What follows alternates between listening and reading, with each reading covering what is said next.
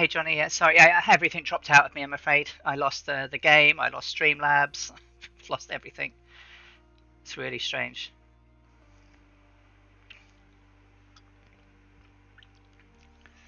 And for it being and for it being a pain, I'll probably just start closer to runway 29.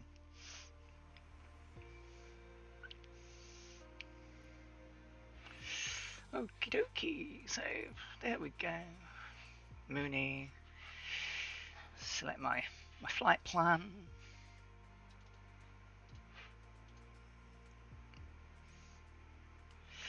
And then I want to zoom down. Zoom a little bit closer to 29 then. Let's put it at 167.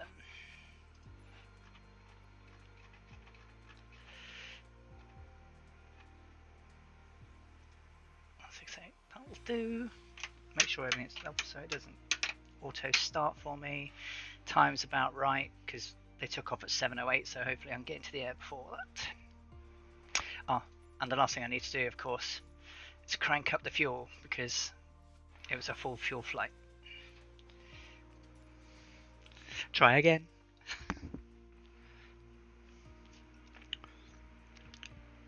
I've flown all week without any form of crashing.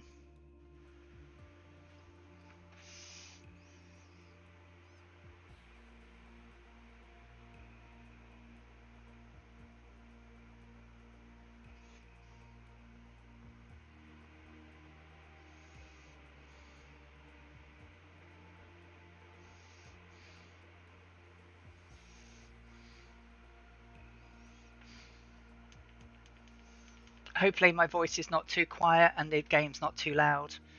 I was messing about earlier and tweaked some settings.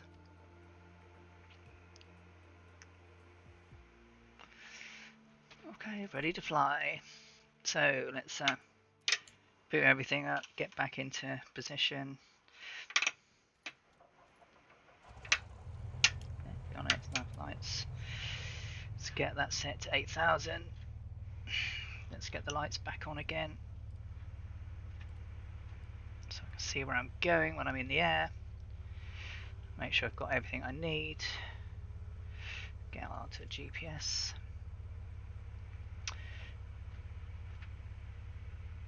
Get that onto on.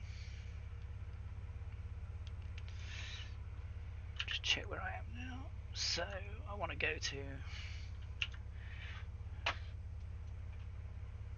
pretty much straight out. Pretty much straight over. So left and right. Okie dokie. Parking brake can come off.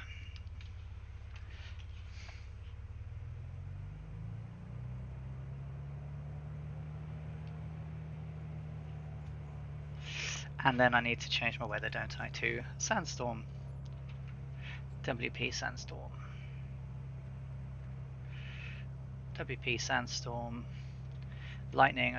It wasn't lightning that much, so I'm just going to take it down to 1%. There was no real there was quite a lot of precipitation.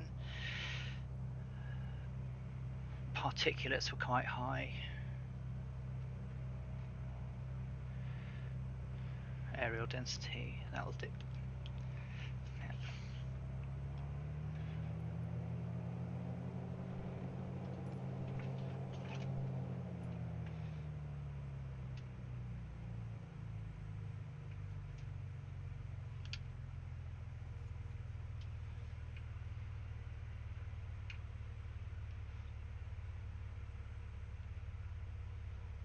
So this is it's going to be a fun takeoff.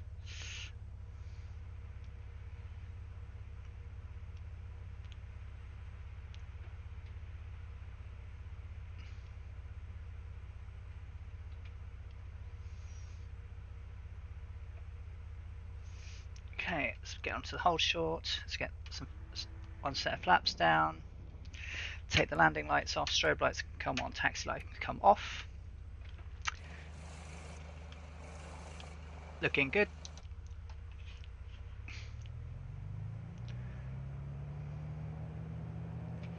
So we're going to climb very quickly to try and get over the top of the storm, and then it's ride the storm, which Amelia and Fred called a yellow ochre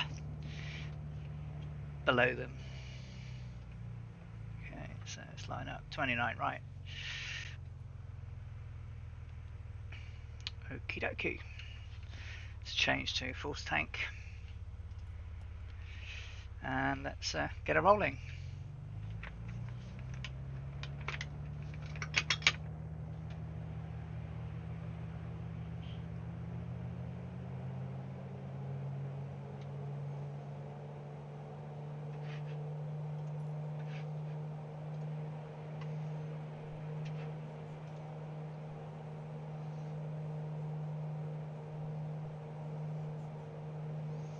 Okay, 60, around about 67, that'll take us into the air, and away we go.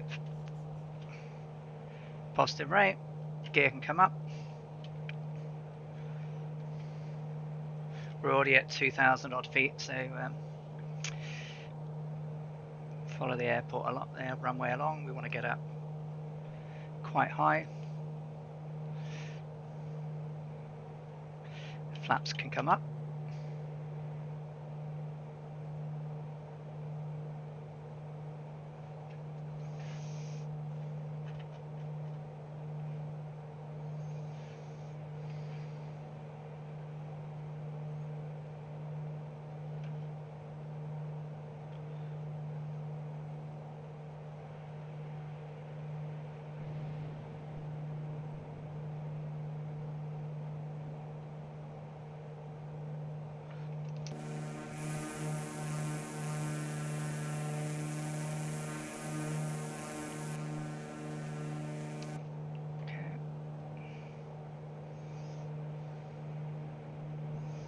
Fly out to the west a little bit.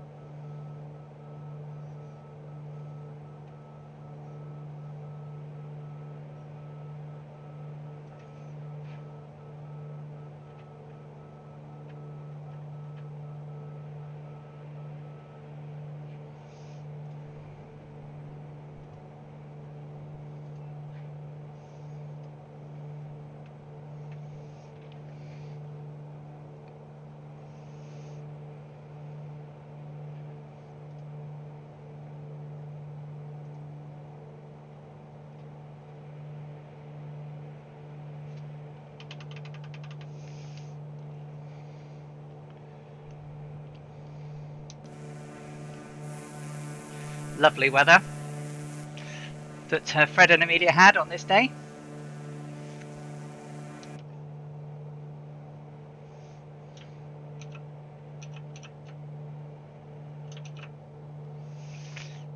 Turn down to the south a little bit.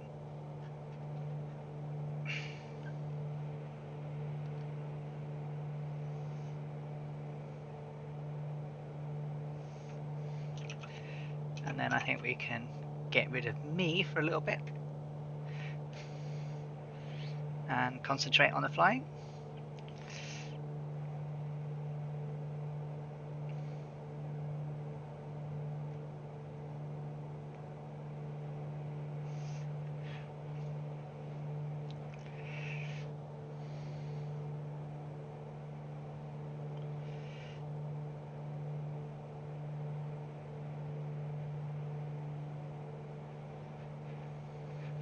Okay, now over to the east.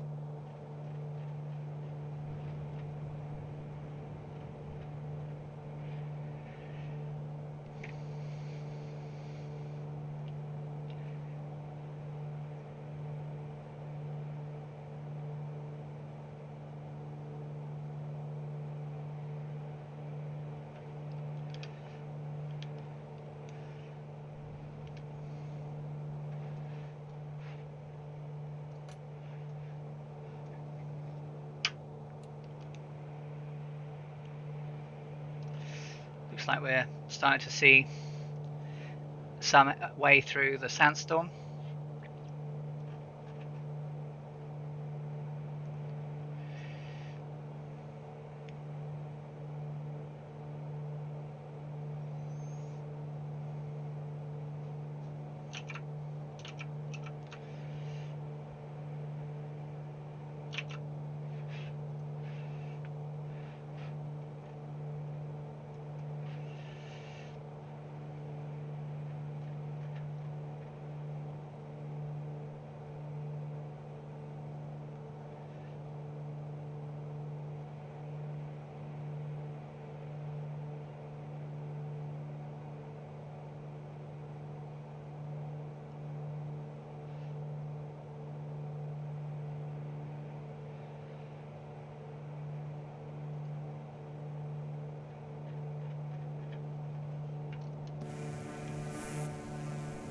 That's quite cool. I've never flown in a sandstorm before.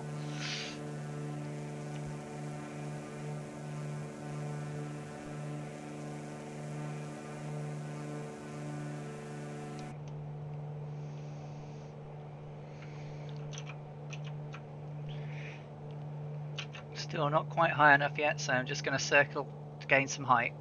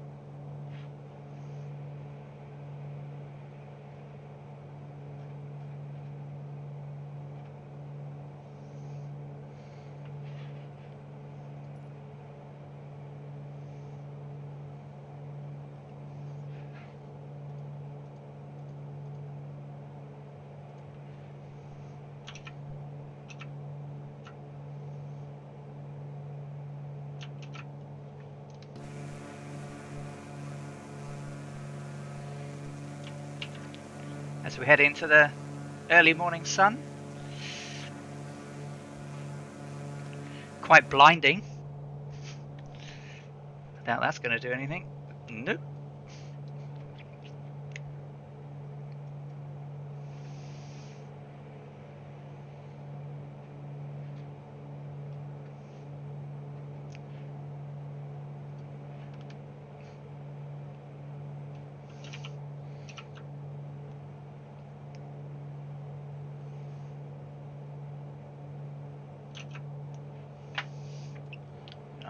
Actually going to be a little bit safe today, and I'm going to take us up to 9.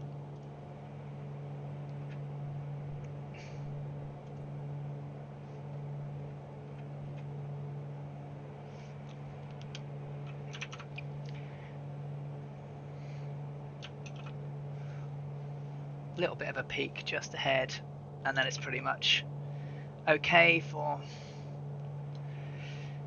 around about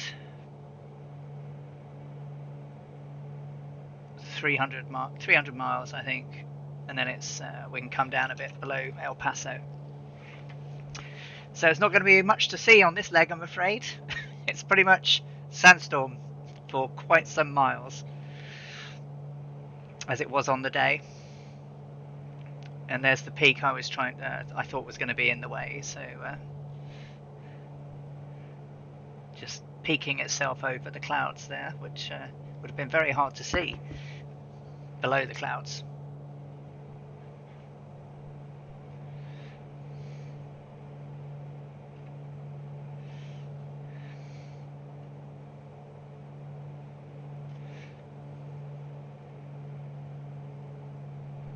Let's get this down to 225 RPM.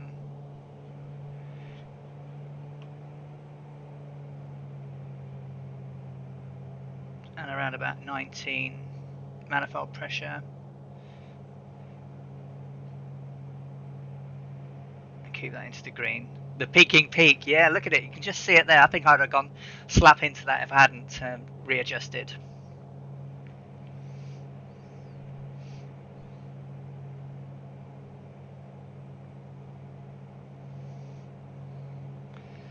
And there we go. So 4.5 hours exactly to Dallas.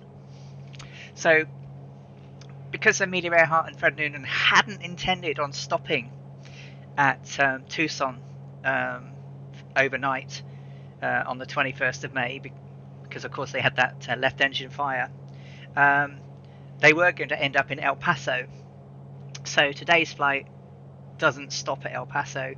It actually carries on all the way from Tucson to New Orleans, because they were going to go from El Paso to New Orleans, which would have been a slightly shorter journey on all three of these legs.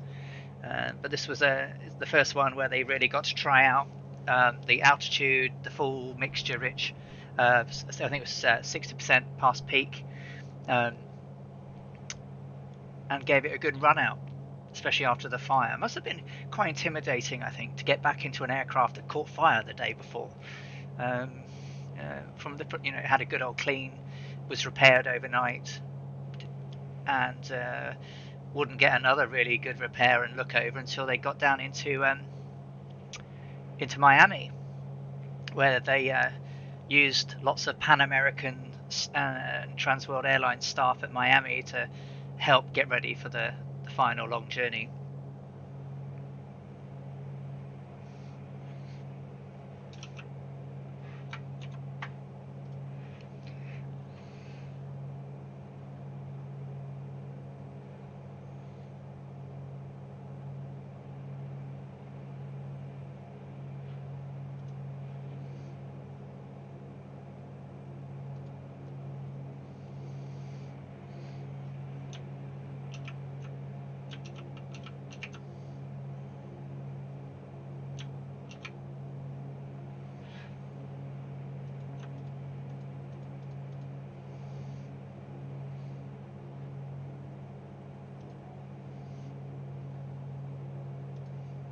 Hey to everyone who's also joined us this afternoon. We've set off from Tucson just before dawn, and 7:04 a.m. Tucson time. Launched off into a sandstorm and headed off towards New Orleans. We take a slight dogleg to the south once we get past Dallas, but she was pretty much leapfrogging sandstorms all the way for this leg. Just over four hours now till we get to Dallas, and with the clouds and the storm below us. I mean, despite the fact we can't see the ground, it's quite incredible.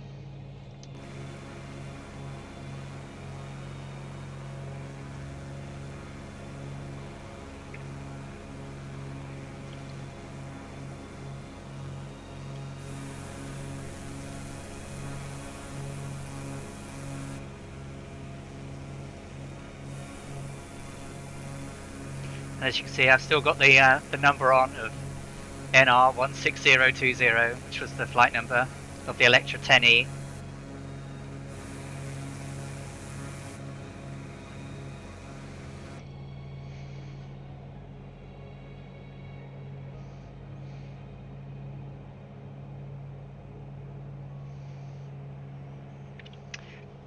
Better do the honours.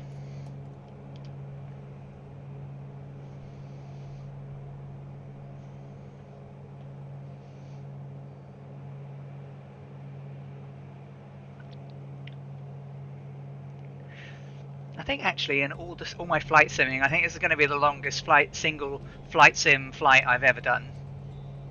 Even if the sim crashes from time to time, which it might do because it's been a bit temperamental of late.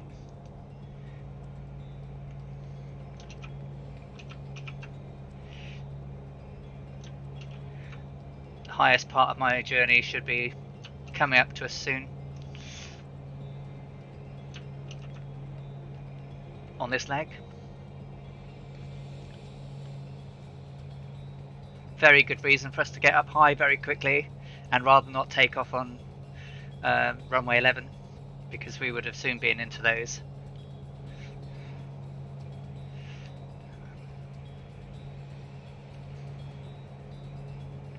Yeah, an engine fire, give it a quick dust off, replace all the fuel caps and the fuel lines and the alternator and magneto caps, get on going again. Hey, Technical Al! If you want to know I've got WPP Sandstorm. The storm goes up to around about 5,300, 6,000 feet. I've got aerosol density quite high because it was a really bad visibility.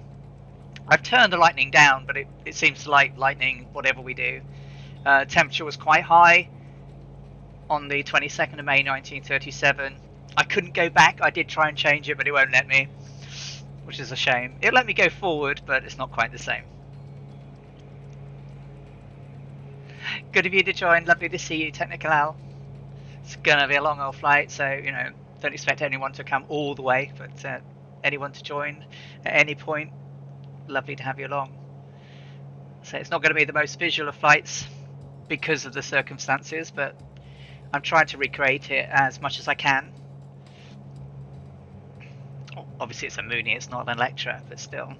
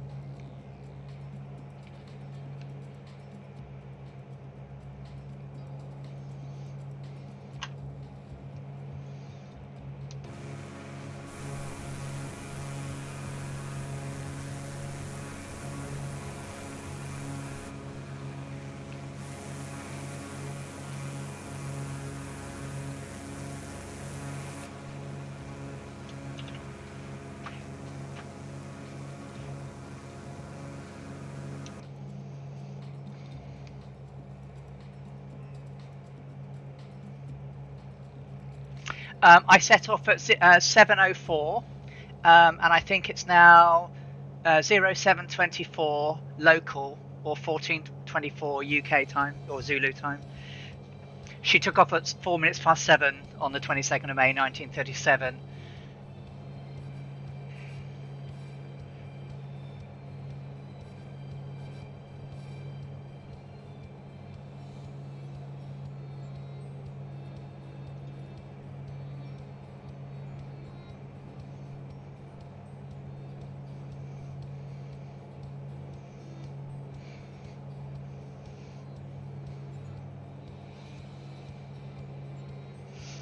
Yeah, I wanted to get started pretty quickly today because Simwings are doing their fantastic charity event tonight, which I hope everyone will tune into and help support. It's for a great cause, you know, helping out people get into the Sims, you know, where they can't and really can't afford it. I think it's a fantastic initiative, and our very own Dougal McTavish is very heavily involved. So, you know, hop on over. I think it's 8 o'clock tonight on the Simwings channel. I don't have it all hooked up like Murphy, but please go along tonight, have a watch. I shall certainly be there. Our very own Colonel Falk is streaming and commentating a little bit, I believe, tonight. So that's going to be fantastic.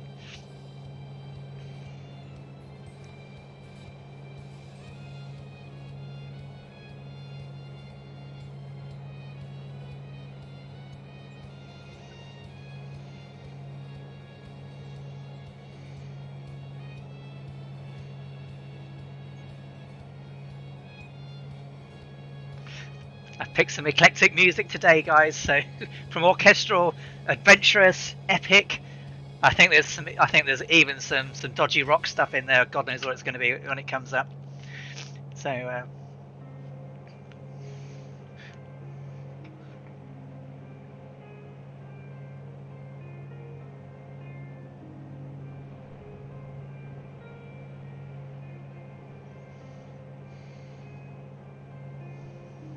After this leg is done, we'll have some 22,500 miles to go, taking us across the world. Of course, this was an equatorial journey, so we're heading south, south, south a lot of the time now. Miami will go down to Puerto Rico down into South America, along the coast of South America into Brazil, and from Brazil we'll fly across the Atlantic Ocean and arrive in Africa in Dakar. And then we pretty much follow the equator all the way through the Africa, Middle East, India, Pakistan, down through the tropics. And we actually landed at one of the airports that we did with Murph recently in Papua New Guinea, Alpha Yankee November Zulu. It was one of the last places that Amelia and Fred stopped at. So it's quite poignant when we were there the other night. I thought, oh, this, I wasn't going to mention it then, but I'll mention it now because it's all done. But we shall be heading there, and it's probably the penultimate one before she disappeared.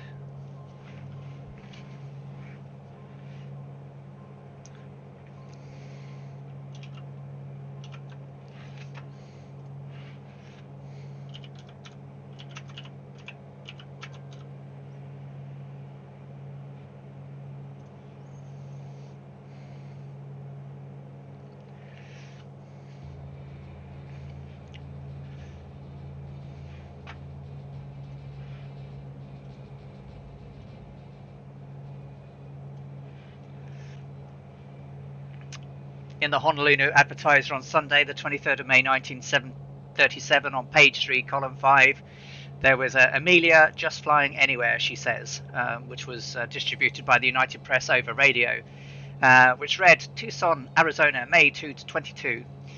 Amelia Earhart Putnam took off for El Paso, Texas today in her newly repaired Lockheed Electra plane. She said she was just flying around to check the plane and see that everything is working properly. It's just like new now, she asserted. I'd like to put at least 50 hours flying time on it before the big flight. And this was the first time that she announced to anyone that she was going to be doing her big flight, which would be her second attempt to fly around the world along an equatorial route. And she said she hopes to take off after June the 1st, weather permitting. However, the Honolulu Advertiser got it wrong, and they said that Honolulu would be her first stop, where it was actually San Juan in Puerto Rico.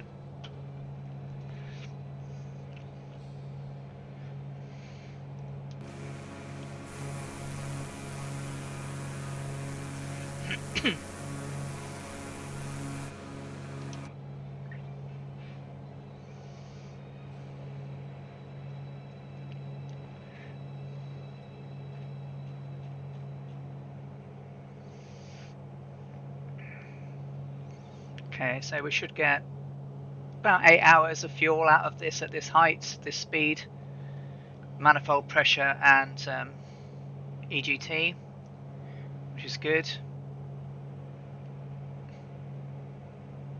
Should see us well on our way and safely down at New Orleans.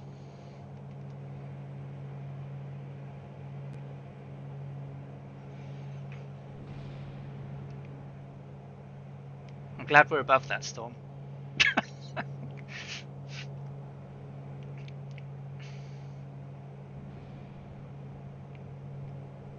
Do you think we'll ever get the opportunity to be able to clean the windows on our aircraft? I mean, look how gobby they are.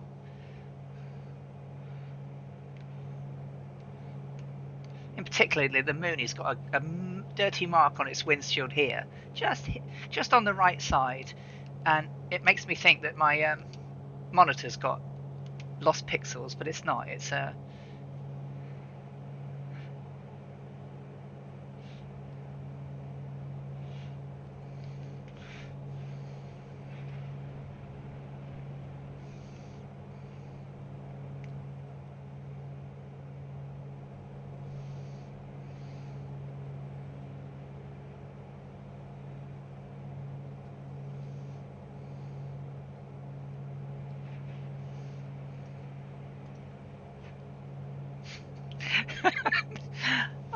I know, it's crazy, right? I mean, my other half was like, "What's wrong with your monitor?" I said, "Oh, it's got. I think I've either marked it, or I've got some pixels going. You know, on the sly hope that I might be able to get a new monitor." And then she's like, "It's not, is it? It's a mark in the aircraft." So, damn, thwarted in my chase for a new monitor.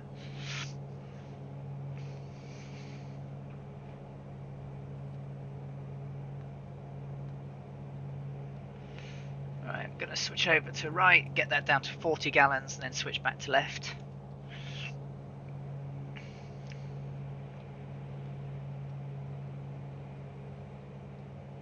I'm looking forward to having my Bravo throttle where I can map some of those buttons to do fuel changes. I did get an email from Aerosoft saying that they expected to ship mine on the 8th of March. Still no word of my order from Amazon, which I ordered last year, just after Stuart's. I think Stuart ordered his in February, still no sign. It's a good job I've got my Cytec, but I really do want a decent honeycomb Bravo to match.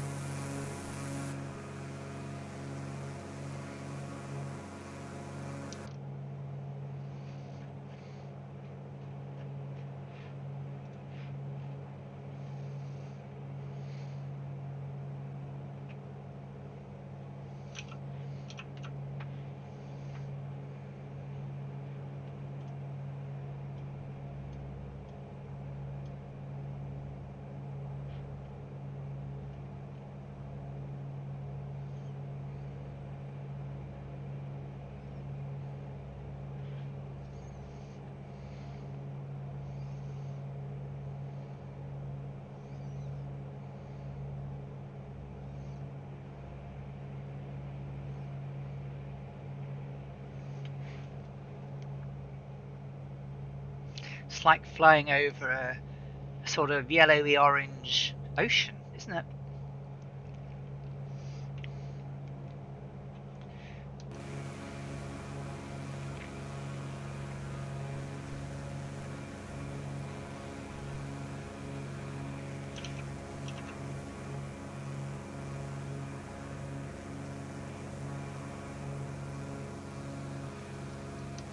Amelia said in her notes that the next morning at Tucson, a dense sandstorm blocked our way, but despite it, we took off leapfrogging at 8,000 feet over El Paso with a seemingly solid mass of sand billowing below us like a turbulent yellow sea. And that night we reached New Orleans. That's pretty much all she said about this leg, so there's not a lot for me to read out and talk to you about this week, because she didn't say very much. There's more on the next leg, and then I have all of the radio missives to talk about when she started from Miami, which we can, there are several of those every hour, so it should be quite nice to read out some historical facts. I've managed to snaggle some videos from Miami where they show the aircraft being prepared and loaded, so I'll be able to show those on the stream. I've had permission to do that.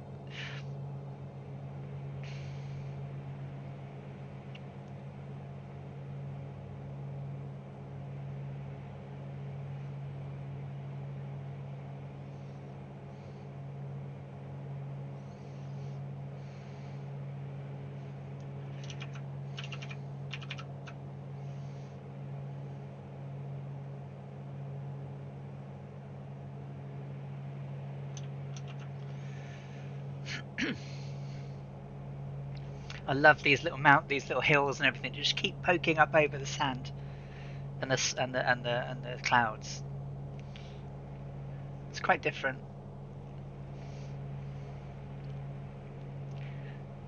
I've never flown in a sandstorm before, or above one even, so I was keen to see what it looked like.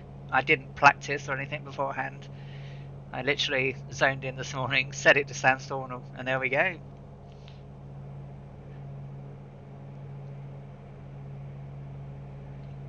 Doesn't it? It's quite surreal. Doesn't feel like cloud.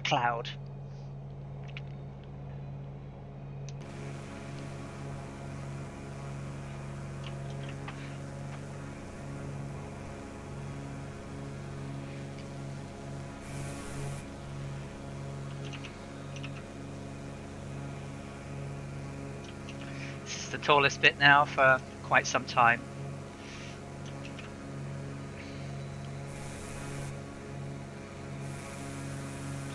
Can just about see stuff below us. Can see the hills. Shows how much it hides, right?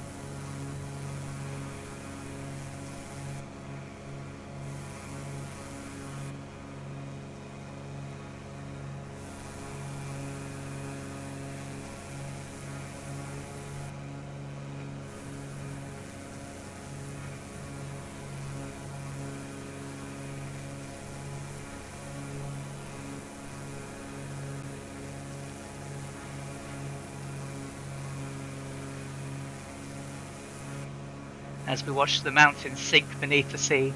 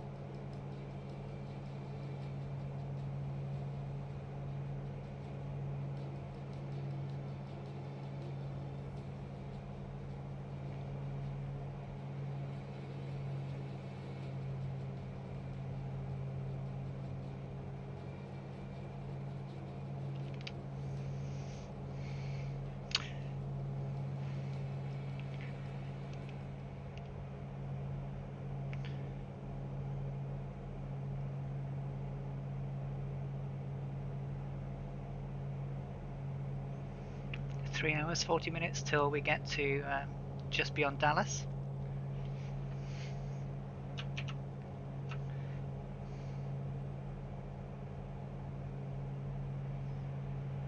We have approximately 1,004 nautical miles in total to go, and we are approximately 9,003 feet.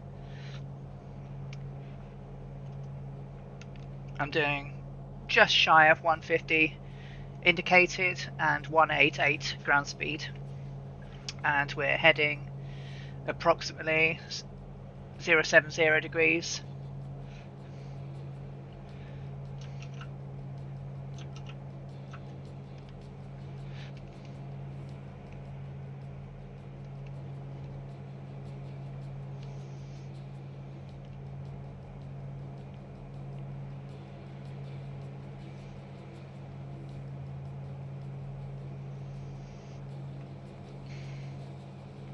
It'd be nice if the SoFly weather program you could set like weather intervals along your flight. You could say so long it's sandstorm, and then it goes from sandstorm to few clouds, or very cloudy, then few clouds, and then it would transition between them. That might be quite nice.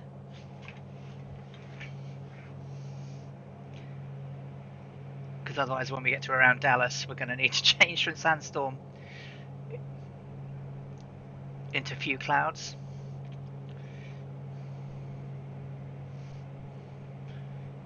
Because then once we got past the storms of Texas that day, it was quite nice flying down to New Orleans.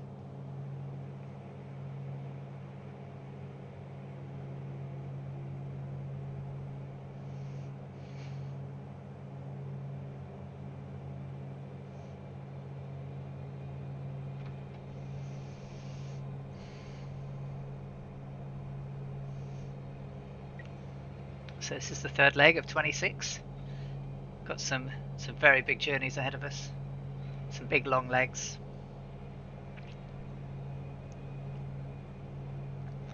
I shall probably need to have snackage on the one across the Atlantic between Brazil and Africa. Amelia Earhart was well known to travel very frugally with food on some of her legs. Certainly across the transcontinental US, it used to be chicken sandwiches and flasks of hot chocolate. I'd have thought it'd been coffee, but no, apparently not. It was hot chocolate. Yeah, so yeah, Technical Al. Basically, it was pretty much sandstormy all the way to El Paso, which was it's quite a way through.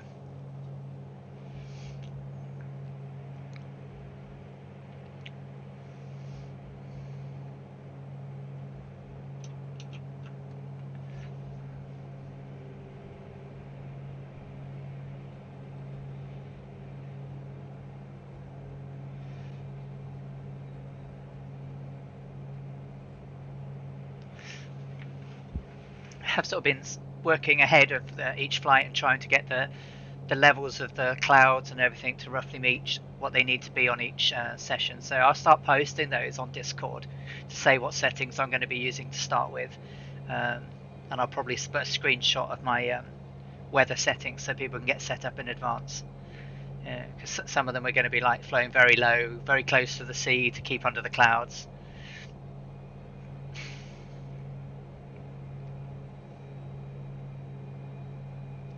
Thankfully, 1937 wasn't a particularly active tropical or hurricane storm season, so it's going to be relatively pleasant as we fly down across the Gulf to South America.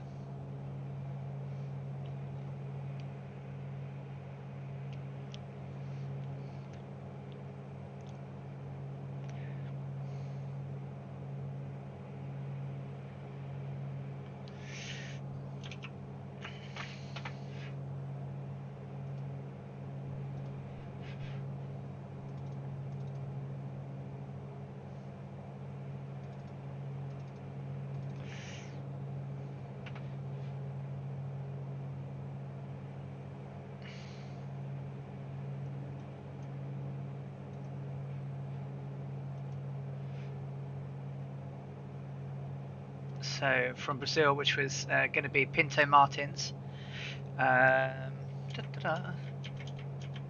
Pinto Martins. Hang on a second.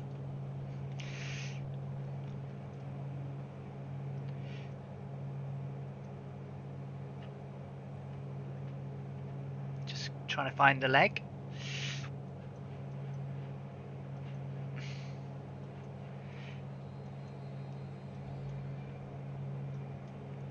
It's 1,000. Well, it's 1,000. About 1,900 nautical miles approximately. So its first leg is 1,438 nautical miles, and then we take a right over Maui, and then it's 445 miles into Dakar.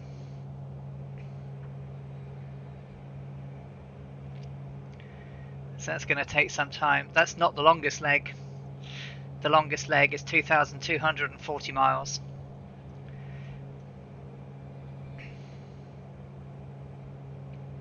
Which is from Lae in Papua New Guinea to Howland Island.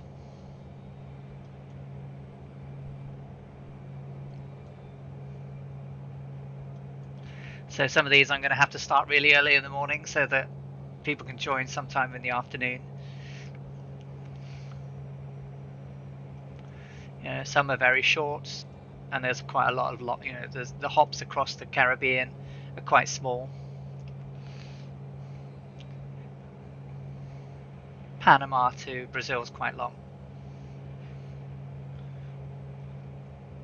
If you have a look on Discord, where I've posted this flight, I've actually put the entire plan up there, which you can load into a little nav map, and it will show you all of the directions we're doing, all of the airports we're going to, how many nautical miles from beginning to end, how long each leg is going to roughly take, and if you load up a Mooney Ovation average performance model plan, it should give you rough elements of everything.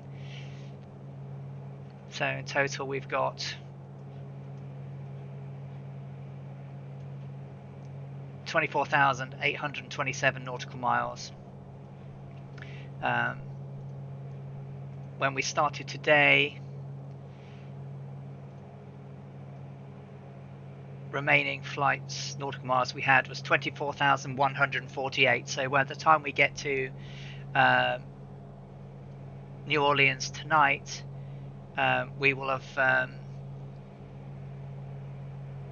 crossed into the 23,000s, and we'll have 23,059 miles to go. So we'll have approximately done just over 1,100 nautical miles, 1,200 nautical miles. Sorry.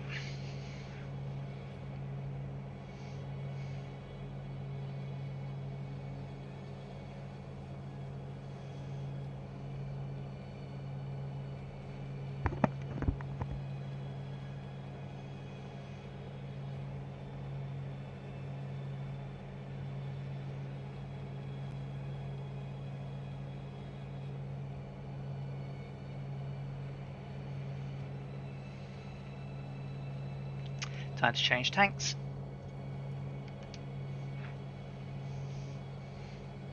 $85 gallons of fuel remaining. Approximately 6 hours 44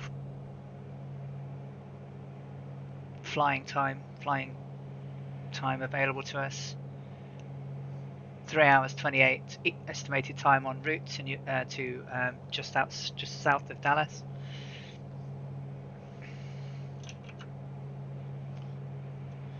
And then from Dallas, it's a short 319 nautical miles to New Orleans.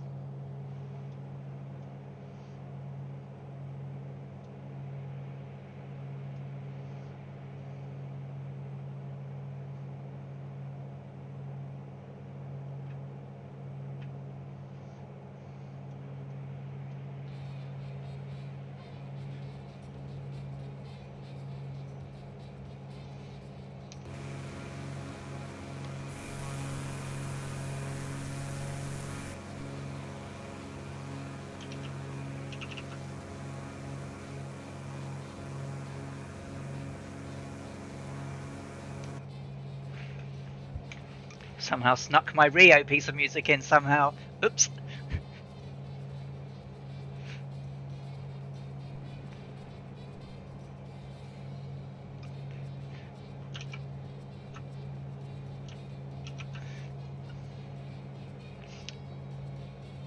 I picked this one for the Brazil leg because technically it's the last flight to Rio is the name of the song, which it was for Amelia.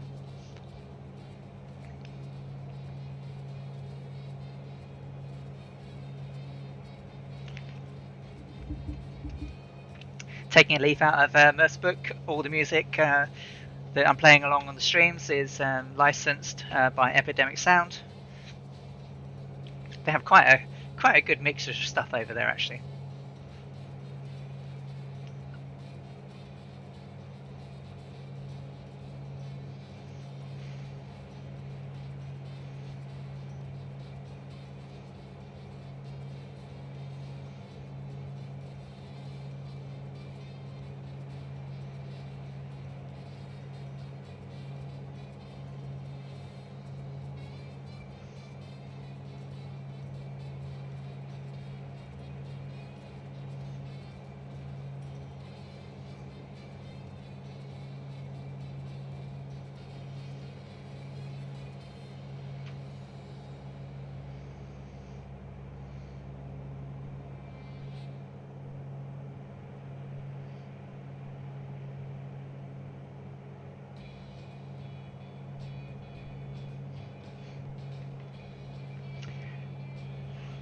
Down in the historical channel on Discord, I also posted a video about the Sperry Autopilot, which we talked about last week, which was in the aircraft that Amelia flew.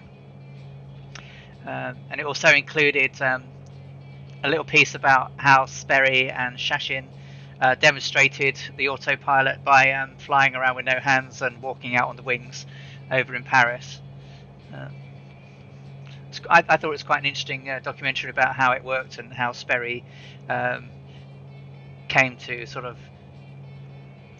change aviation and nautical direction finding totally for the good.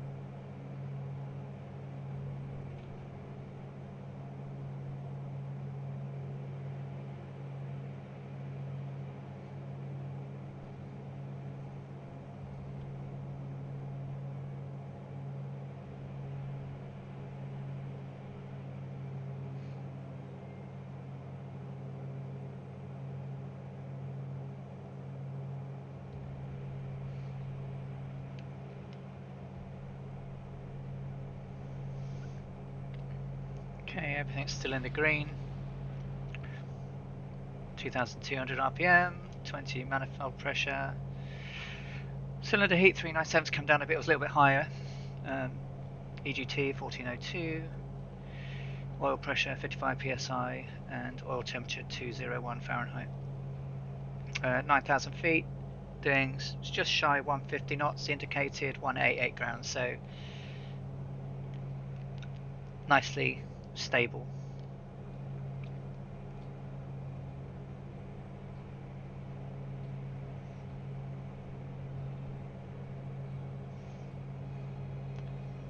636 miles to go to our dogleg right, just beyond Dallas.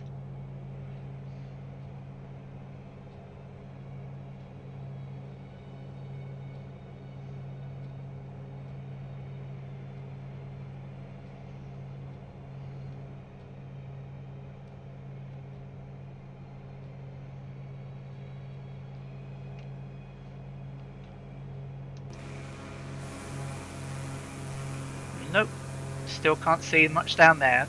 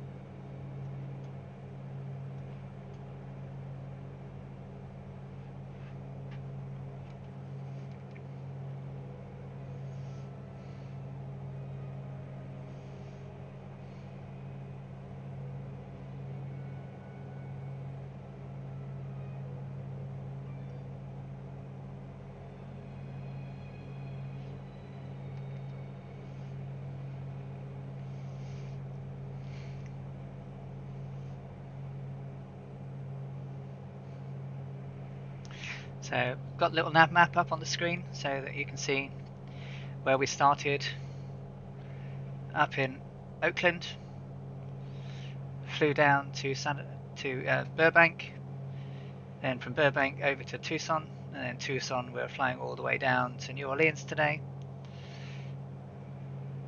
And if I zoom this out a little bit, we can see the route that we're going to travel down through Puerto Rico, the Dominican Republic, Venezuela, French Guiana, Brazil, across the African continent through mainly desert regions, which is going to be fantastic. Also, we go across the Red Sea. I think someone did a follow then. Thank you for the follow. Oh, it's not. It's Mr. Murphy. Hey, Mr. Murphy. Thank you for hosting. Hey, good afternoon to you. Hey, Sim Aviation Hurling. How are you? Hope you're doing very well today, guys.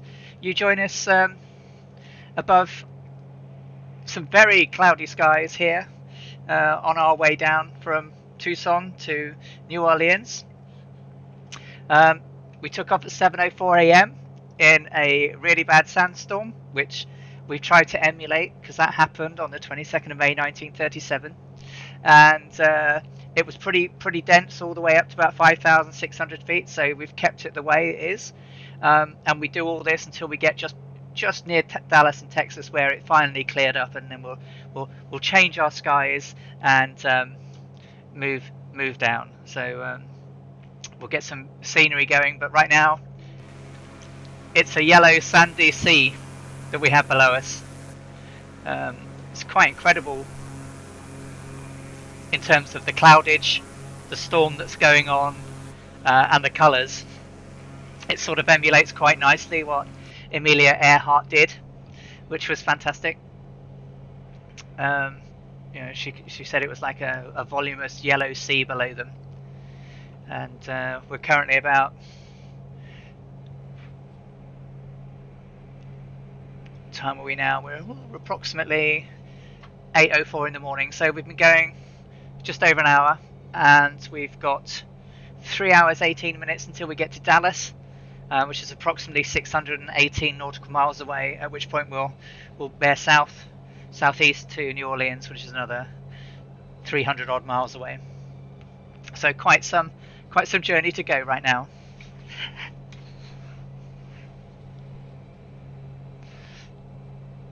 They're incredible. I mean, when I took off, you really couldn't see very much at all. It was pretty dusty. That's no problem at all, Sim Aviation. I hope you had a good trip out.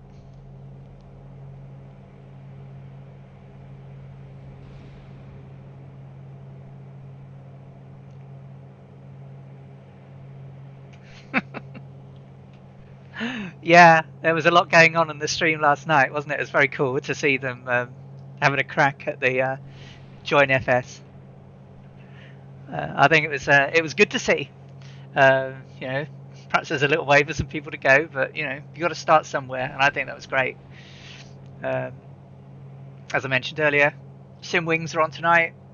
Please hop along and support them in their charity event tonight, which is going to be fantastic. I think there's a load of valley running and things like that, which we thoroughly enjoyed with Murph the other week. So I must set some commands up so I can ping people's links and everything. But Dougal's posted up the Singwing information up on the Discord. So please take some time out to see that this evening.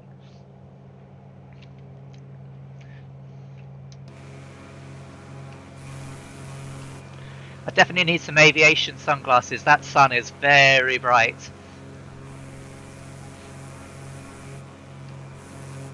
No problem, Sim Aviation. You should be able to find me on the map.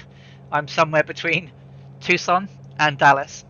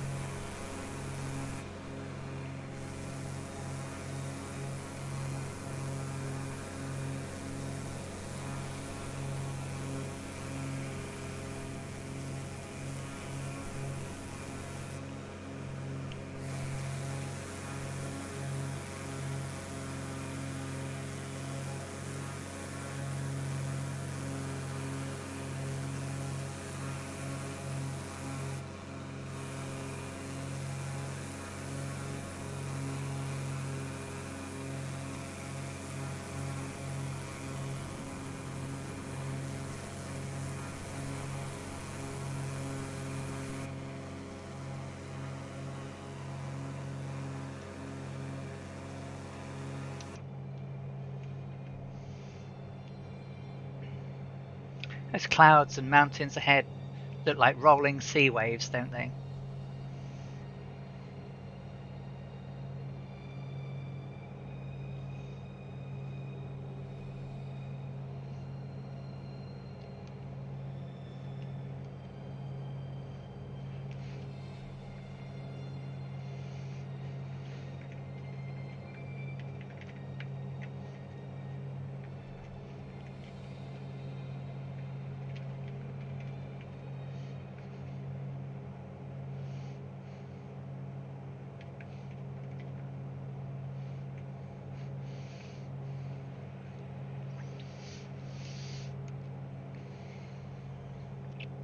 Okay, everything's nicely set up.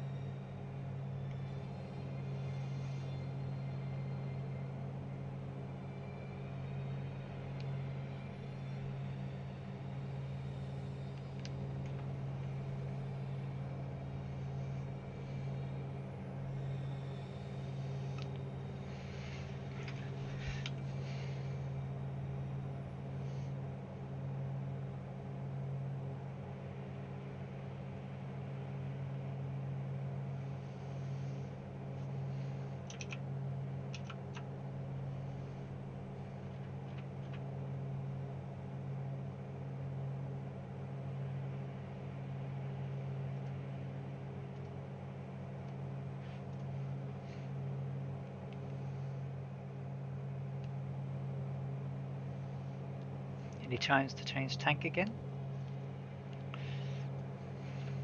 6 hours 27 flight time, flight fuel left. Should be fine. Probably get there gasping on fumes, I should think.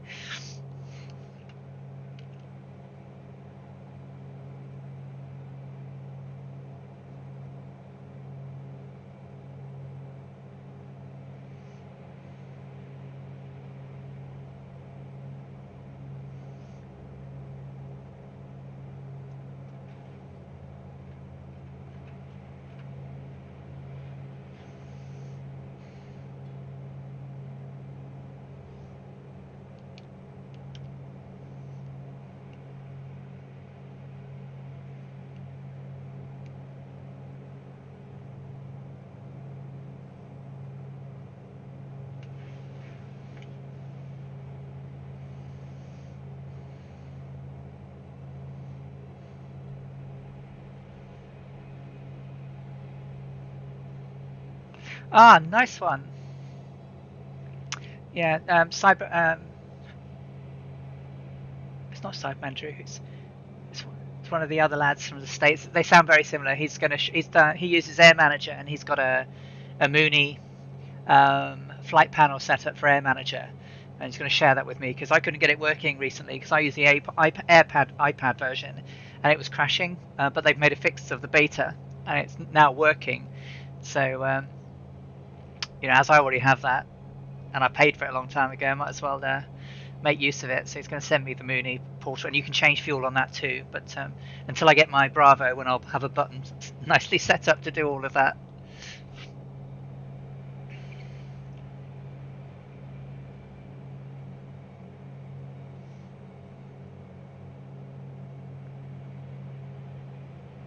It's clever stuff, isn't it? Using gizmos and gadgets outside of the game to control the game.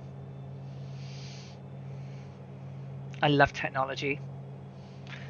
Like I think I said last week, I think I'd have loved to have grown up when things were advancing. Not necessarily living through the wars and everything, because that looked like hell. But to see flight, cars, trains go through there. What a magnificent time to have experienced the explosion of ingenuity.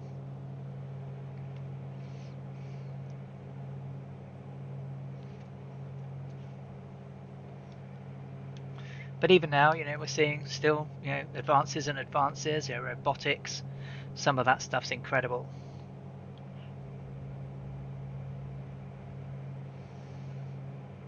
Push towards electrification of cars and other vehicles. Time to change tanks.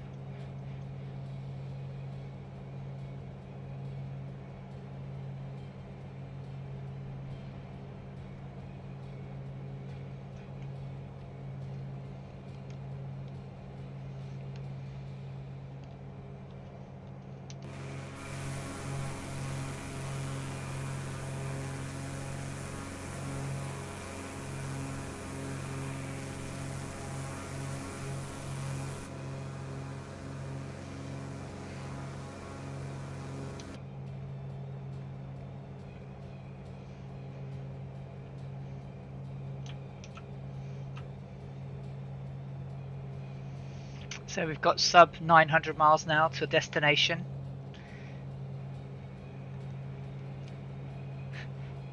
(871 nautical miles to our top of descent,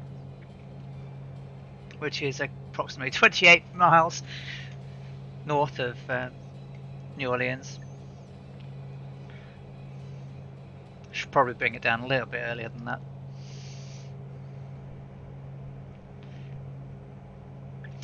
So the flight time back then was about the same, because the way that they were flying the Electra was actually, the Moon is pretty good in terms of its speed comparison. I think, it could probably do another, I think it, maxed out about 190, but they kept it around 170, so we're not too far off. Let me see, I've got it written down here. Just need to bring out my file.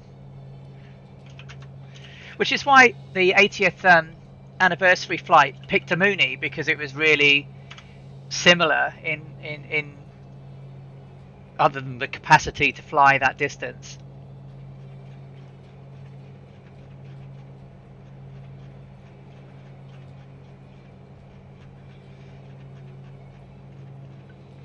Can't wait until they bring out the Vega, because I will do the Vega cross transcontinental and transatlantic flights.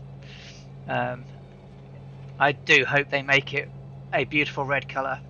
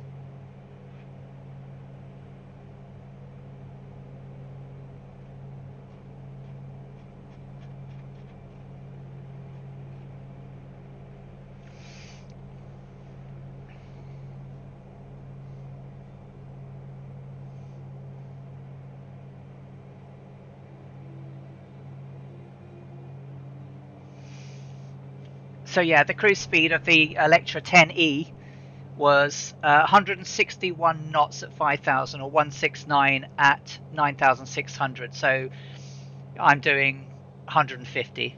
So it's not that bad.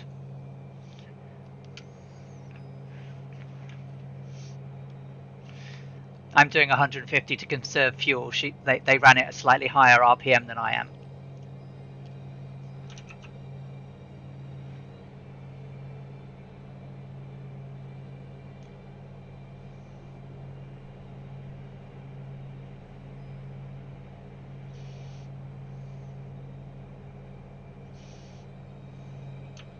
Plus it was overloaded. So I reckon it's pretty spot on close.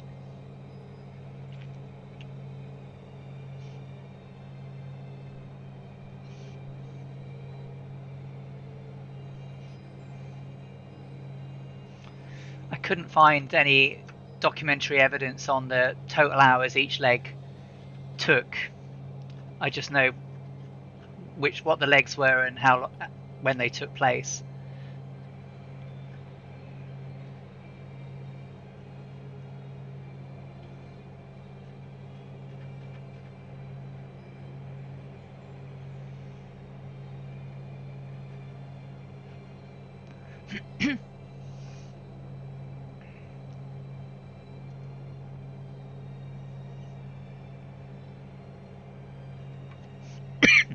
I watched a video over the weekend, or Friday night, where there's an Electra 10 owner takes people for flights in it and lets them take controls and everything. I'd like to do that. I'd like to fly in one. The sound was incredible. I'll post it up on the Real World Aviation forum later because I thought that was really good.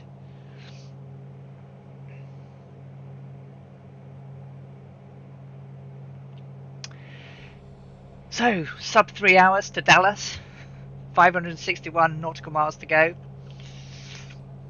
We're tracking 078 degrees, 9,000 feet, just shy of 150 indicated, 188 ground speed. We're doing slightly less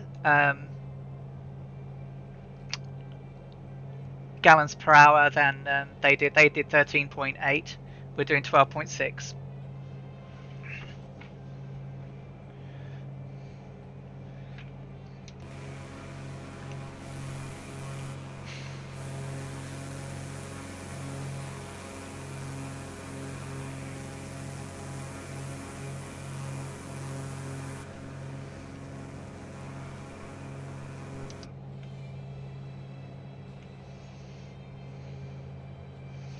I have been visited by the gremlins taxiing to the runway the first time, so I suspect I might have some more as we carry on.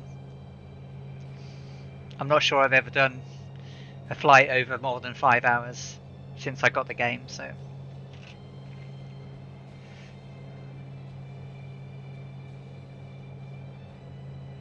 yeah, it's fantastic, isn't it?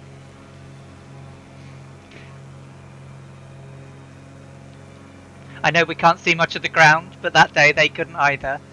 So, got some great pictures earlier on where mountains were peeking out just outside the top of the clouds and the sandstorm, which was really cool. We haven't got much hill-wise ahead of us. There's a couple, I guess, which is why we're seeing the rolling waves of clouds to our right and to 12 o'clock. But it pretty much flattens down soon.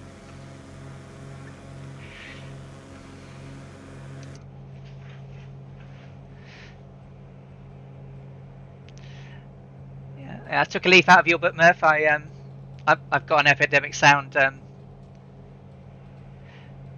account now, so I can play some music as we go, because you know it's going to be some long legs. Need some music. I can't talk for 5 hours solid.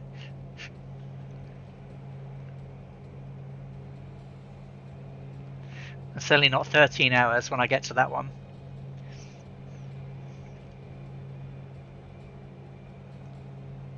I know. I've got a load of like epic adventure, flight stuff, and a couple of weird ones thrown in just to mix it up. Yeah, I know. 13 hours, right? And it's not going to be necessarily that. Well, it's going to be interesting at the end, but a lot of it's ocean. But when we get to the end, I've got some special stuff to talk about and show, so it'll be good when I get there. And of course, we'll see some amazing scenery that Jefferson 2001 has prepared especially for this memorial flight.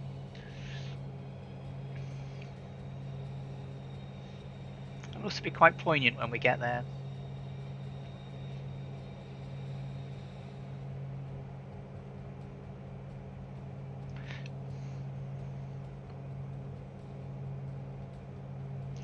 Yeah, I've got as we do from Miami downwards, I've got radio transcripts that they radioed back from time to time, so I'll be able to repeat those as we go along the journey. I know roughly what time that they were passed back, so we can do them at the time that they would have been said. The shakedown flight, I mean, is relatively quietly documented. Amelia didn't write very much until she got to Miami. Thanks, Johnny. I will keep that fire extinguisher handy. And enjoy the rest of your weekend. Thank you for watching and take care. Catch you soon.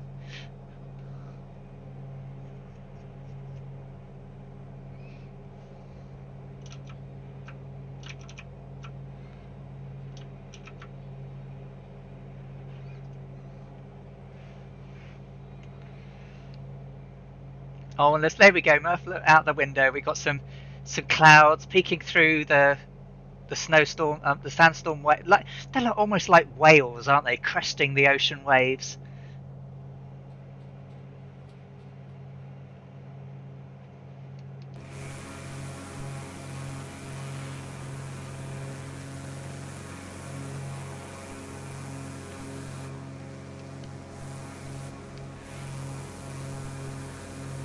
I know, right?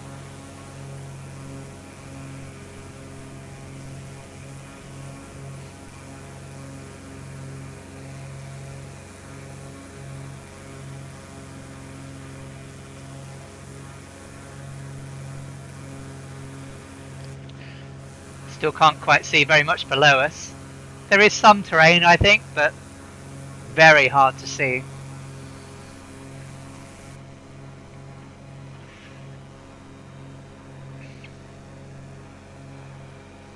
Look at the lighting in this game. It's just incredible. And we've got a storm going off down to our left. Grey skies. Oceans of sandstorm waves. The sun rising, breaking through the clouds in the front. Oh, there's another storm ahead of us as well. What a game this is. I mean, it's just beautiful.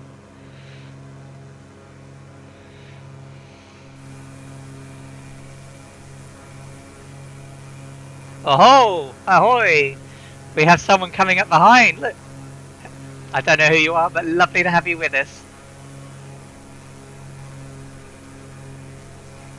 I think that might be a Sim Aviation or a Technical. Welcome, welcome.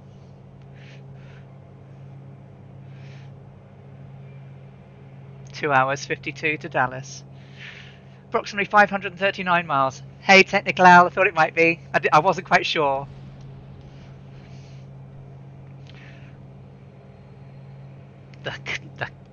Yeah. We saw this all those months ago. When they were announcing this was coming out, and I thought it was all CGI. I thought it was all computer generated. That it wouldn't be like this in game, and I am just so staggered that it actually is. No problem. I have about 77 gallons of fuel left, which should last us 6 hours and 9 minutes at the rate we're going. So I'm doing 2,200 RPM, 20 inches of manifold pressure. My EGT is 1402, and my fuel flow is approximately 12.6 gallons per hour.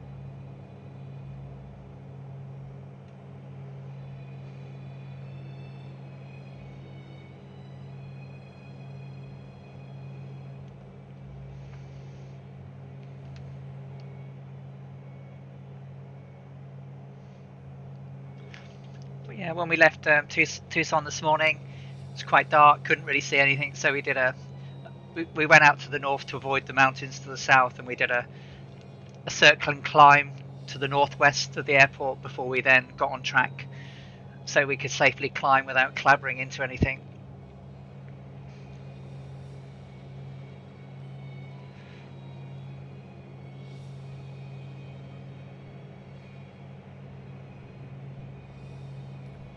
It's nearly time to open that glass or flask of hot chocolate, which was Amelia's favourite drinking choice on the flights.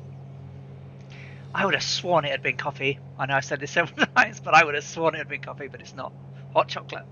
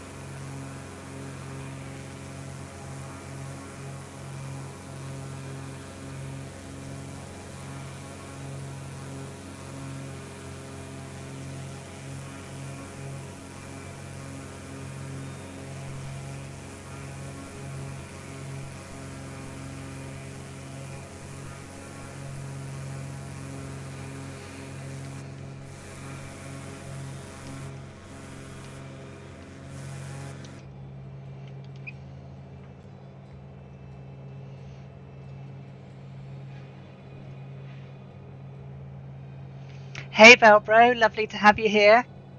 Good afternoon, I hope you're well. Lovely to see you. You join us at 9,000 feet above the Arizona, Texas land, where a raging sandstorm and storm is going on below us. And we're leapfrogging over that on our way towards New Orleans.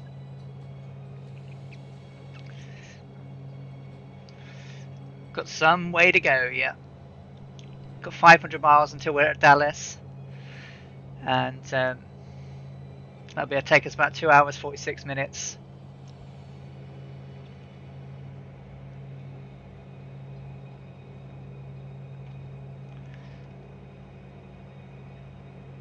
We set off just as sunrise, about 7:04 local time, Tucson time today.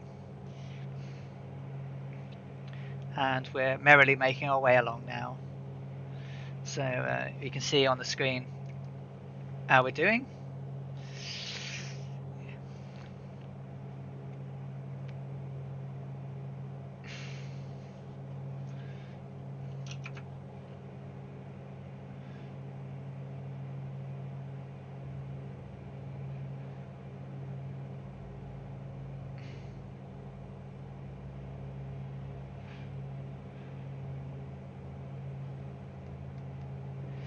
Yeah, there certainly is. That's the beauty of.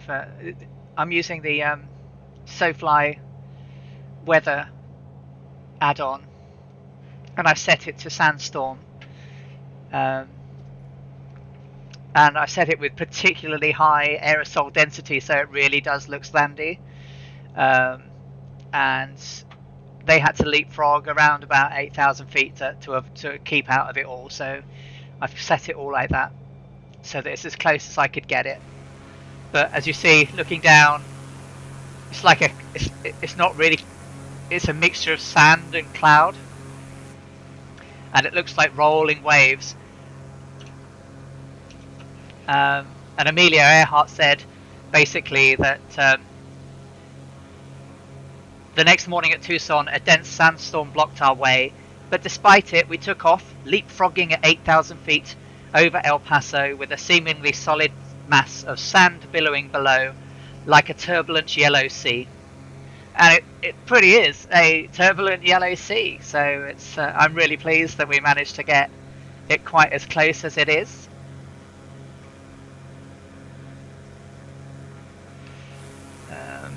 Incredible.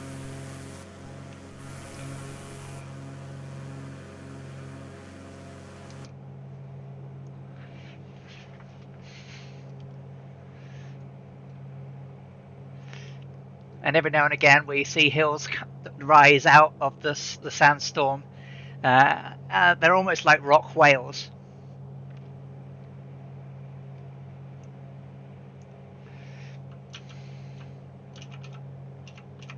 I think we're closing in on probably the last highest point ahead of us on the journey, and then it descends all the way down.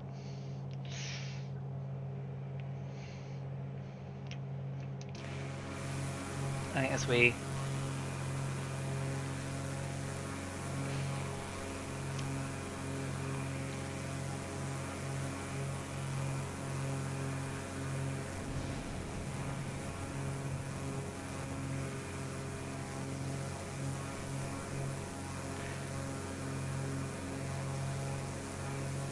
really all down to the sim, to be honest. I just picked what I knew, roughly the flight levels they were at, what they had to avoid at what heights, and set it to sandstorm, and it did all the rest. So, but it's nice to try and have matched it as much as I could. So it's and I've done that pretty much for all the different legs. So sometimes we'll be like 1,000 feet above sea level, dodging clouds above us, because when you've got islands that you're trying to navigate across, when it's particularly cloudy and dark, and sometimes the shadows of the clouds can make islands like mirages. So we'll have some cloud diving to do when we go across the Gulf and the Caribbean down towards South America. All the way that the Brazilian leg is going to be from Brazil to Africa was pretty much driving rain all the way. So we're gonna have some pretty bad weather across between Brazil and Africa as well. 35 gallons. Switch to the next tank. Okay, so just above 500 nautical miles to Dallas, 2 hours 41 minutes to go, and then we've got another 300 miles from there. So we're making good pace. As I mentioned to Murph earlier, the Mooney flies at approximately the same sort of speed that the Electra would have done back in 1937. She was heavily modified, so while she could do 190 knots normally, she was around 170 165, 170. So with us being at 150, I don't think we're too shabby in comparison. And our fuel usage is just shy of her 13.3 to 13.8. We're at 12.6 gallons per hour.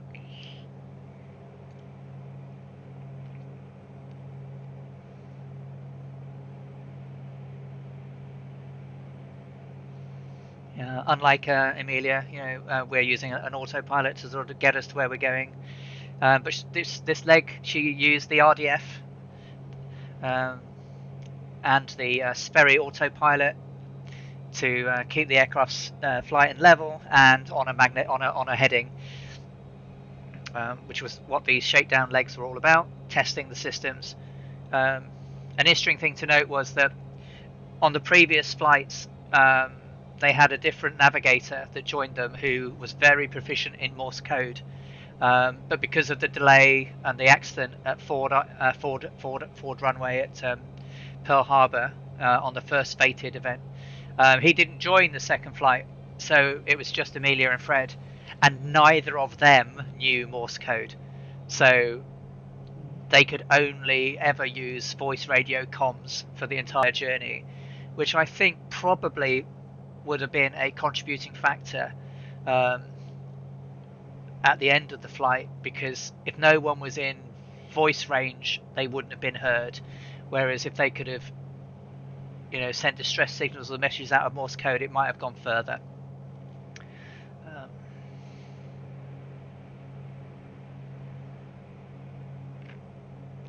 I also believe they didn't take their life raft with them.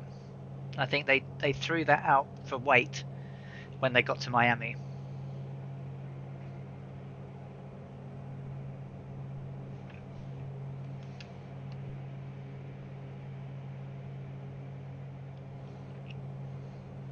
So what time is it of day now? We're coming up to nearly 8:45 in the morning. The sun's rising, making the clouds look much more cloudy.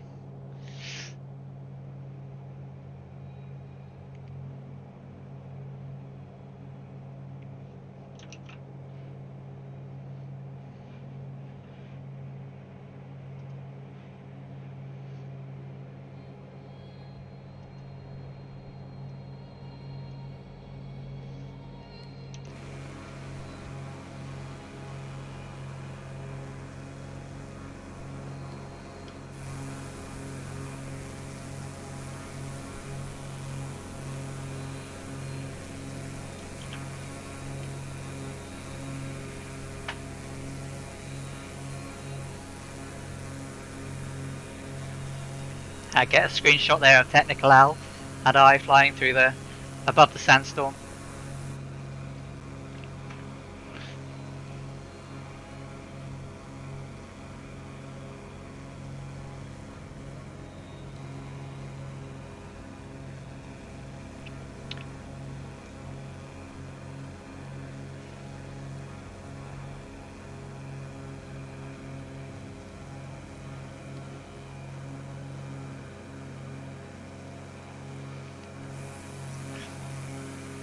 See some ground below us now.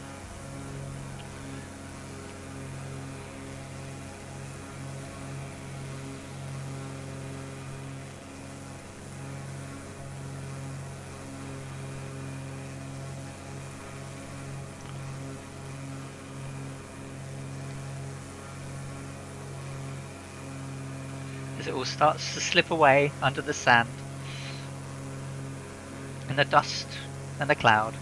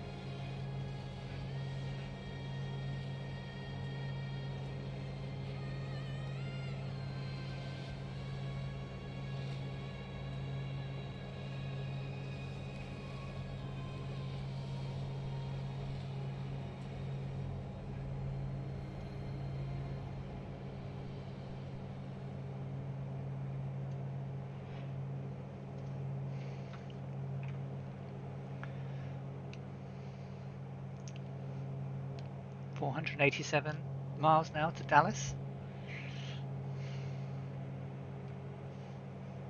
2 hours 36 minutes estimated time en route.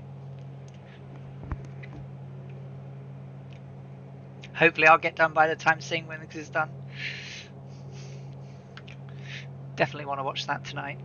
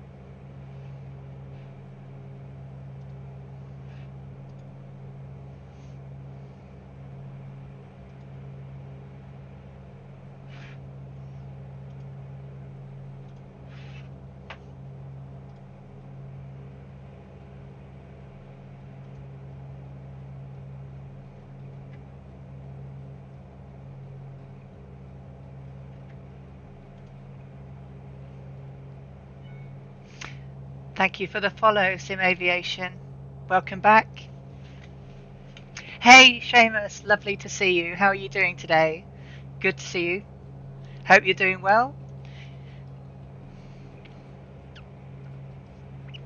You join us as we're on our way from Tucson to New Orleans. So we're flying above a sandstorm, which Amelia Earhart and Fred Noonan did on the 22nd of May 1937. It didn't really clear up until they got beyond El Paso and just nearing Dallas. So we'll change the weather when we get there, but we're trying to keep it realistic, trying to emulate what they experienced throughout the journey. And as you can see, the lighting is pretty spectacular, even though we can't see very much.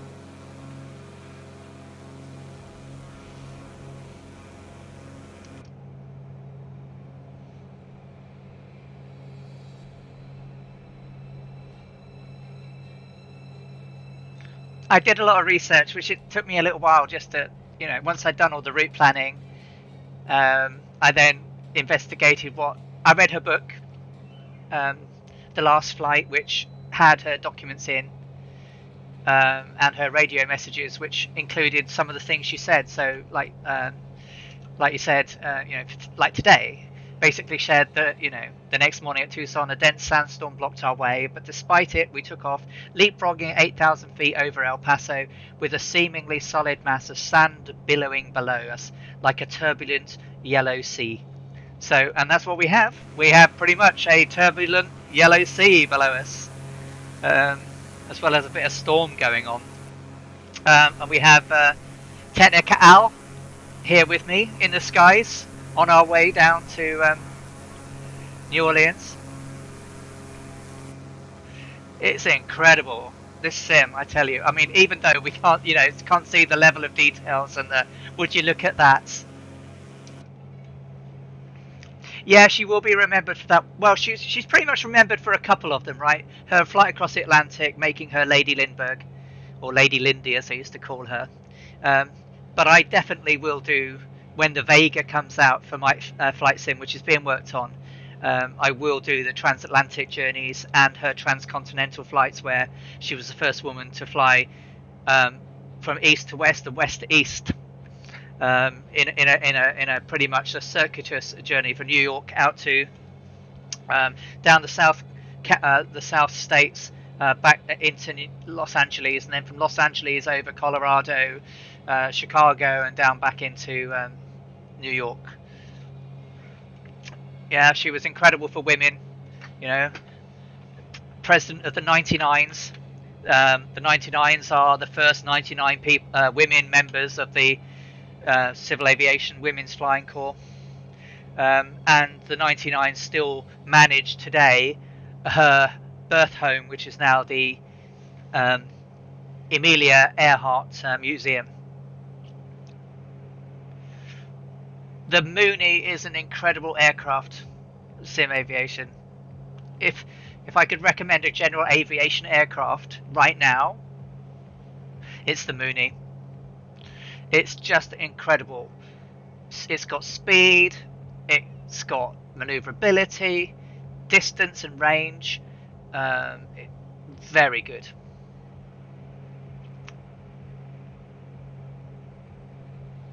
It flies wonderfully.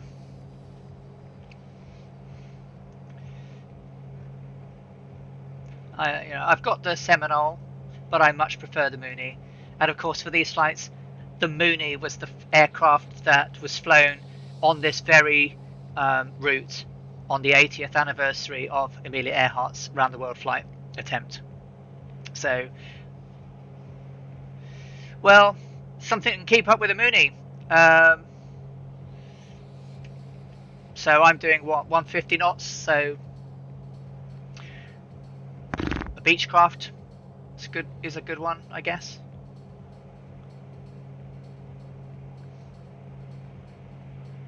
Beechcraft might be a bit faster than me, but certainly a good aircraft. Yeah, I'm not firewalling it. I'm trying to.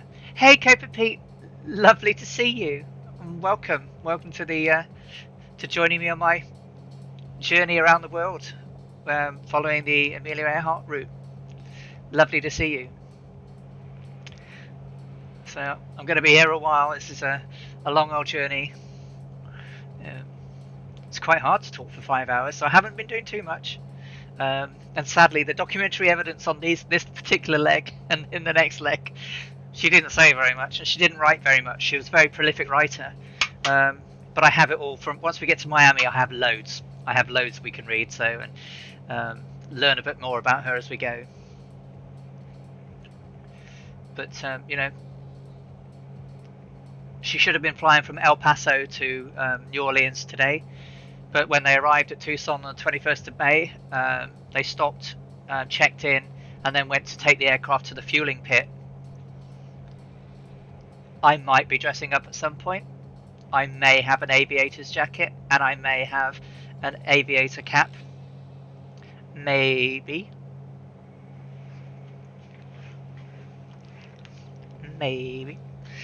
I'll probably melt though. My room is incredibly hot. No moustache though.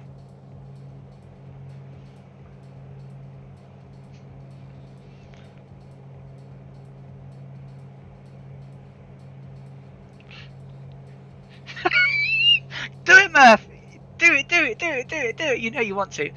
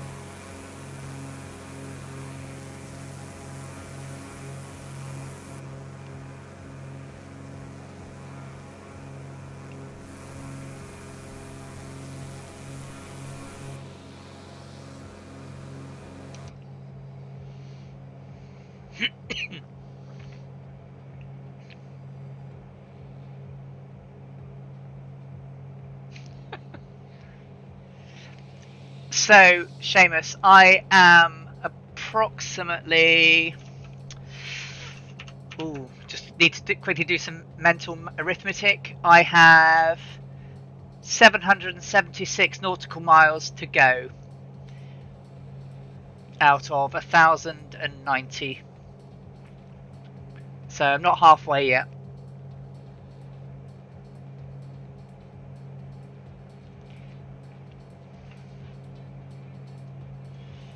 I'm approaching, I guess the closest airport to me at the moment is Cavan City Airport, Kilo Charlie November Mike, which is southwest of Carlsbad.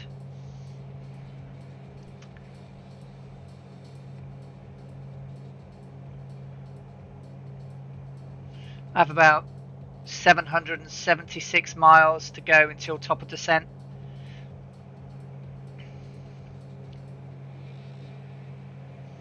I have a stopwatch and stuff going on my lap, so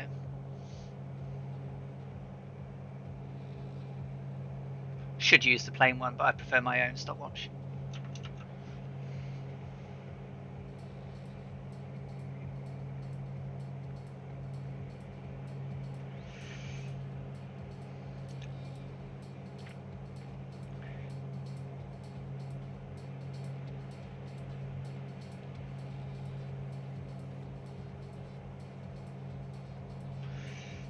Okay, 37 gallons on the left fuel tank, 35 right.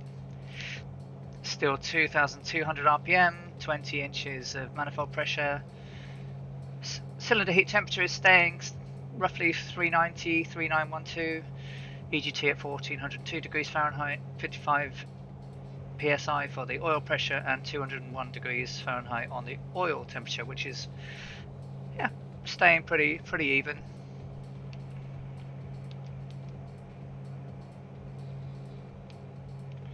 Looking very rosy pink now that the sky in front of us.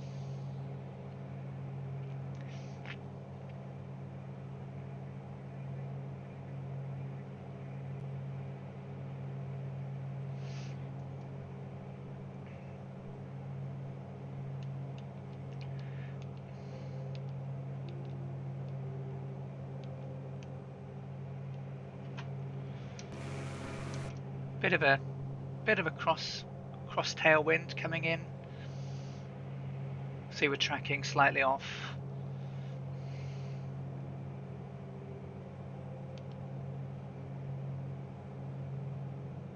Yep.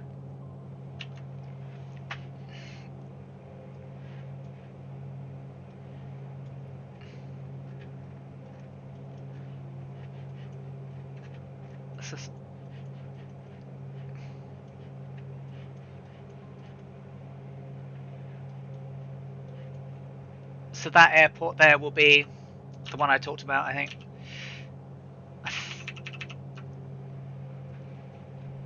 Yeah, that airport to my southeast is Kilo Charlie November Mike.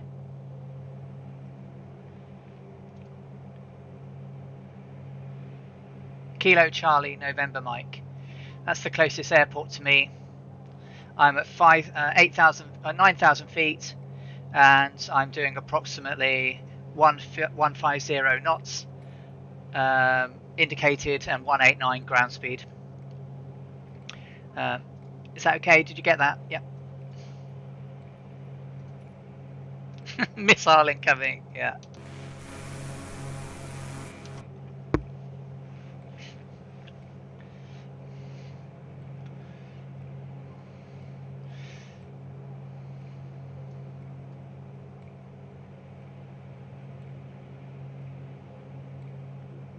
No goat emoji. Yeah. Well, I have to think about all my different emojis that I might need to have on this one. I don't have very many. Do you know? I probably need some. I need some airplanes. Like, I probably need an Electra and a Vega, and a gyrocopter and things like that. I'll have a chat with my friend, a graphic designer, see if he can do me some. That might be quite cool.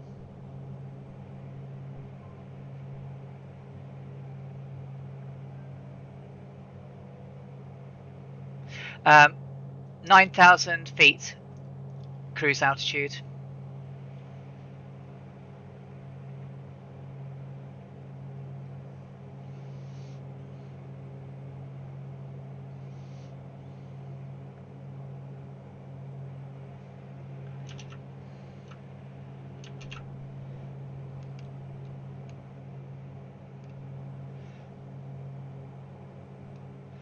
let's check out some of the aviation data that I've loaded, see if there's an update to the global aviation land data.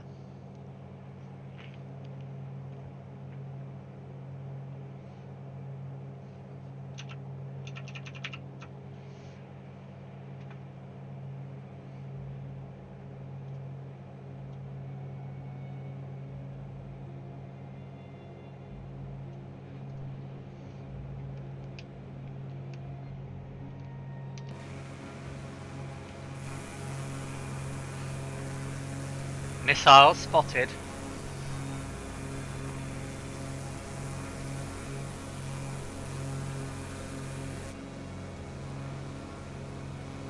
Look at that. Isn't it lovely? The lighting, shading.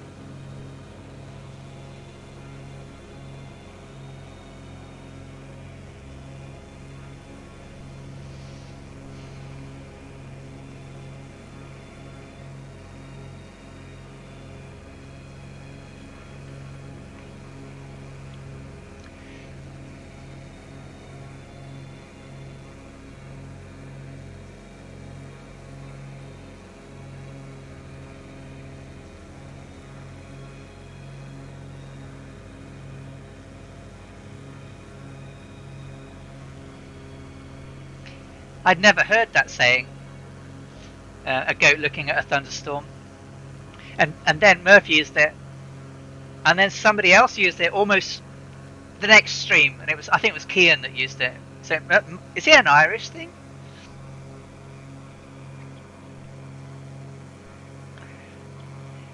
Would you know, actually, the hardest thing for Amelia on any of these flights was actually her sinuses. So she didn't eat very much. She was a very light eater, so food wasn't necessarily a problem. I think she was always thrilled with the flight and the challenge, but the biggest pain that she had was her sinuses. So Amelia suffered during the Spanish flu epidemic in 1918, and in those days, because antibiotics weren't a thing, they cut a lot of her sinus tissue out, but it left her in constant pain, and often she had to fly with her drip in to help drain some of the sinuses, and she used to get terrible headaches. And there are photos of her during the journey where she looked incredibly tired and drawn, which she always said was relating to the sinus pain she had. Hey, Scotland 737 Project, nice to see you. I hope you're well. Welcome to leg 3 of the Amelia Earhart round the world flight.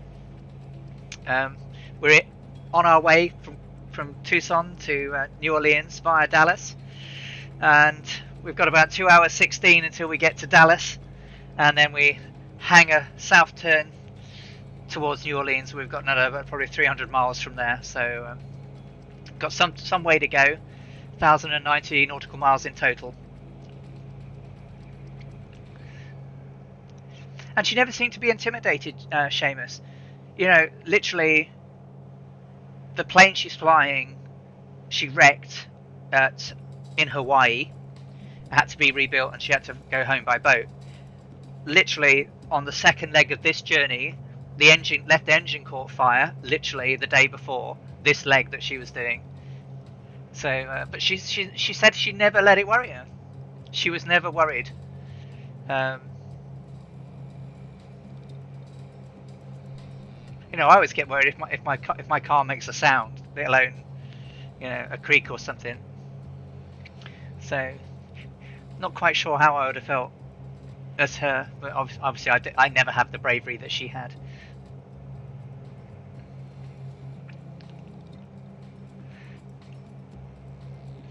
And to think she did all of this,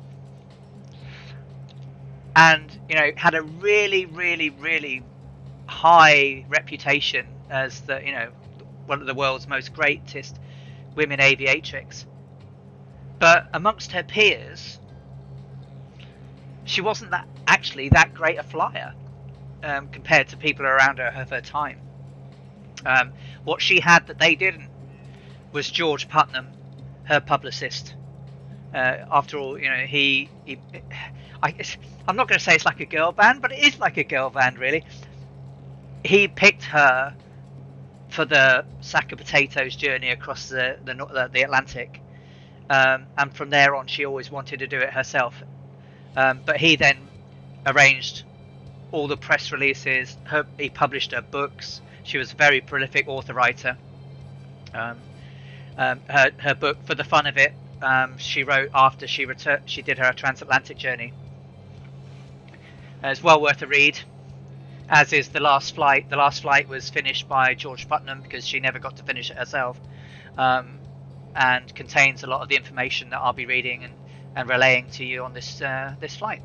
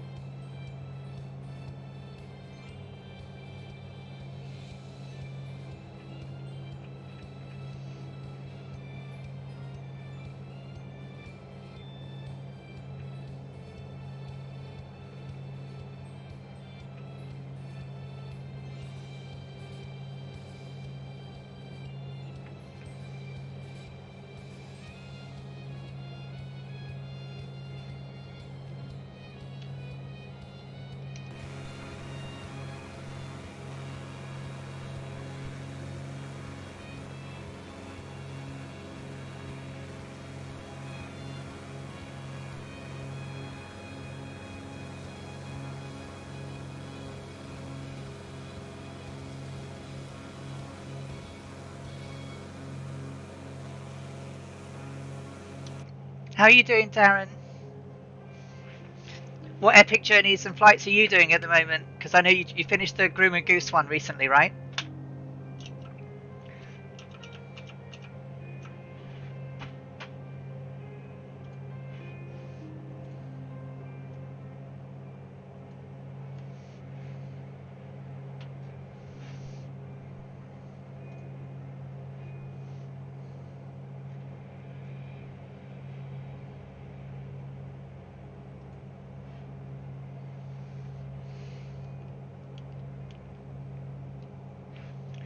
Oops.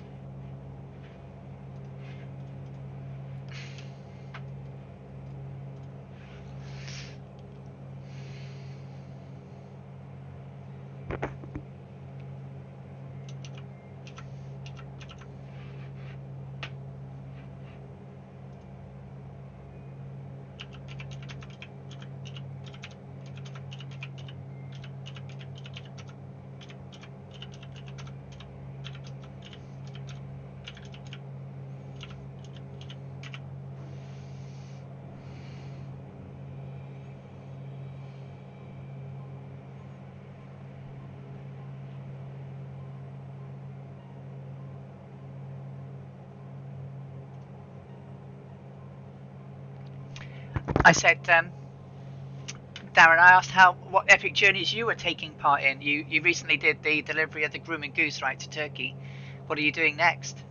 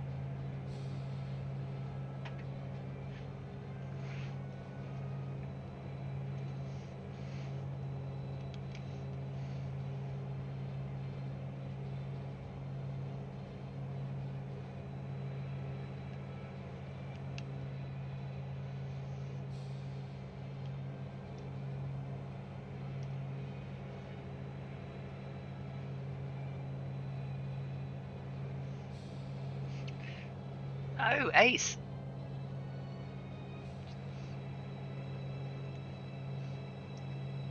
Flying around Asia is pretty cool.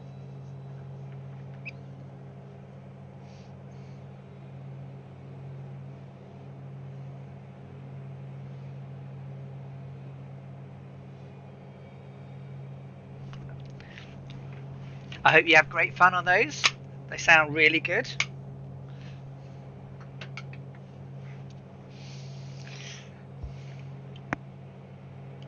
So 2 hours and 8 minutes.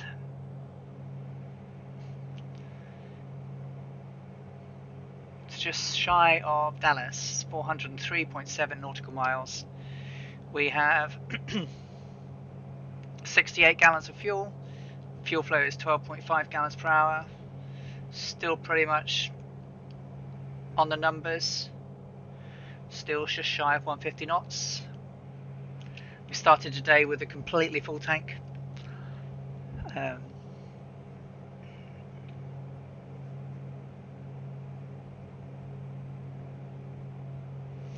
Yeah, the Moon is an incredible aircraft for these flights. And in particular, Darren, in the 80th anniversary of the Amelia Earhart's flight, they did a recreation flight, and they used an M20K, so a Mooney M20K did that journey. They heavily modified it so that it had double had 200 gallon capacity instead of 95. So I'm playing with the Mooney based on the fact that it's got 200 gallons and not half of what the sim gives us. So for some of the legs, I will have to use the in-flight refueling, but I won't use any more than 200 gallons in total, because that's was more than enough to get them where they're going. So I think it was Brian Clark that did that journey,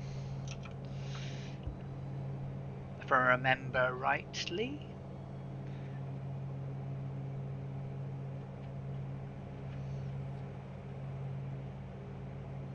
No, beg your pardon, it was Brian Lloyd, June-July 2017.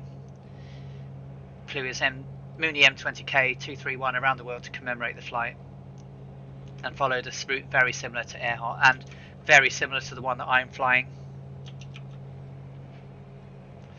The full map of my journey, the PLN, is up on the community live streams thread on Discord. So if people want to download it and open it in little nav map, you can see the entire route that I'm trying to do, and it counts down from the full nautical mile journey all the way down to 0 when we get back to San Francisco. But rather than doing it every day like she did, I'm going to do it once a week, so that it takes 24, 25 weeks to do this. But it'll mean that it'll give me something to look forward to each week rather than rushing through it. Work's very busy, so just wouldn't really be able to do it. But one day a week. The longest flight is going to be 13 hours on one of the legs, so it's going to be a long one.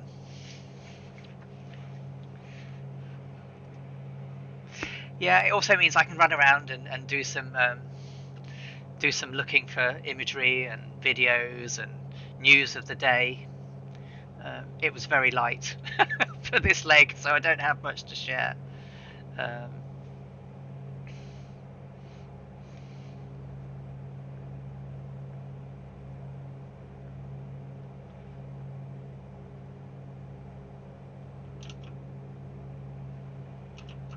But there's the route map that we're going to be doing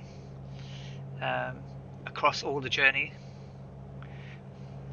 And so you can see it taking us down through North America, down through the Caribbean, Venezuela, Costa Rica, Brazil, Africa, the Middle East, the Red Sea. She was the first woman to fly across the Red Sea solo on this flight, across Saudi Arabia, into Pakistan, India, and then down through the Philippines and down through into Darwin, and then from Darwin to the Papua New Guinea, and then Papua New Guinea to Howland Island, where she never made. So she got all the way from Oakland to she was about 10 miles short, they reckon, of her destination at Howland Island. The Itasca picked her up on radio, and then it was from Howland Island where they would refuel, fly to Honolulu, and then Honolulu to back into San Francisco.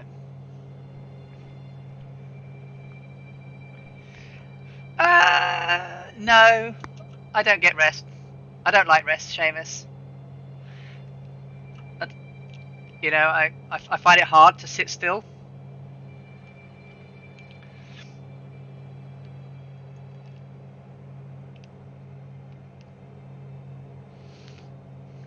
One of the greatest things that we have is learning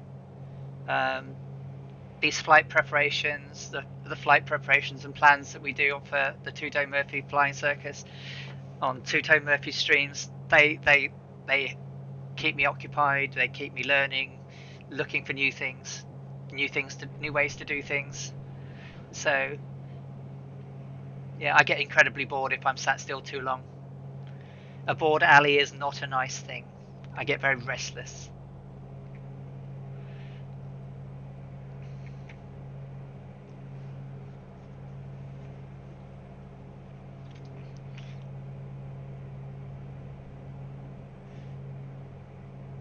But who needs rest, right? That's for me to fall asleep on my keyboard, right?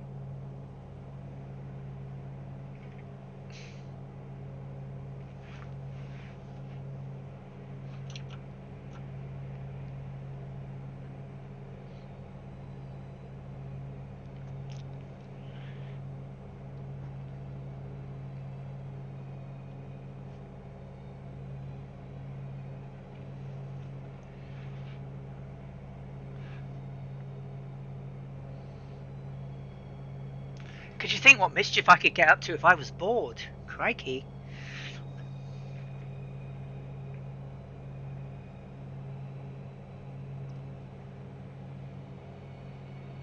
My brain doesn't sleep very much.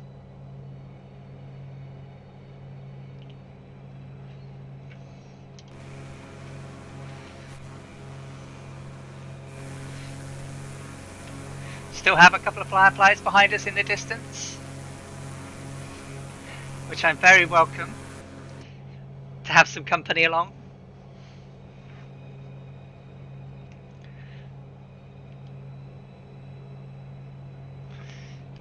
Two hours to Dallas.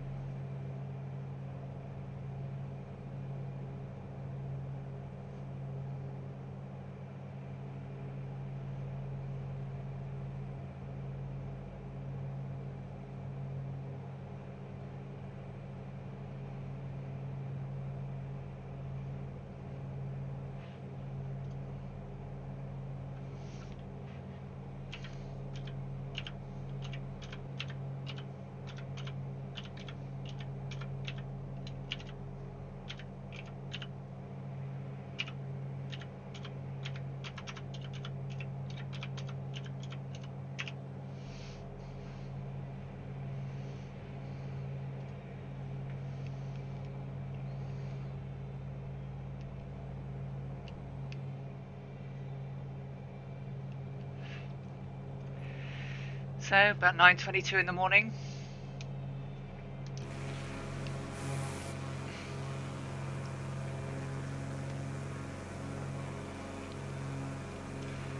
Sun's getting higher up in the sky, but still.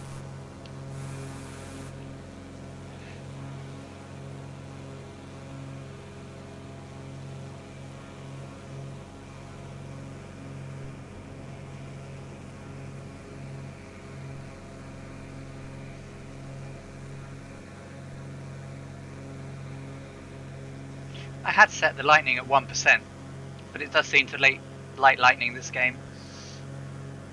So it shouldn't really be doing very much, but it is.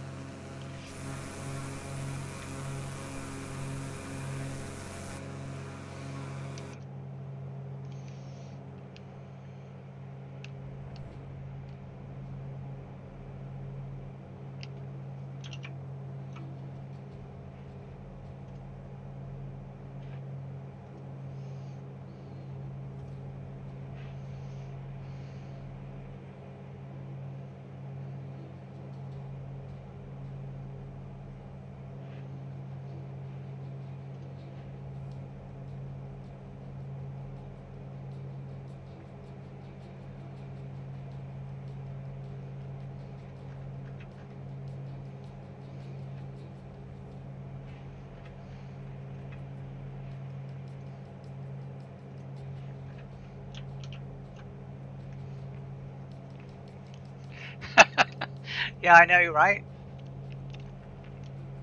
I guess it gives us something to listen to and look at in addition to sandy clouds.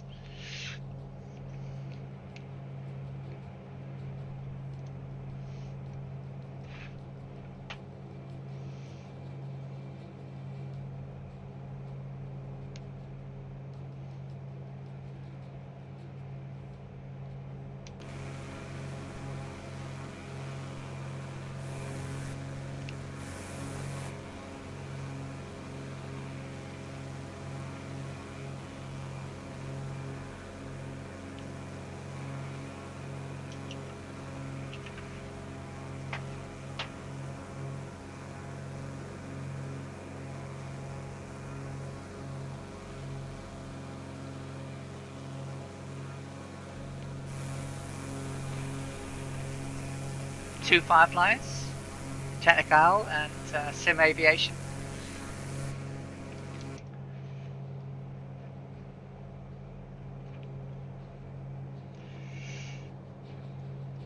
.32 gallons right tank coming in shortly to change to left. We have 684 nautical miles in total to destination.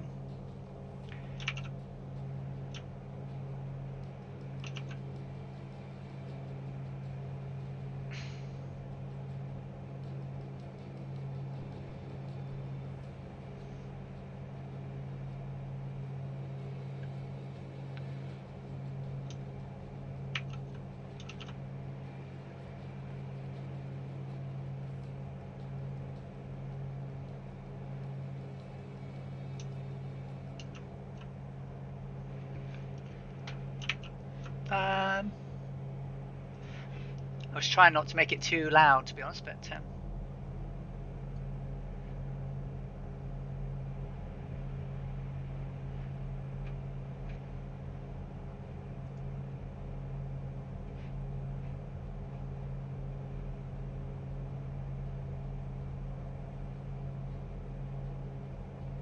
the moon is quite loud though, isn't it? So I might not have got it all right yet in terms of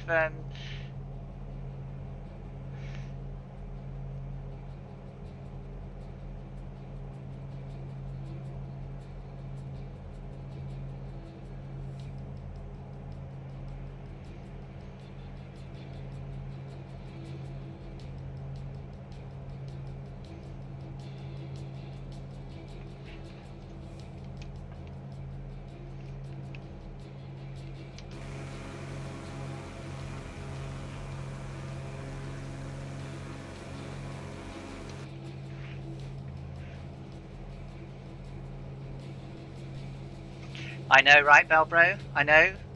I love the Mooney engine. I do occasionally though. When I have problems sometimes, I get the C182 engine noise in my Mooney, which is not the same. So I think it's weird. I have to shut it down and restart it often if that happens. But it's definitely the 182 noise it picks up.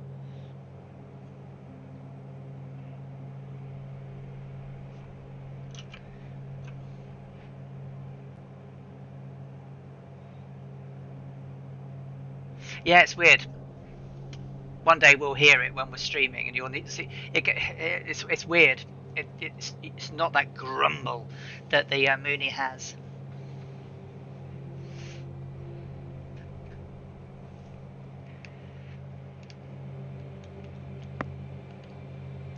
So only another 1 hour 52 until we get some different weather.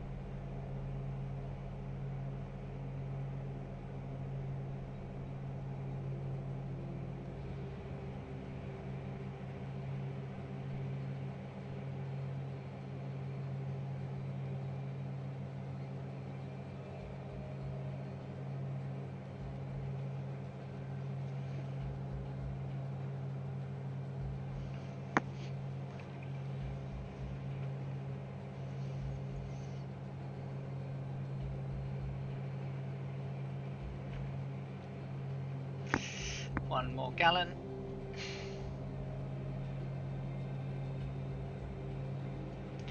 Everything's still nice and stable, which is good.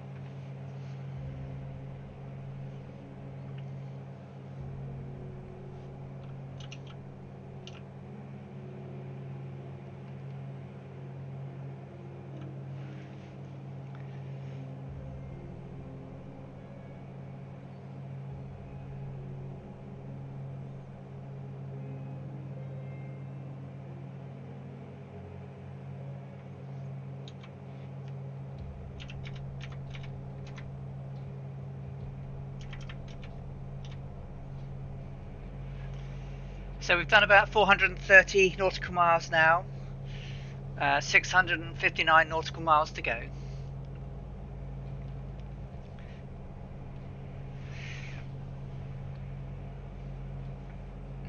So closing in on halfway.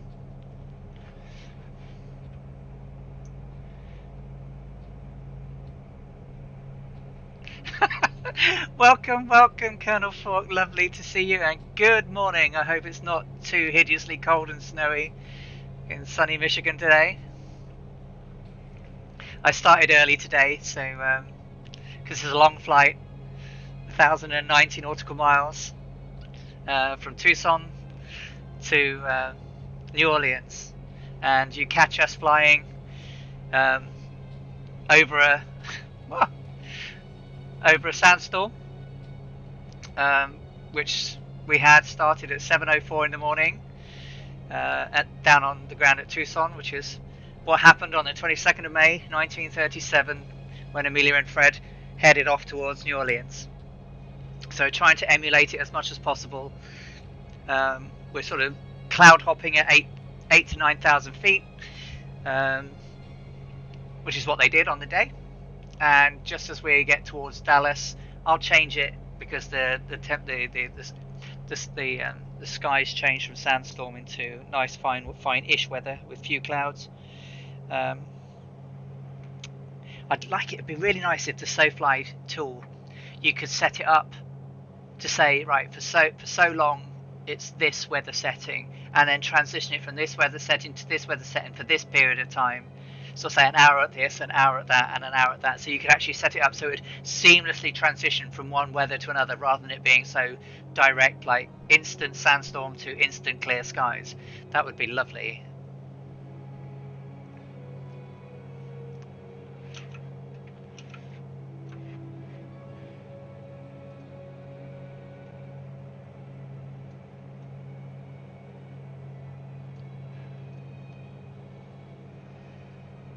So the clouds are pretty seamless at the moment. We don't have any mountain whales cresting through the waves that we had earlier on, which was quite cool. You'll see the sandstorm SoFly weather setting. It's pretty cool. I've got it on high particulates, so it is really sandy. It was incredible on the ground. You could hardly see the runway.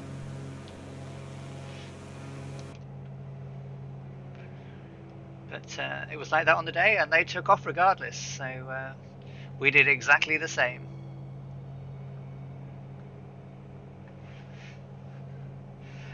And thanks to, I missed some of the people following earlier, so thanks to Cobra Pete, Sim Aviation earlier, and Coley205. Sorry if I missed it.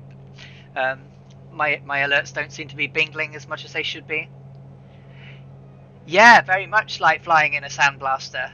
Yeah. And because it was the visibility was so bad, I picked runway 29 to fly north and northwest of the airport rather than the way they took off, which was runway 11.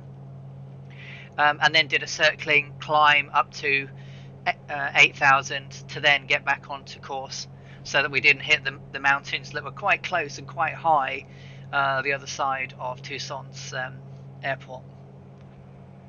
But they were brilliant as we went over them. They were literally cresting out of the clouds and the sand. It was really cool. There aren't very many of those now, I'm afraid.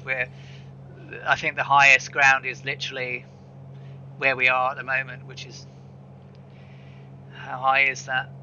Probably about hills about 3,000 feet off the ground. So when we get down to Dallas, we can change it over and get some looking around. Yeah, so that'll be the first stop, New Orleans, to get the aircraft shaken down, or the ship as she called it.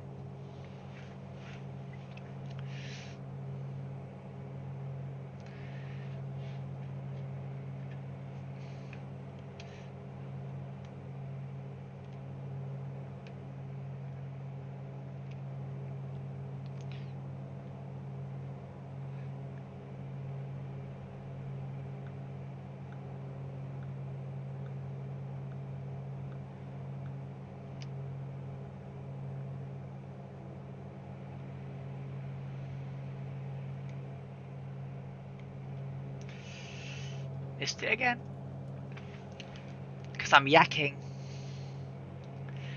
Yeah, very true. I guess it was, back in the day when, aviation, navigation, and nautical aviation and ships.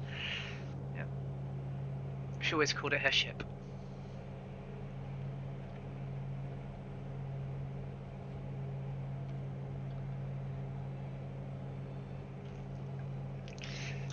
I've read it a few times, but I'll read it again. Just there was a very little. She wrote very little on these legs. She wrote more and reported more once she started the journey from Miami.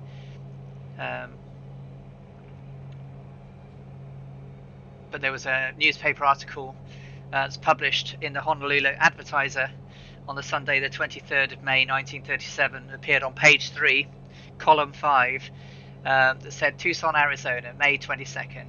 Amelia Earhart Putnam took off for El Paso, Texas, which is wrong because she was going to El Paso from Burbank, but because they had the engine fire, they stopped overnight and so instead of going to El Paso as they meant to, they skipped and went straight on to New Orleans, which is why this is a longer journey. And it said, "Hey, Fly Darren, lovely to see you. Thanks for popping in."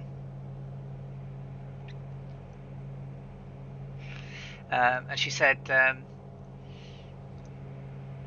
for El Paso, Texas today in her newly repaired Lockheed Electra plane.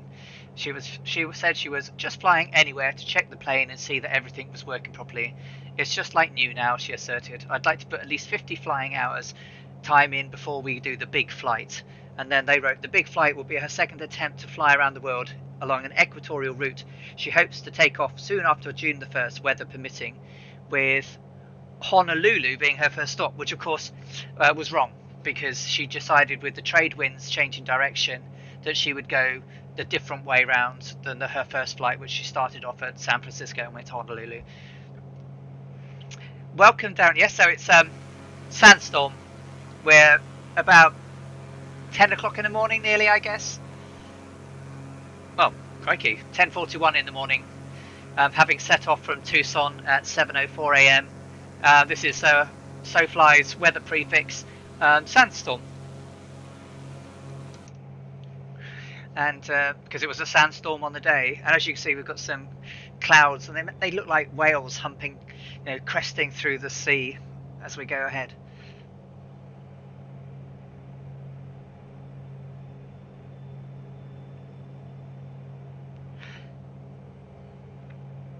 Yeah, I guess that's true, Colonel Falk.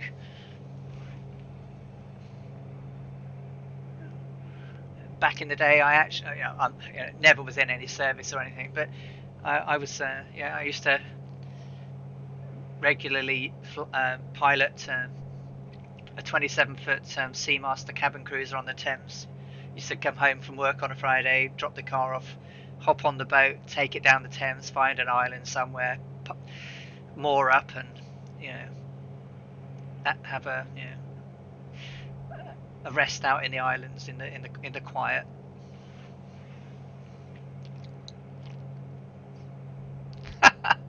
Whales humping through they were definitely humping through earlier, Darren.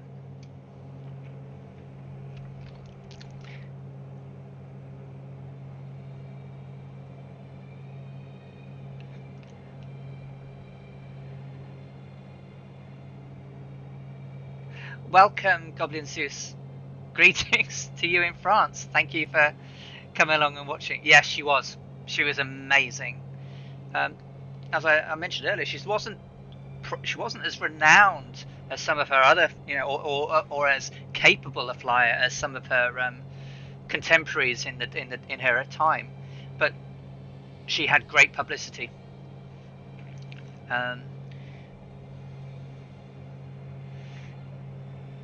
Her husband, George Putnam, obviously, published articles about her, got her into the press, published her books. So, unlike a lot of female aviatrix at her time, she did incredibly well from the publicity. And of course, she achieved so many things in such a short period of time.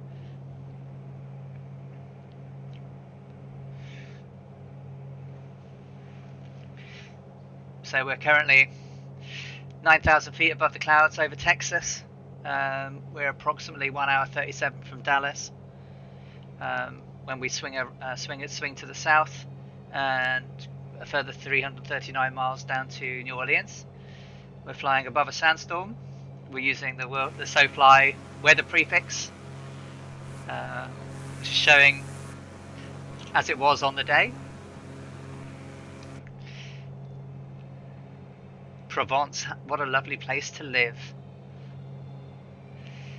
The next morning at Tucson, a dense sandstorm blocked our way, but despite it we took off, leapfrogging at 8,000 feet over El Paso, with a seemingly solid mass of sand billowing below us like a turbulent yellow sea, was what she quoted when she landed at New Orleans. And it's pretty much a billowing yellow sea that we see around us, so well done, SoFly.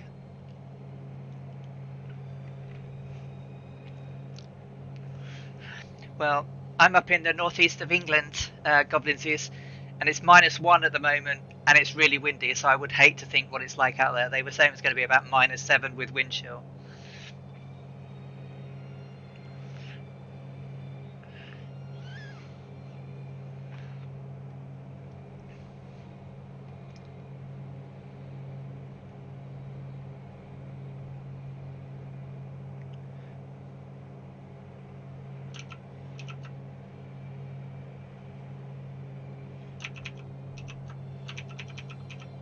So you can see the little nav map. We're closing in on halfway now.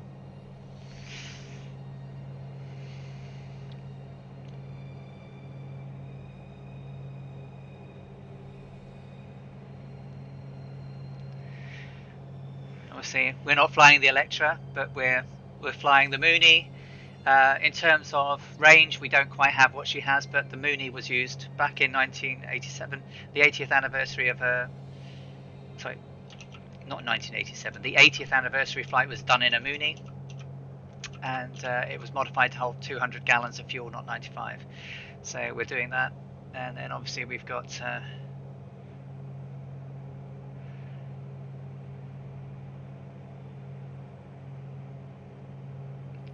good old Amelia in the cockpit of the Electra, with the Sperry Autopilot centered in the middle, which she used a lot on this leg to test it out. Basically could hold a heading and keep the wings straight and level.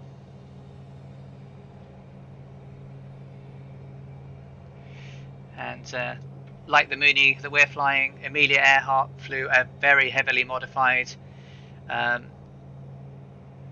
Electra 10E, where there was lots and lots of fuel tanks in the fuselage. And on top of that, and just behind all the extra fuel tanks, was the navigation section, which was quite small, and Ted Noonan often had to sit in there.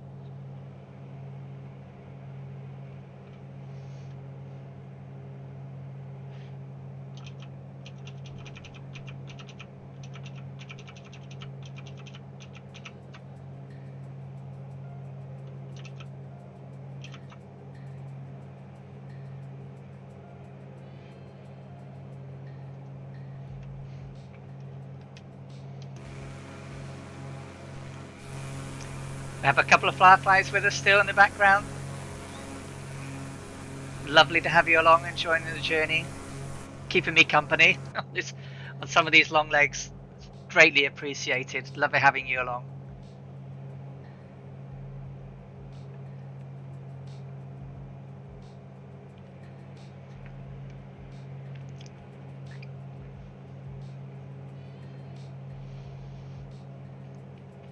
You certainly did, Goblinsies. I mentioned the Sperry Autopilot a few moments ago, which of course was first demonstrated to the world by Sperry and Cachin on a flight from Pont Neuf in Paris, where they flew along the river. Basically, the Sperry flew the plane with holding his hands in the air, basically look no hands, and then on the second fly round, Cachin actually got out onto the wing, walked to the wing, as to show that the aircraft would auto level itself. And then on a third flight past, Sperry got out of the cockpit as well, and Sperry was on one side on the wing and Kashan was on the other side, and no one was actually piloting the aircraft, to demonstrate the stability of the Sperry Autopilot, which was incredible. And it was the French Air Corps that first took up orders for it. So the French were very much ahead in terms of autopilots and aviation advances.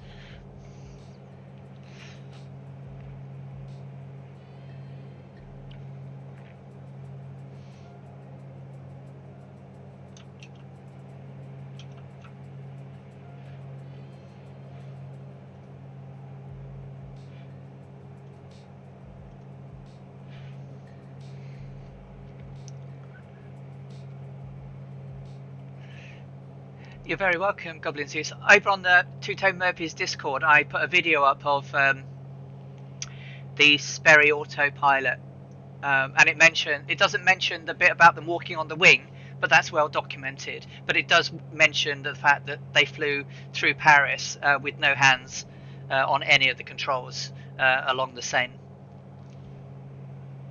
And the Electra that Amelia Earhart flew has one of these devices in it, because obviously the legs are very long, and she was the only pilot. Noonan was a navigator, not necessarily a pilot, so she had to. It would have been very tiring to fly.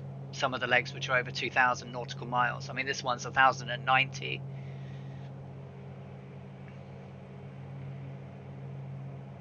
I think it was Emile Kashan that was the person that helped demonstrate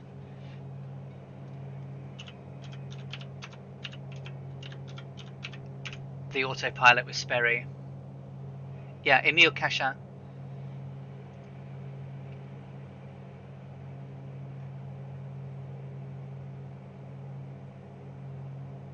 And it reads, so Lawrence Sperry's autopilot was first demonstrated in France on the June 18th, 1914.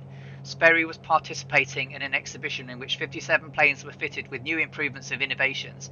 Sperry's aircraft, a Curtiss C-2, was the only one equipped with a gyroscopic stabilizer. Sperry, along with his assistant Emile Kashan, made 3 passes in front of a grandstand full of spectators and military observers.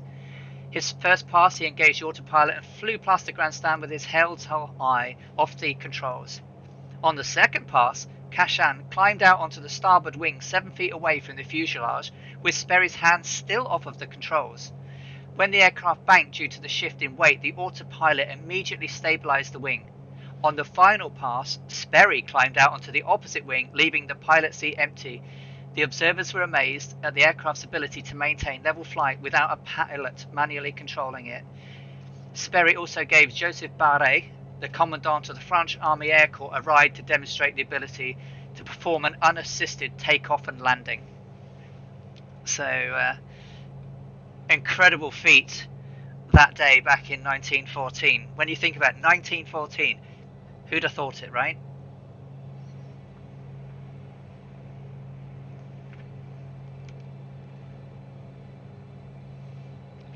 History is wonderful.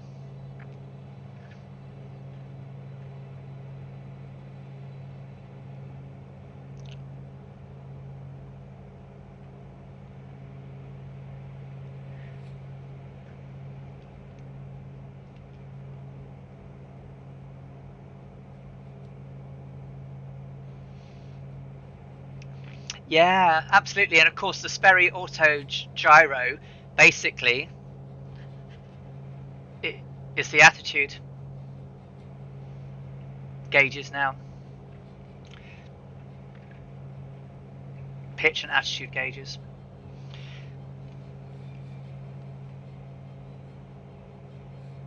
They're all stabilized by gyroscopes.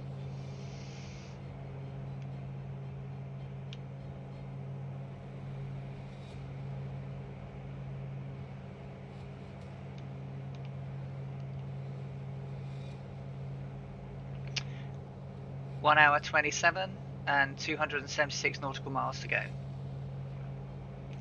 till we get to Dallas. We have 595 miles in total to our destination now, so we're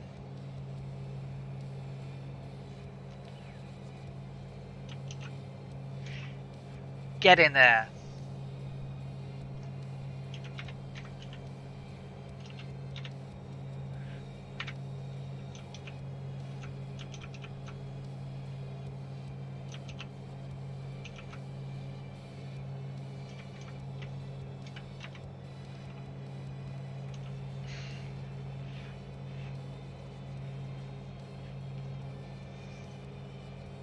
And of course I'm a steam gauge fan.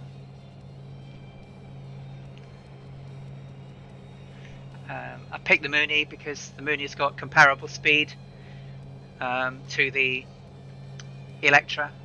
The Electra could have done around at 190 knots because it was so heavily weighted. It would do about 165, 170.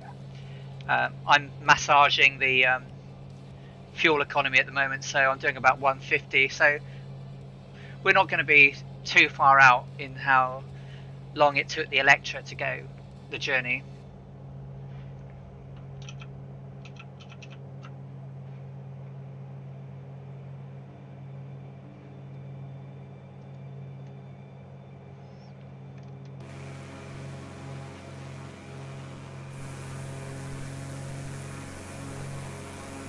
It's Technical there behind me. Sim Aviation in the distance.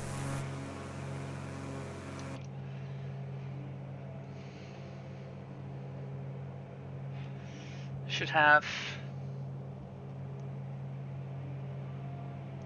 4 hours 46 minutes of fuel remaining. Should be enough to get us where we need to go.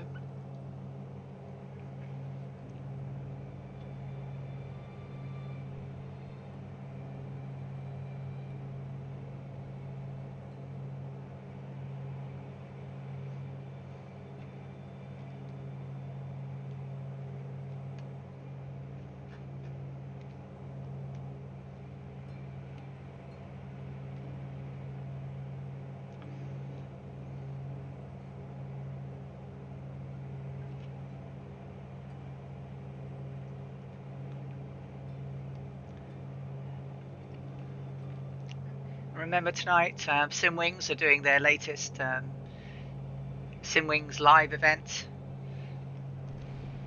I believe they're cruising in Chile, which has some incredible scenery, and it's all for a fantastic cause. So I think they kick off around 7:30, 8 o'clock this evening. Our very own Dougal McTavish and Colonel 485 are involved. So make sure you pop along to support them. It's going to be a great stream tonight. I'm going to certainly be watching and supporting them, and I hope you all manage to get some time to pop in, say hi, and support them on their journey.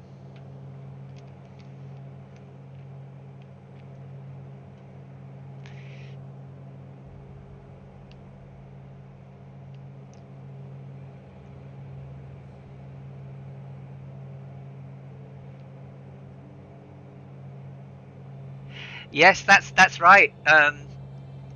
That's what she said about an aircraft. So she wasn't always enamored in aircraft. She was at a county fair, and I can't remember which one it was. It was either a Canadian county fair where she really wanted. She saw the aircraft. She was offered a flight in it, and she wanted to go back on the merry-go-round. I don't think it was until the New York County Fair in her early 20s or late teens where she was buzzed by, her and her sister were buzzed by a barnstorming aviator and took a flight at that fair. And by 200 feet off the ground, she knew she wanted to fly herself. So then she took up she was very, very much a tomboy, very much her own lady of the time, and she drove trucks to save up money for flying lessons. Her mother also pitched in, I think, $1,000 as well. But yeah, she wasn't always enamored with flying, but she was always interested in things that women should be doing but weren't. So she very much wanted to break glass ceilings even back then, which is why women even today hold her in such high esteem, because she basically said if a man can do it, so can a woman.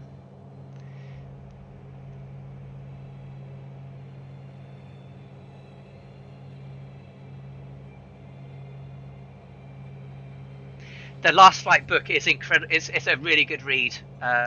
You'll be hearing a lot from it once we get to Miami. She doesn't say there's not very much in it on these legs, but it's a good book.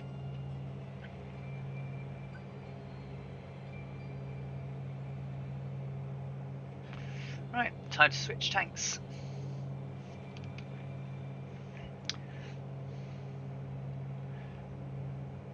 But I guess back in 1908, aircraft really were made of wire.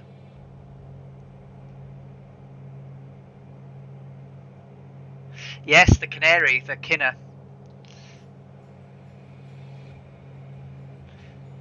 Yes, she was trained by Netta Snook, a very famous aviatrix in her own right, and one of the most. She had, I think, she was the first woman to have her own air school. And Amelia turned up to have flying lessons, and she had a very brand new aviator's leather jacket, which a lot of the men who were learning to fly at the time at the flying school kept laughing about how new and it was. So she spent the next 5 days sleeping in it, so that it looked rough, much more worn in, and a little bit more tatty than it was when she got it. So she didn't get quite elicit so many stares. So she had the Canary, the biplane was yellow. Her Vega B was red all over, shockingly red colour, which is now in the I believe it's in the Smithsonian. And then of course the Electra 10E, which she's famous for in this flight, was a double skinned aluminium plane.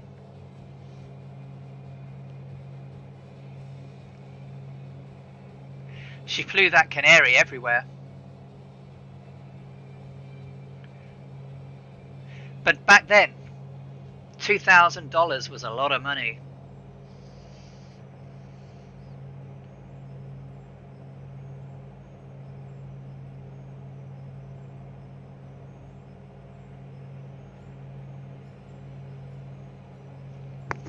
Very true.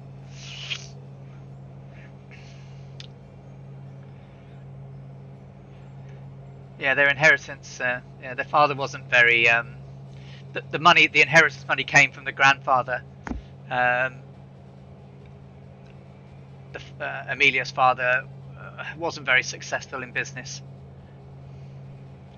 and drank a lot.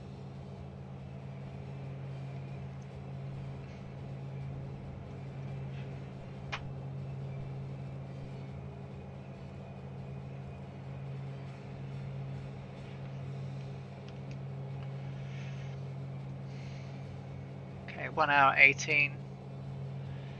Still doing 150, 9,000 feet. Everything is in the green.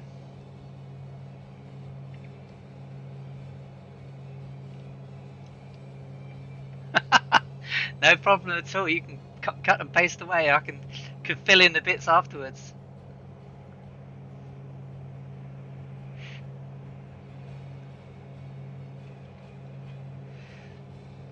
First woman to fly across the country in a gyrocopter.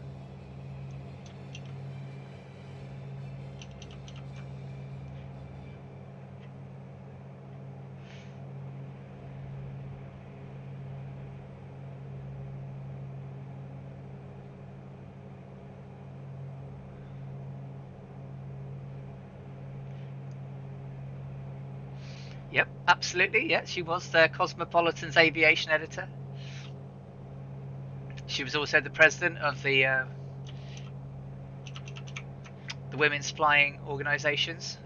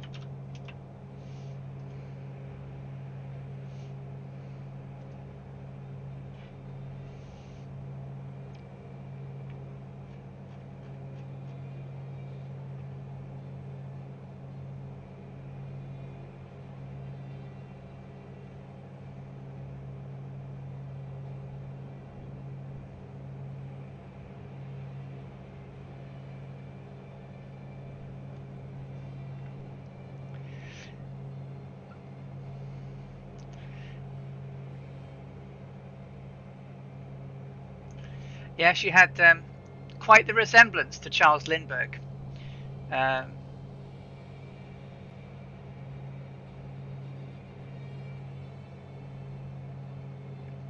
the Esther, she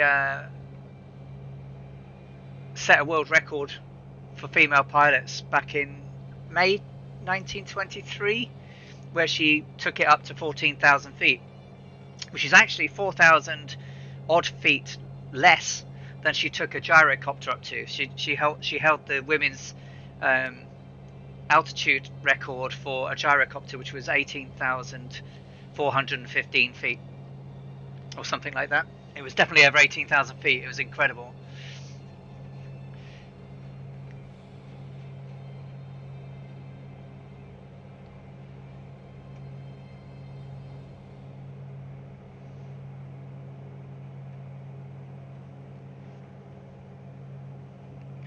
She was also involved, wasn't she, in promoting commercial air travel, like Charles Lindbergh was, and I think she was.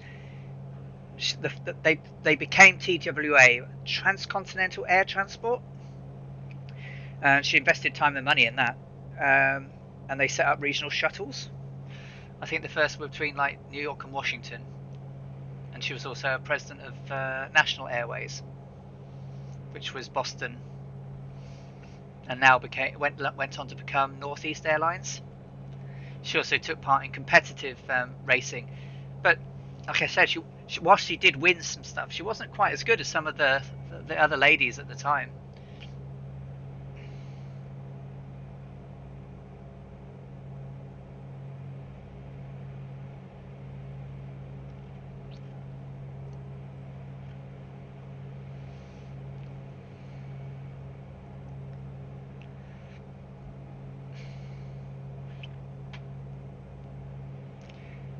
I think so. Goblins use. I absolutely would think she would have been an astronaut if she were in the 50s and 60s.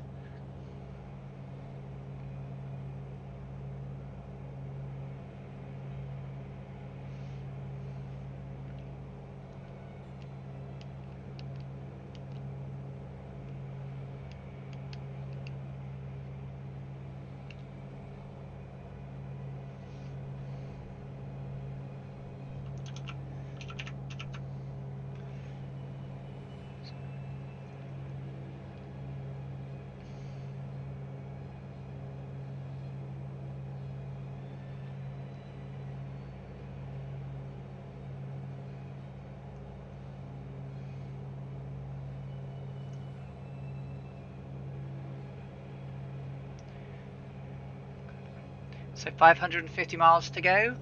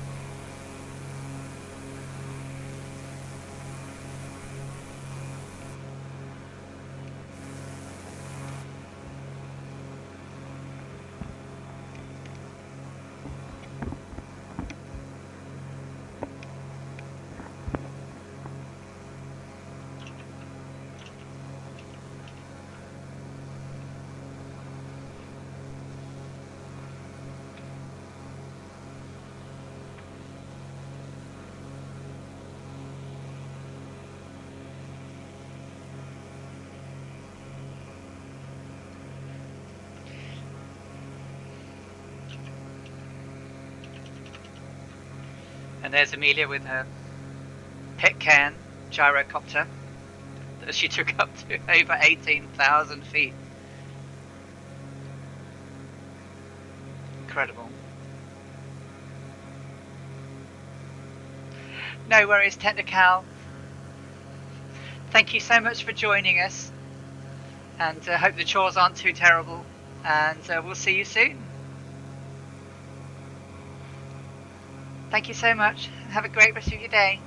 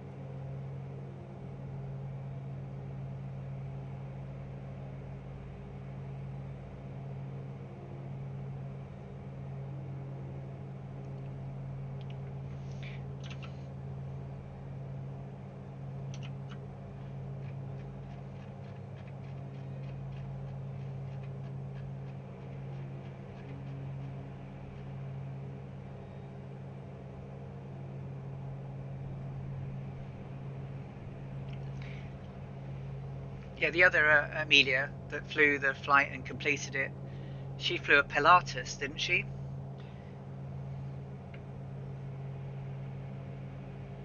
I think it was a Pilatus.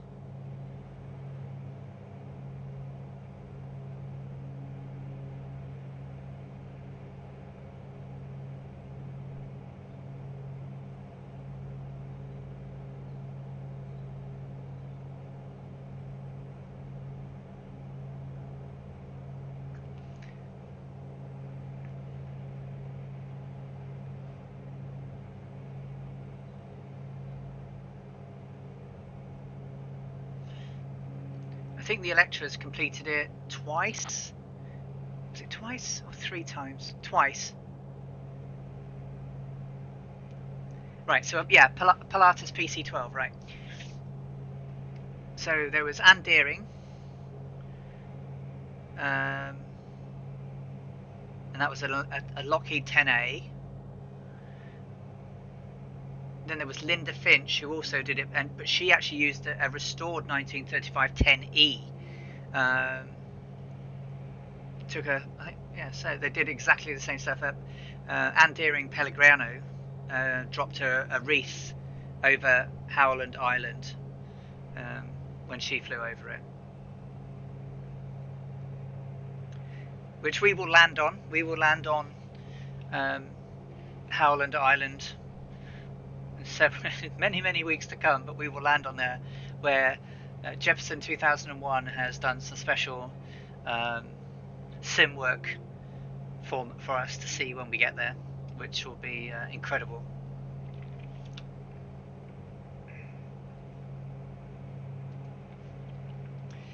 Okay, 30 and 26, so 26, one more to go, and then switch.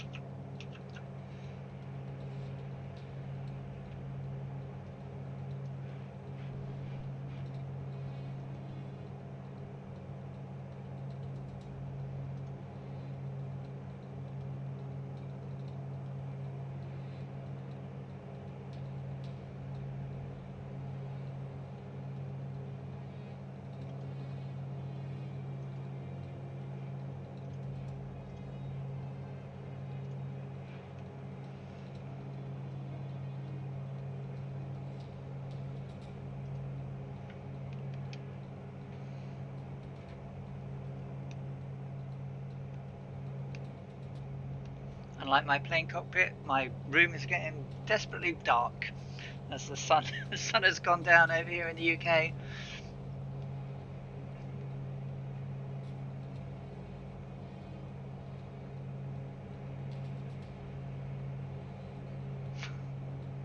Did it really?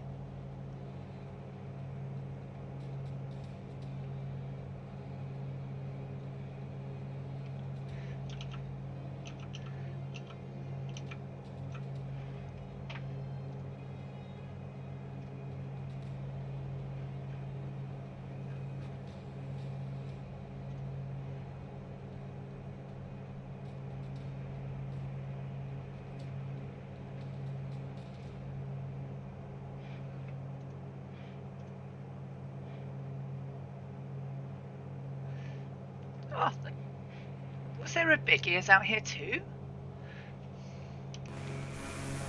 Oh, I'm sorry if I didn't see you, big ears.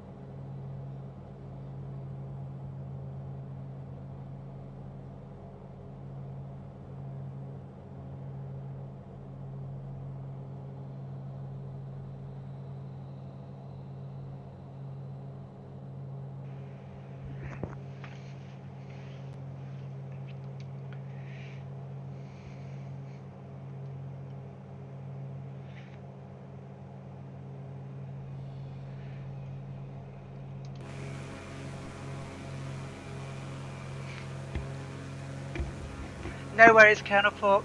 You enjoy breakfast. We've been going some 3.5 hours now.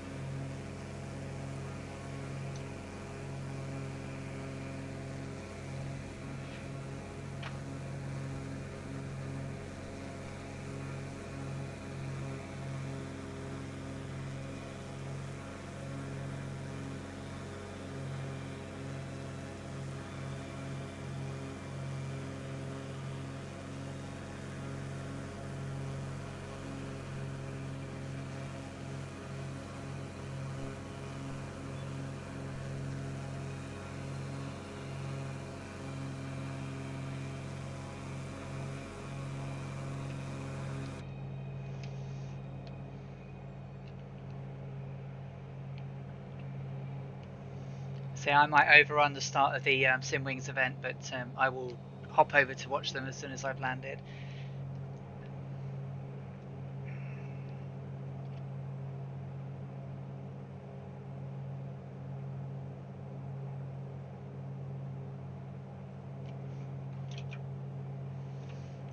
We'll come up on shortly on the point where we can change weather.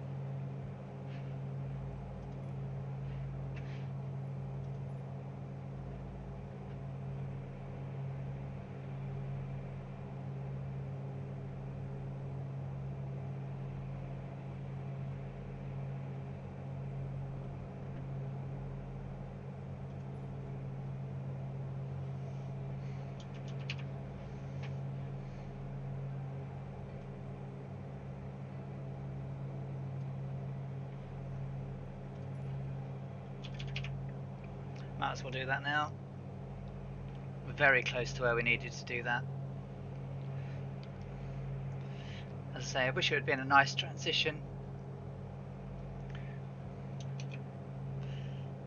The details are up on the Discord channel, Simwings channel, Sim Aviation.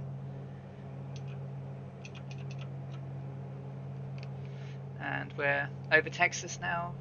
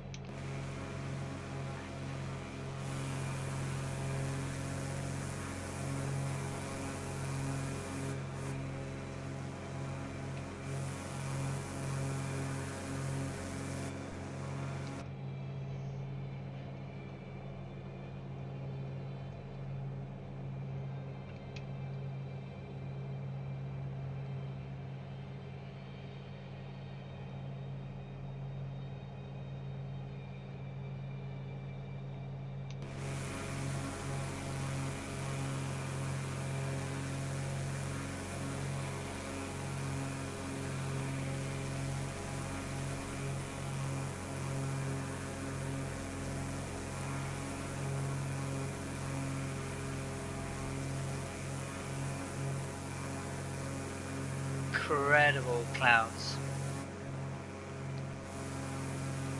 The lighting is just so good.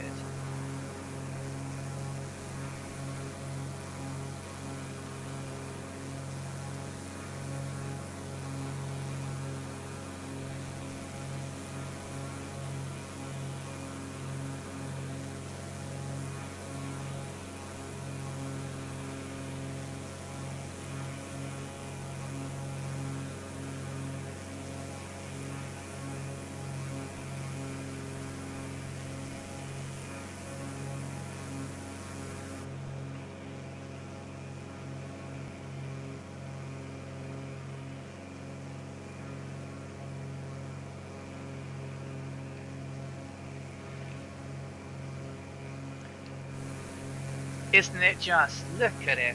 Incredible.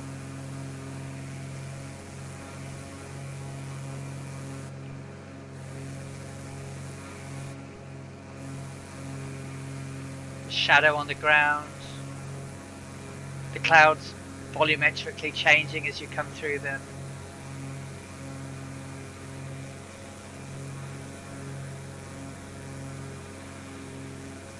You can literally see them growing and shrinking.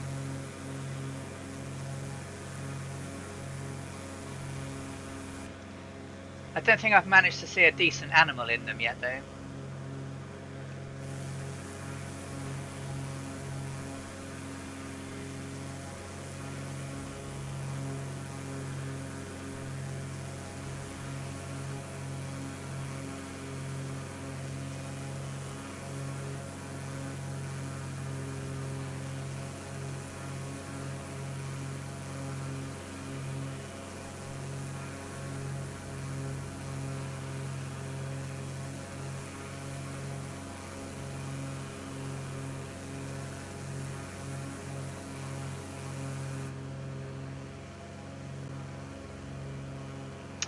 Fly Darren, just give me one moment.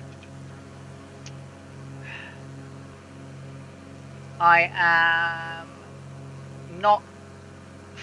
I am west of Kilo Echo Lima Papa, which is El Paso International. How far away am I from there?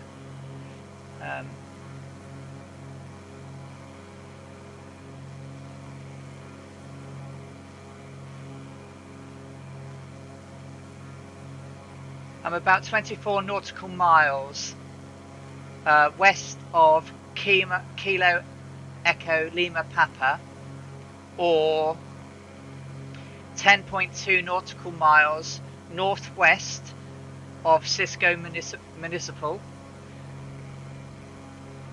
or 16.5 nautical miles west of Eastern, which is Kilo Echo Tango November.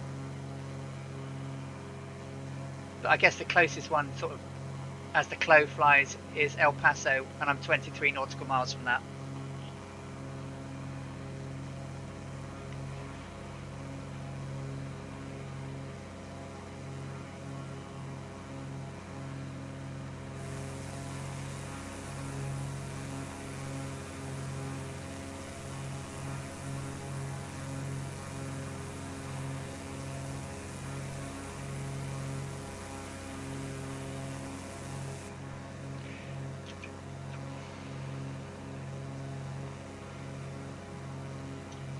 I'm at 9,008 feet at the moment, Fly Darren.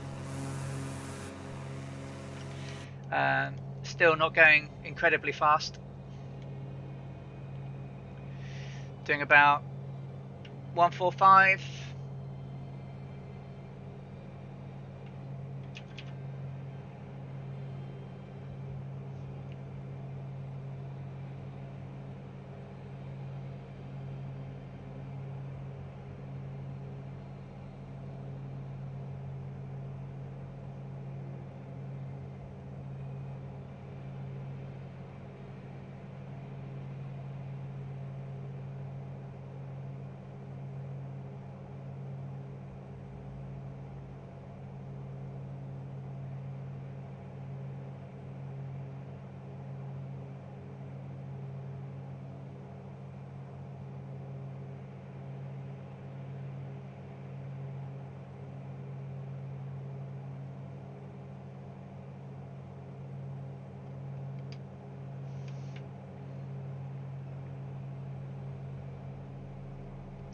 So 53 minutes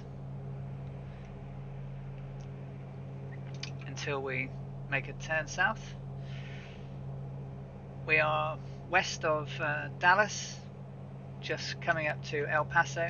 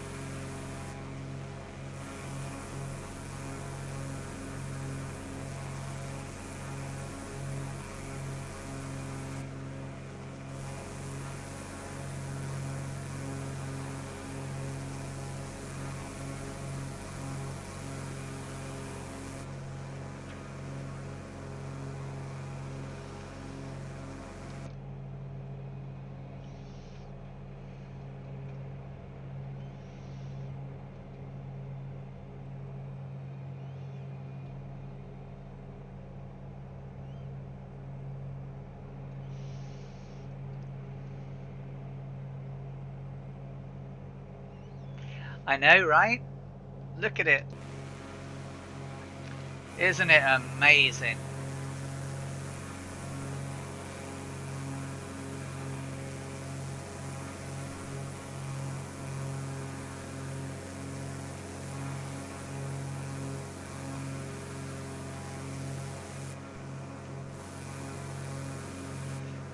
We're just up at, really just over El Paso now, so we're west of Dallas,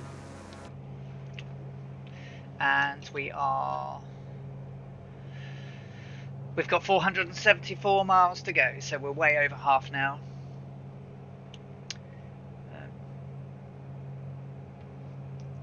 Southwest of Dallas, Fort Worth and Arlington. Yeah, we had sandstorms pretty much all the way, and just as you get to El Paso, that's when it lifted. So I've lifted it, and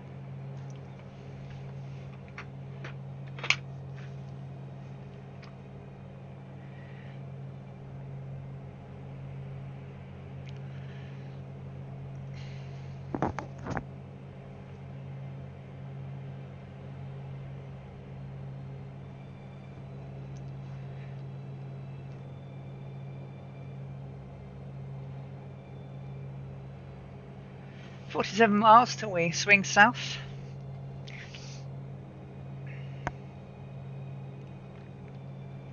Sorry, 47 minutes till we swing south, 148 nautical miles.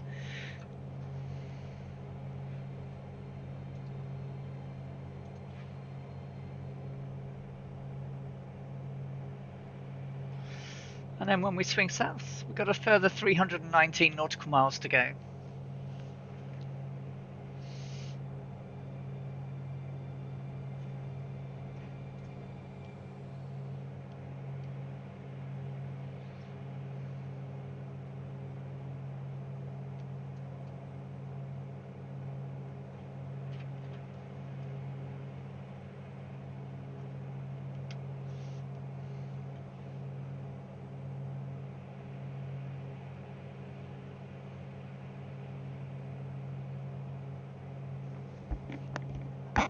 And welcome back.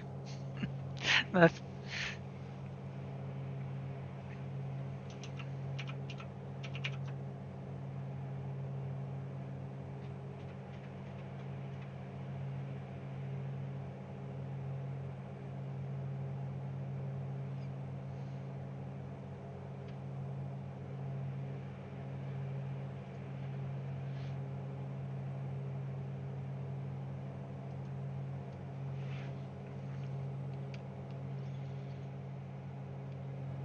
I hope it's better than mine. I mean, mine was alright. I had some Oatipix, glass of orange juice and a coffee.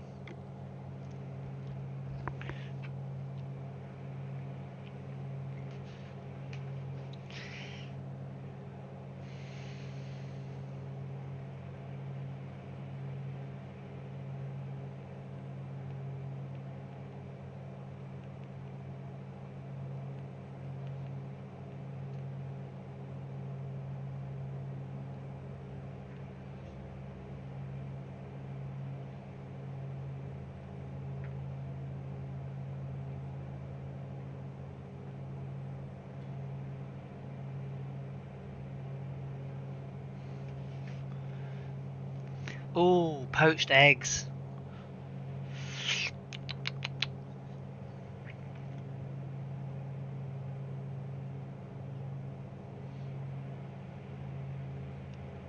Scrambled's good.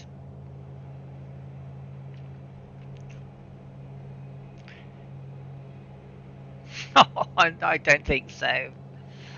Thank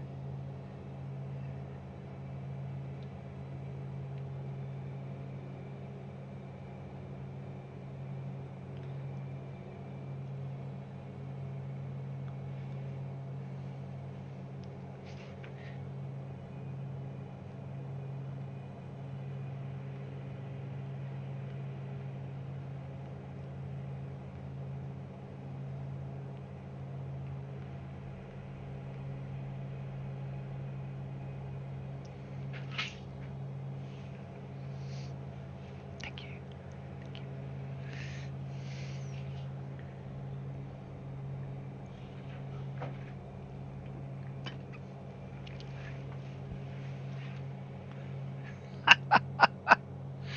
Literally poached, as in half-inched from Mrs. Two-Tone.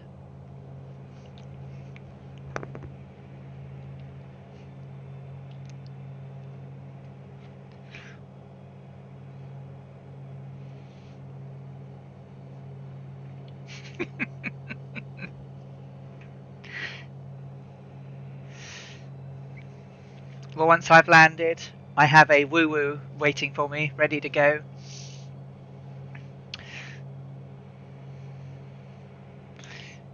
I've had a cup of tea and I'm now having a nice soft drink.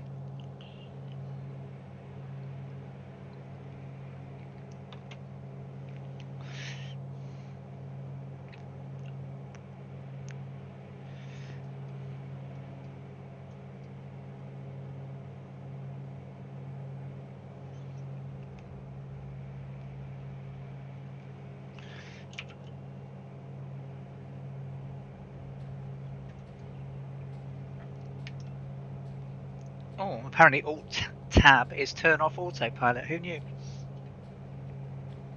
Or window key tab, whatever I did there. But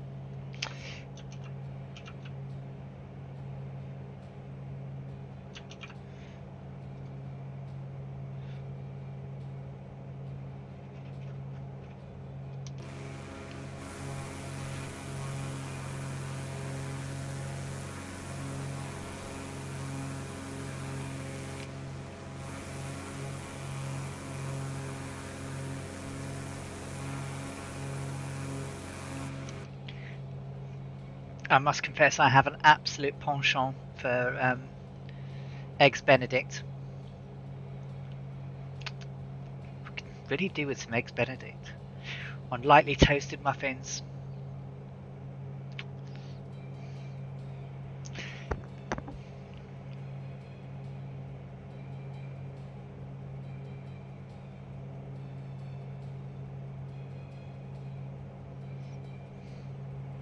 $25 and $25. Let's switch those tanks. 50 gallons left. 4 hours and 3 minutes of flight time and fuel left.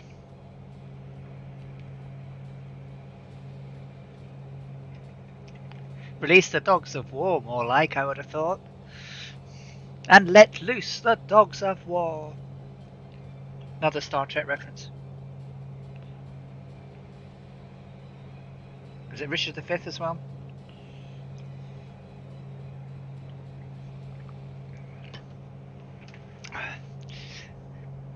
The nerd in me went straight to the Star Trek reference though, rather than the Shakespeare reference.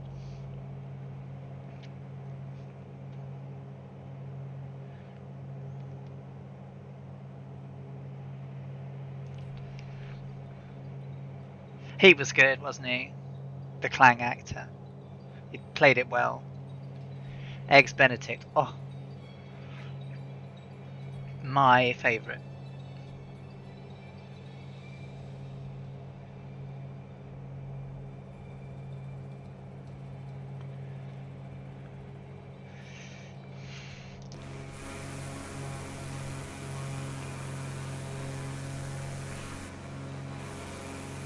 It's like we're following the interstate.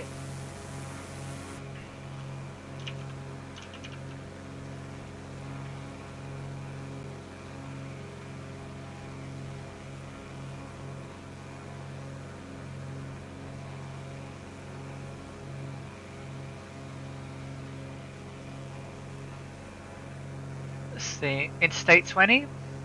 Goes into Dallas.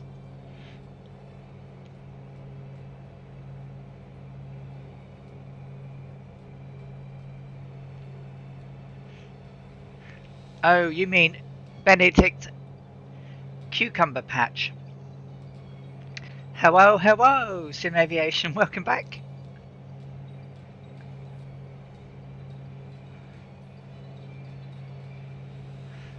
Yeah, we just call him Benedict Cucumber Patch.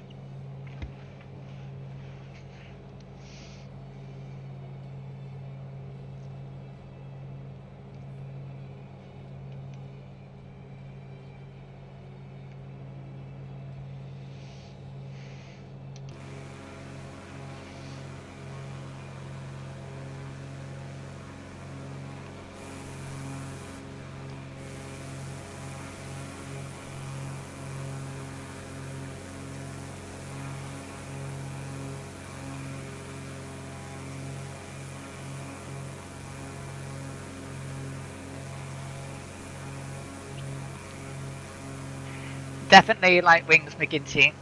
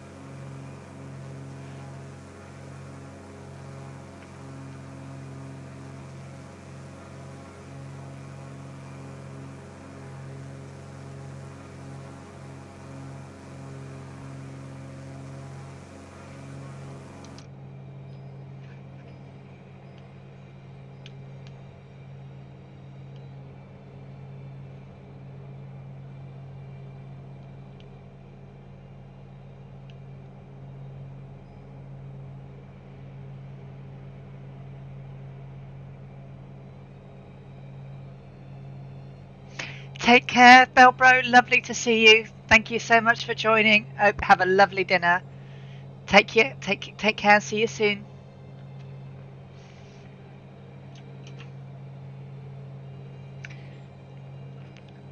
Another shameless plug for the Sing Wings support community tonight at 1900 Zulu. They're getting it chilly and chilly, which is going to be a fantastic night. They look like they're flying the Robin Cap 10. And sounds like it's going to be a fantastic flight. So it starts at 1900 Zulu. I think Alaska 559 is streaming tonight over on YouTube. So make sure that you get along and join that and support a great cause. The more people we can introduce to flight simming, the better. I didn't get that.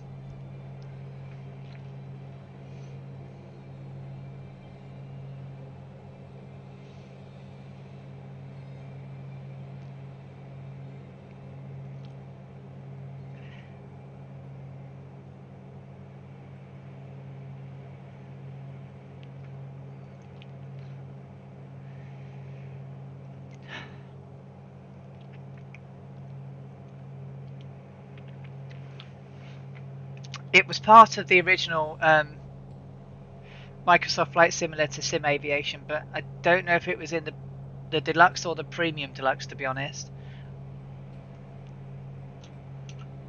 Should be in there, but I don't know which version it was in.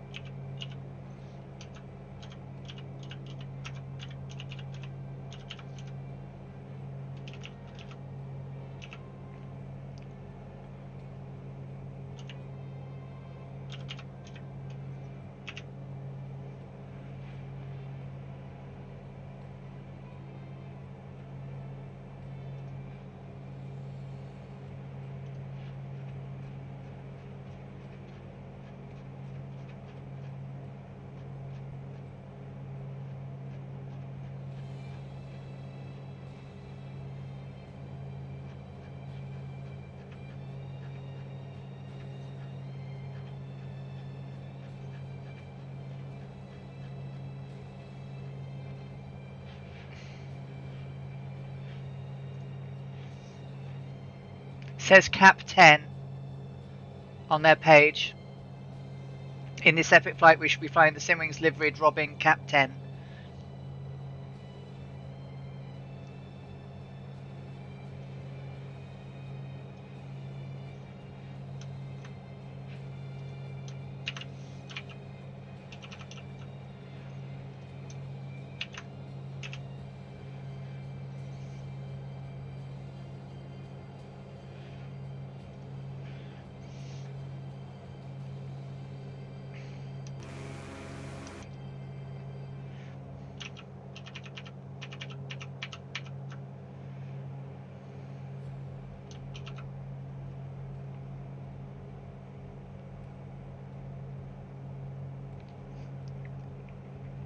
Maybe?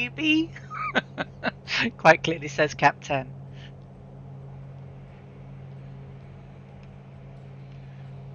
Join the club though if you need glasses. I've had them all my life.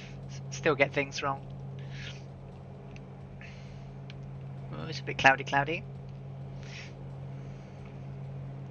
Come on, we want to see Dallas.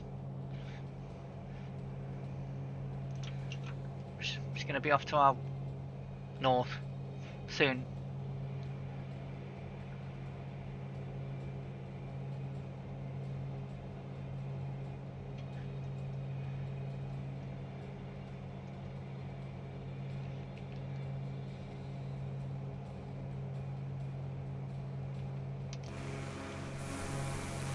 It's worse than the sandstorm.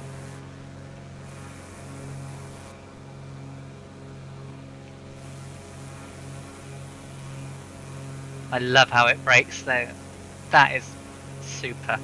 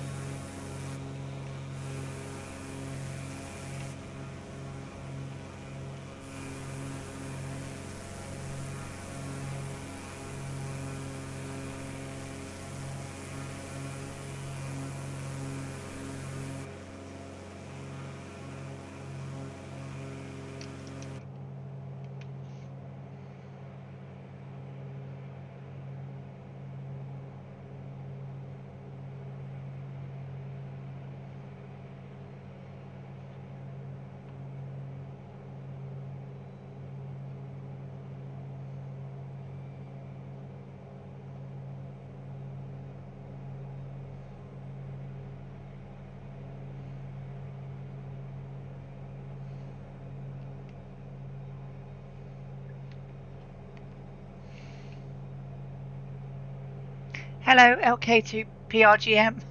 Is that liked program? Is that how you like pronounce it? Thank you for dropping in. We are approximately 415 nautical miles to go. We're just southwest of Dallas in a bank of cloud at the moment. And we have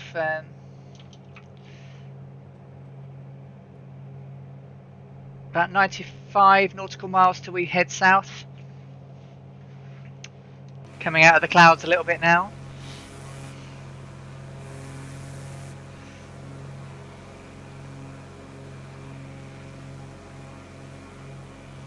Got a little bit longer to go. It's taking a little bit longer than I thought it was going to, but it's good practice for some of the longer legs I have to do.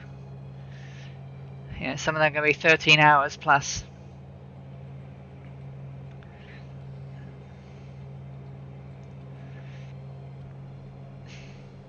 I'm a software product owner myself, so I work with software engineers all the time.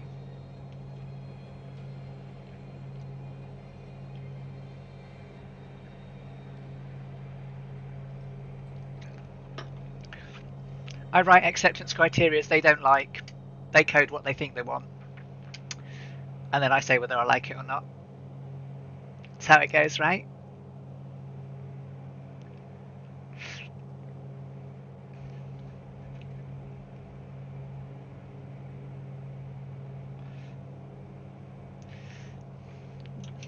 Dallas should be coming up on our north very shortly.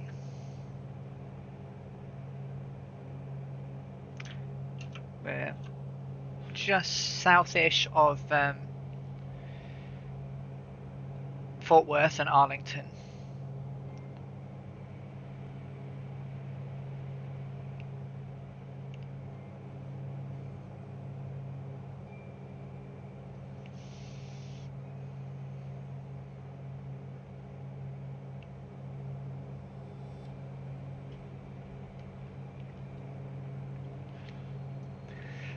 About 3 hours 53 fuel remaining.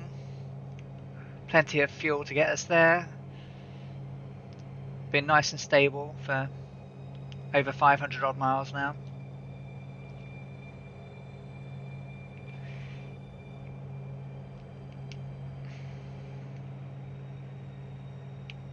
It's a slightly longer leg because it should have been from El Paso to New Orleans, but because of the fire that they had in the left engine at Tucson the night before, they decided to extend this leg.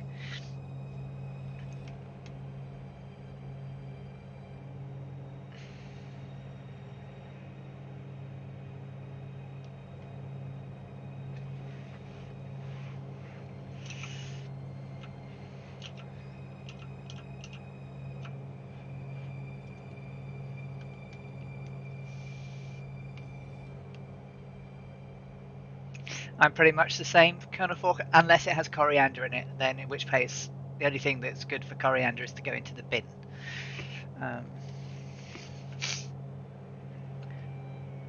Other than that, I'll eat anything.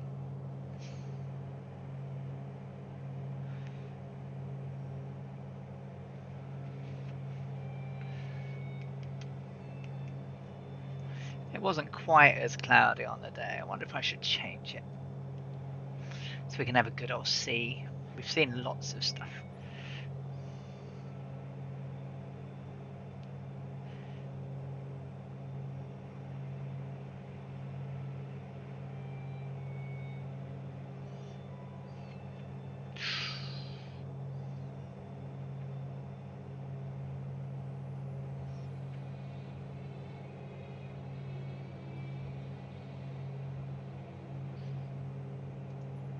Let's have some high level.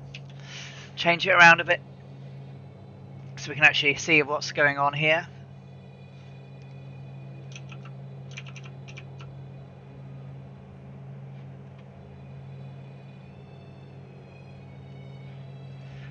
So there's an airport to our left, which is Fort Worth Sphinx.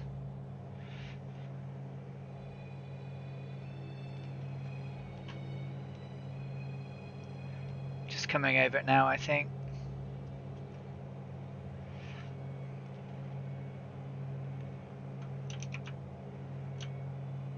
Yeah, there it is now.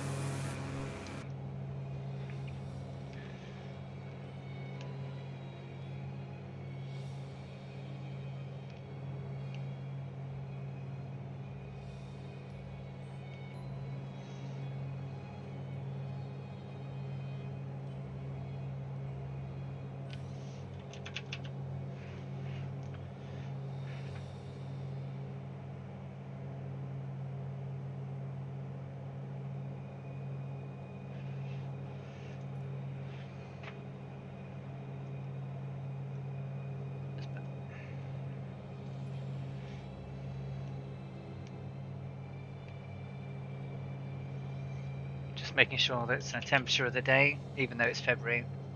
Whack it up so that it's like it was that May day.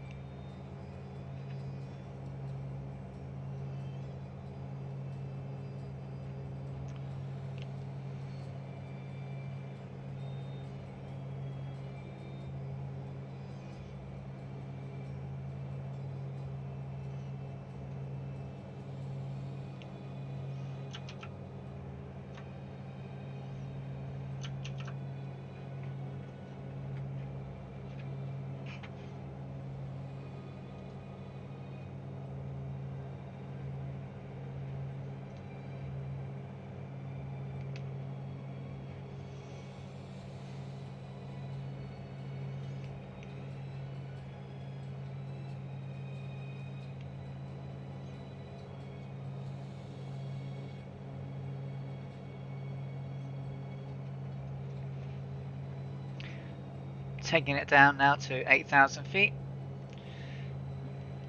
which was the cruise height that they preferred to fly the Electra at. Now that we've cleared the sandstorm, and we have pretty much decent skies all the way now to New Orleans.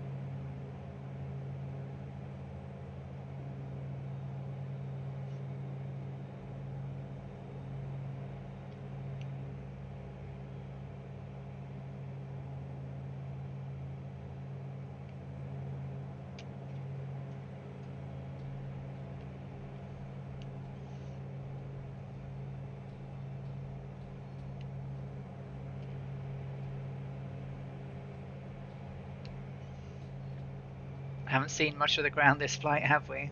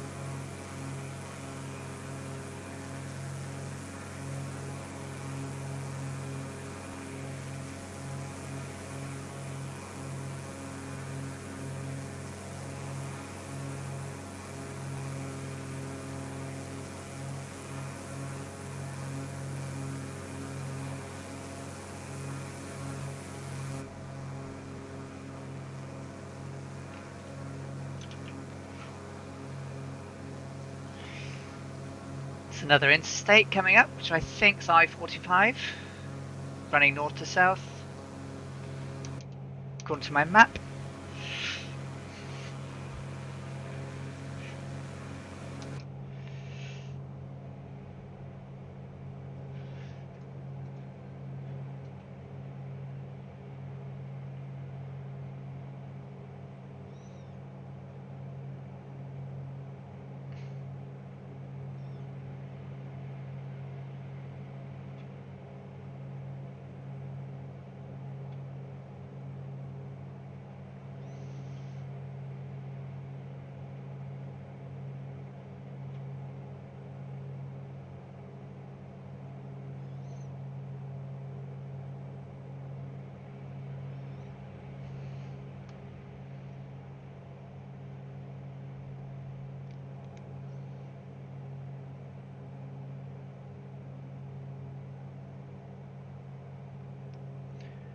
Whew.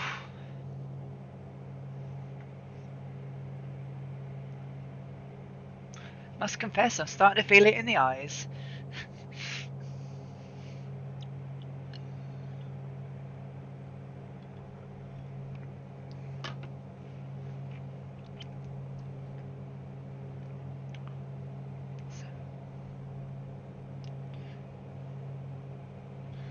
So 20 minutes till we get to our waypoint to head southeast. And we have 378 nautical miles to go.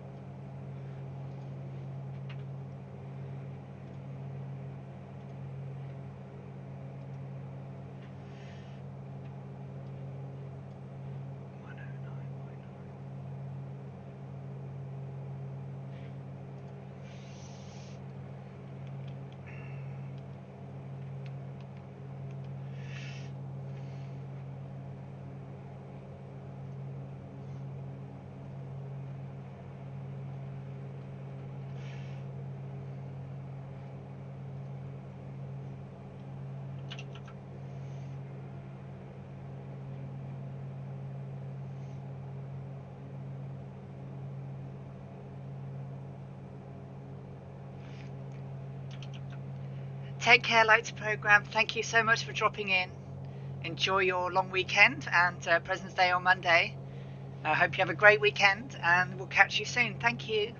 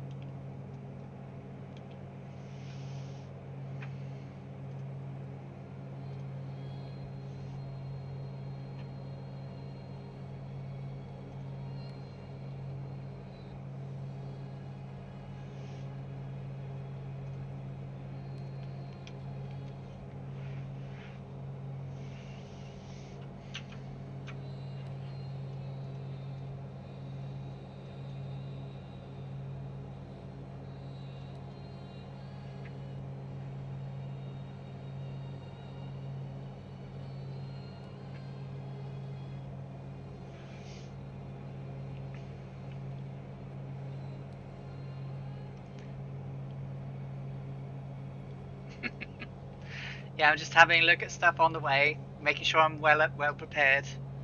I know I'm coming in runway 11 anyway.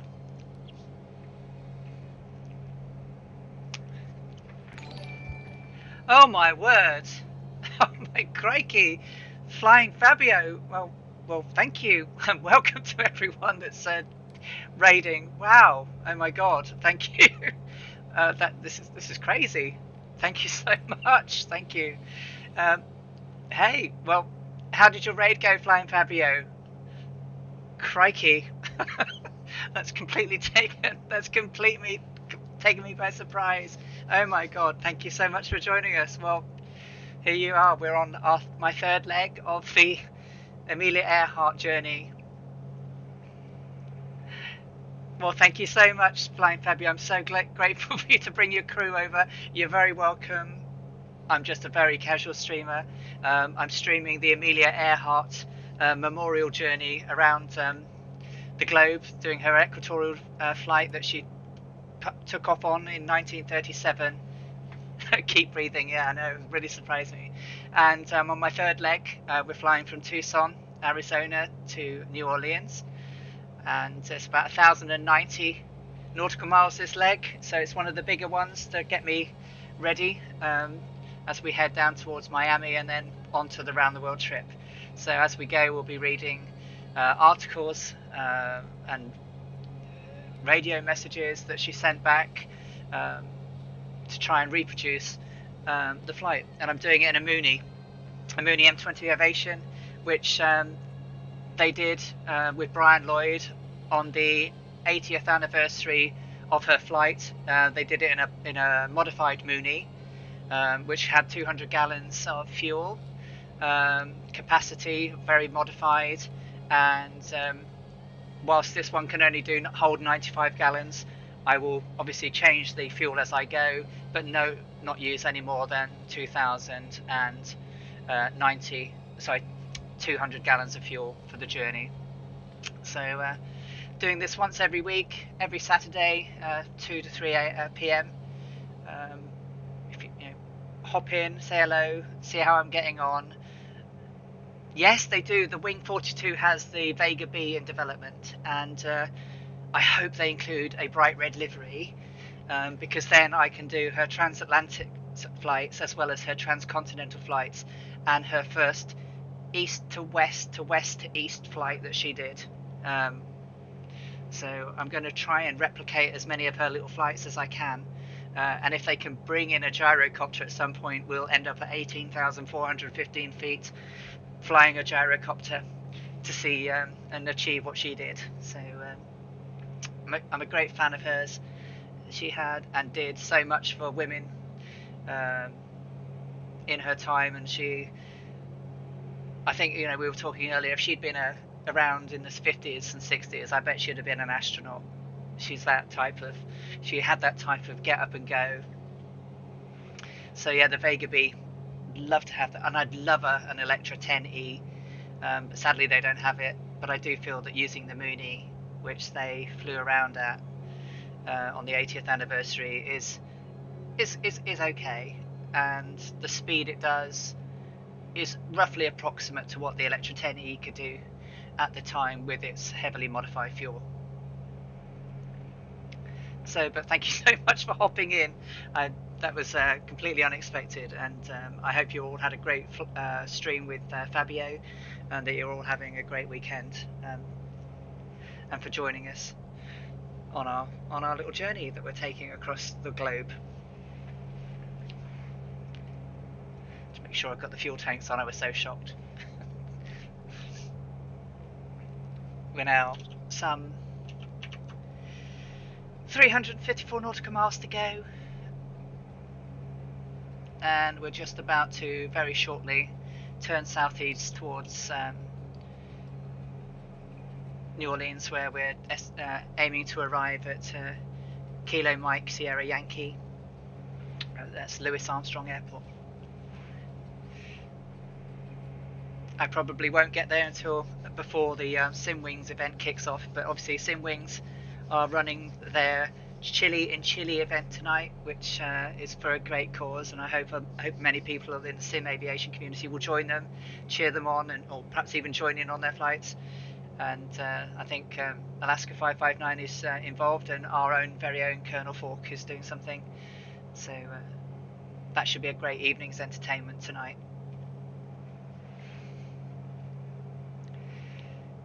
We started off 7:04 a.m. Tucson time. We're approximately now, we have lost track. It's now 12 minutes past 12. We started off in a sandstorm, which went up to about 6,000 feet and was pretty much all the way to El Paso, as it was on the 22nd of May 1937, when Amelia Earhart and Jim Noonan took off from Tucson, where they'd stopped overnight because the left engine of the Electra 10E had caught fire. And so they were meant to be in El Paso, but had to stay overnight to repair the aircraft.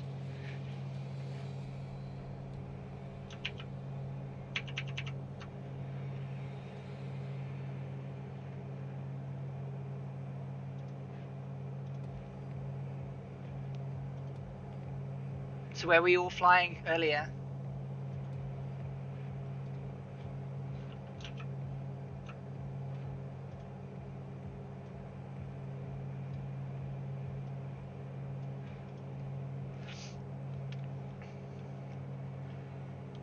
I think this is the longest stream I've ever done, 4 hours. 10 minutes now until we turn south.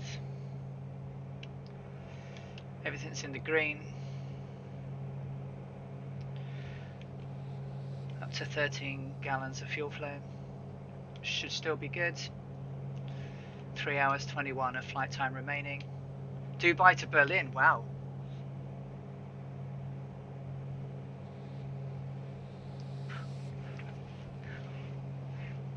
What aircraft was that in?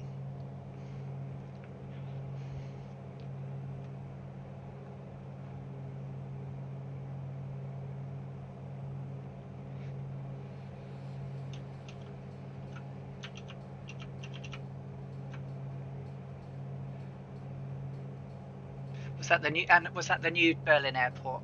Because I think they've shut down. Is it Tegel now has been shut down?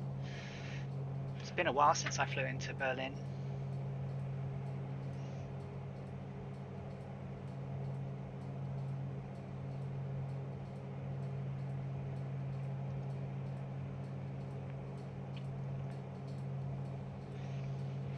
Nice.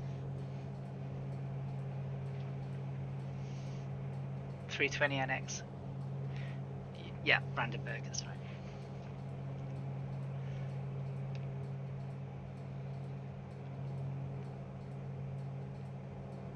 I've flown in real life, used real world ATC obviously, and but you know what, I've never really done VATSIM, so I signed up to an account recently, so did my first bit, passed my basics, now I just need to get everything installed and set up and then start having some practice.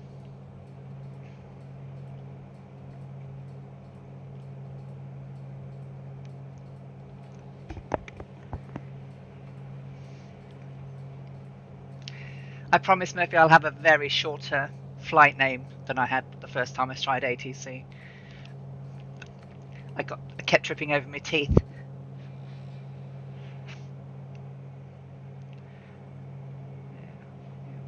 My little flight aircraft, my little 152, when I was learning to fly, was Golf Papa Tango Tango Alpha, so it was nice easy. But yeah, Golf Alpha Lima Yankee Juliet 66 was a little bit too much.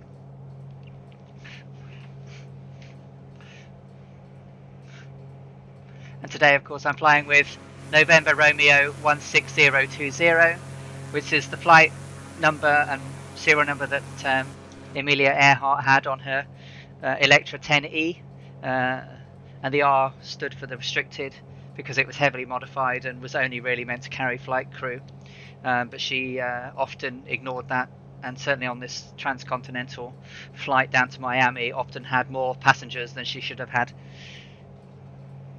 She was often breaching the rules.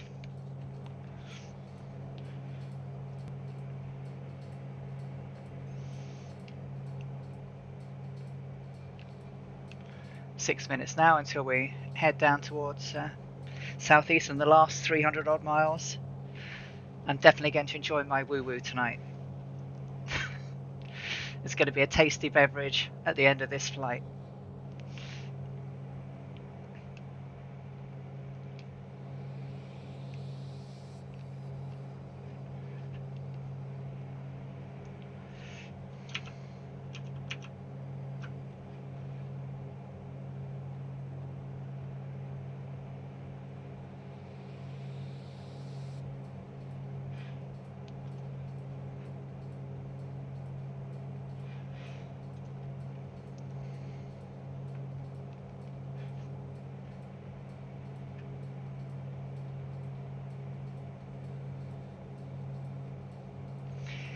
Yeah, absolutely. Yeah, so K Burbank, yeah. That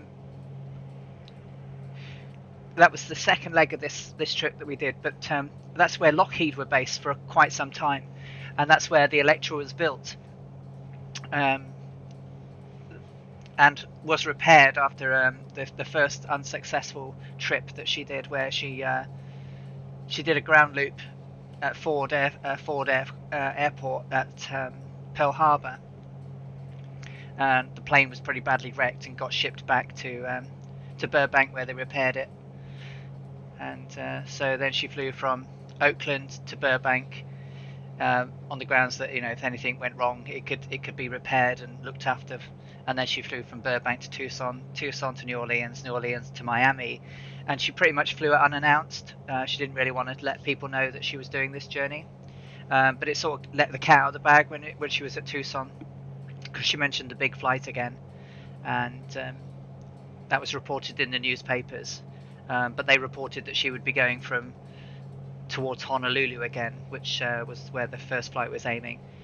But because of the trade winds and everything changing directions, and taking advice from Albert Einstein and other scientists, she decided to go westward this time. So eastward. She was an incredible lady.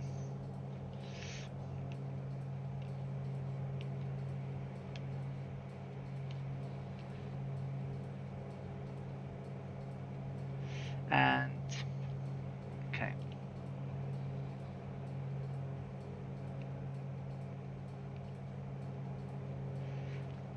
Hey, Fly Darren, welcome back.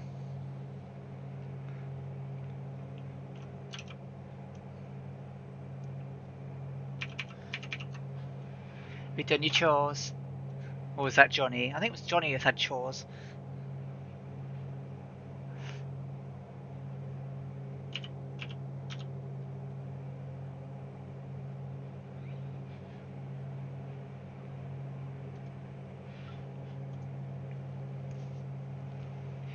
Well, yeah, that's a very good question, and it was one I talked about earlier on, because of course you had Muntz on the first trip, and he was whilst he was a navigator, he was fully trained in Morse code, whereas she and Fred Noonan weren't. So Noonan was a navigator, but he wasn't the greatest. So I think if they hadn't just relied on voice, then they might have had a better chance of getting signals to the Itasca, which was waiting off of Howland Island, which was obviously they were going to guide them in. It's a shame that, because they were quite close. I think one day they might find the aircraft. I believe it personally. It ditched. You're at 4 o'clock peddling like the covers. I see you. There you are. I'm at 8,000. I'm at 8,000 feet now, Darren, and I'm about in 2 minutes. I'm going to change direction, and I'm going to go slightly southeast towards. I'm going to go and turn on a 117 degrees course.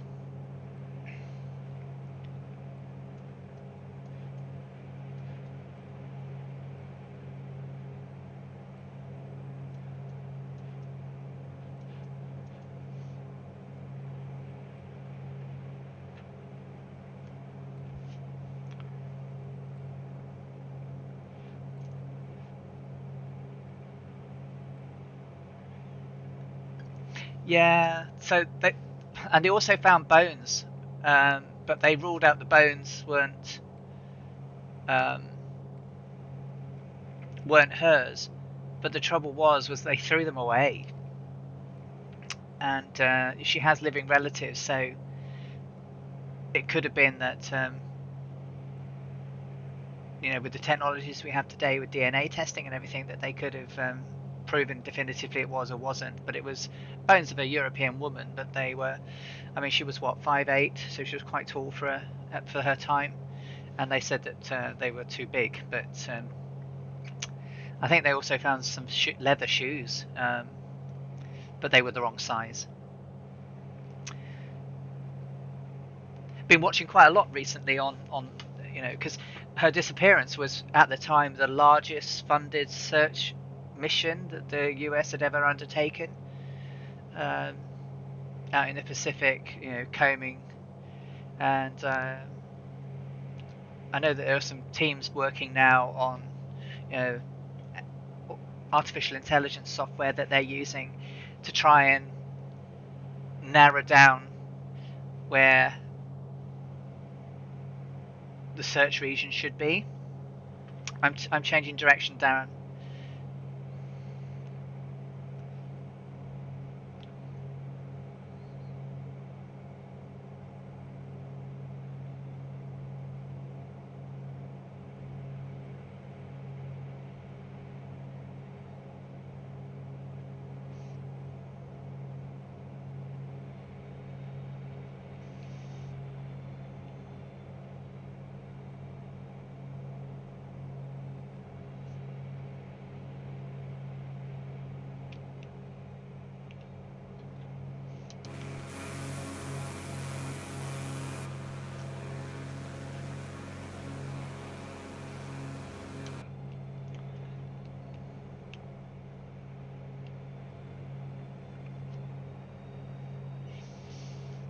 Yeah, but I think if she'd have had Morse code and they were better trained in radios, she might have had more of a chance.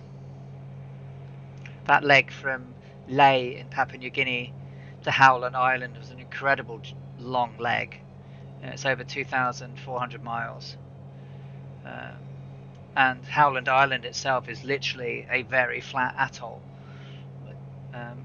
with the Itasca stood by where they were going to refuel her.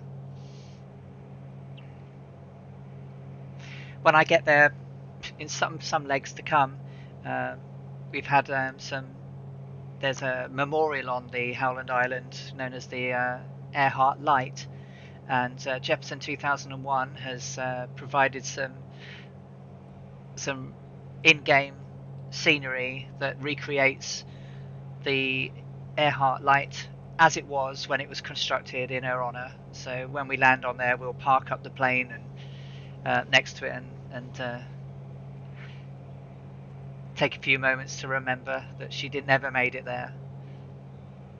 But I'm looking forward to that and showing off the lovely work that Jefferson has done, especially for this flight.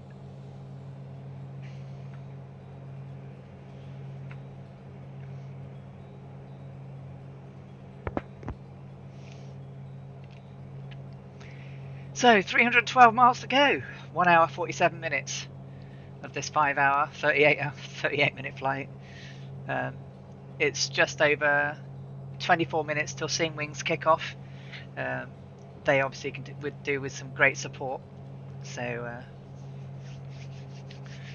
as soon as I've landed I shall be hopping over to watch them. Getting ready to change tanks. Fuel flow is now at 13 gallons per hour, still in the green. Because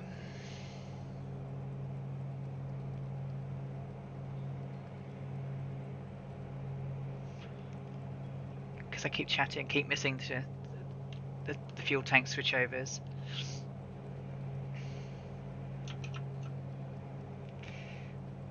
I don't know what's wrong with. I know a few people have followed me, so thank you very much for following. I don't know why my alerts aren't working.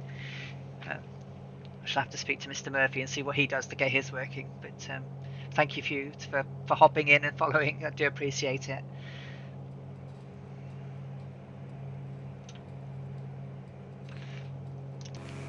How's that firewall doing, Darren? Starting to heat up.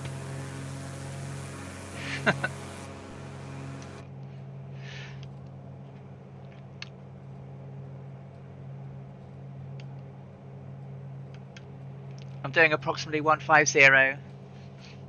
Yeah, I'm still in the air, Johnny. Still in the air. I've got an hour and 46 minutes to go. 307 miles left.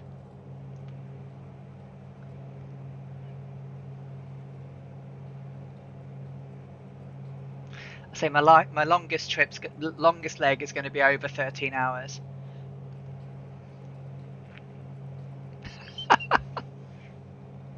Yeah, you should.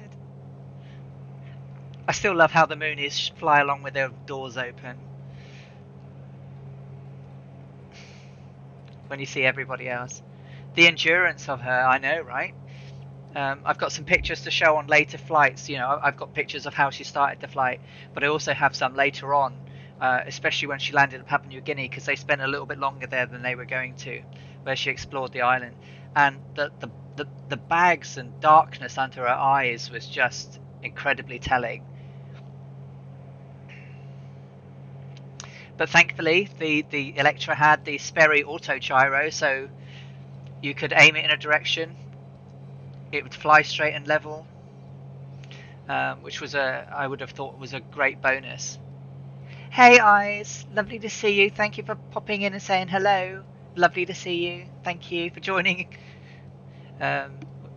We've got just over 300 miles to go before we get to New Orleans, and I'm looking forward to a very well-earned woo-woo when I land.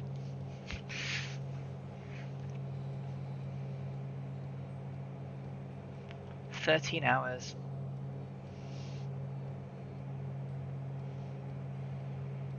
It's going to be a long day.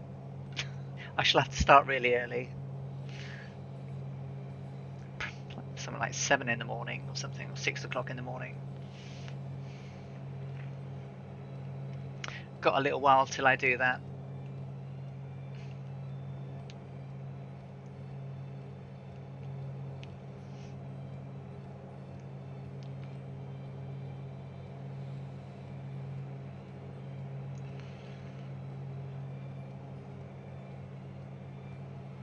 So I'm bearing 113 degrees at 8,000 feet.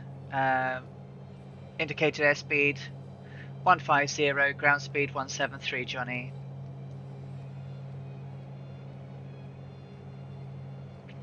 I've been flying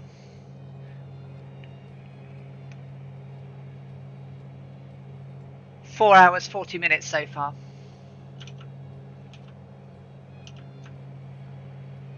About 4.5 hours. Because we left at 7:04 local time, and it's 12:30. No problem at all. You know, these long flights that I'm going to be doing, you know, people can drop in, drop out, say hi. You know, it's completely fine. I'm doing this as a challenge for myself. I am tired. Yep, my eyes are quite tired. My voice is a bit croaky. I'm very new to this, so not been wanted or known to talk too long, and it's quite weird talking to yourself, because I expect when I talk, because I talk online, I expect to hear people talk back, but I'm having to read what people type, and it's quite strange. This is going to be nothing though, Eyes. I said this is a baby flight really at 1,090 nautical miles. The longest is going to be over 13 hours.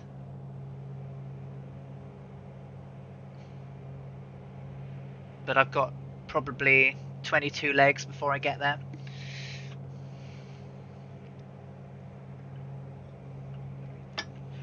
I can share my flight map.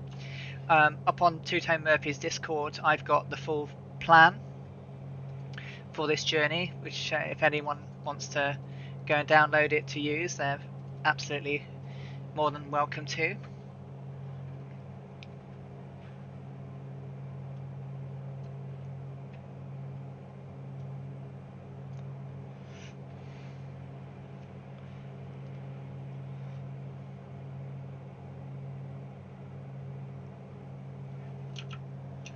So hopefully you can see shortly. Well, hopefully it's not zoomed out. Oh, it has.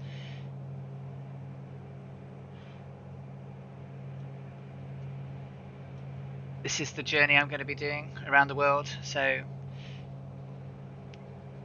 down through Miami, Cuba, so Puerto Rico, Caribbean into Venezuela, Venezuela to Caracas, Caracas down into Brazil, and then Brazil over into Africa, through Africa, the Middle East, Pakistan, India, into Laos, Cambodia, down through Indonesia to East Timor, into Darwin, then from Darwin to Papua New Guinea, Papua New Guinea to Howland Island, where we'll do a special stop and homage, and then it's from Howland Island to Honolulu, Honolulu to San Francisco. It's going to take me some time because it's over 24,000 miles to go. I think after this, we landed today, we have about 23,000 to go.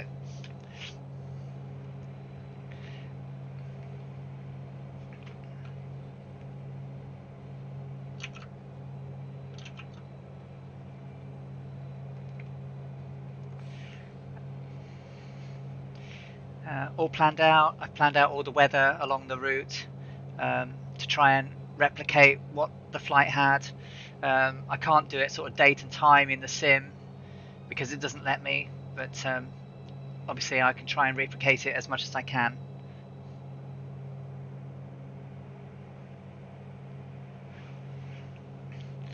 Time to change tanks. So 39 gallons of fuel left. 1 hour 39 to go with 3 hours of flight time, so perfect, just what we need.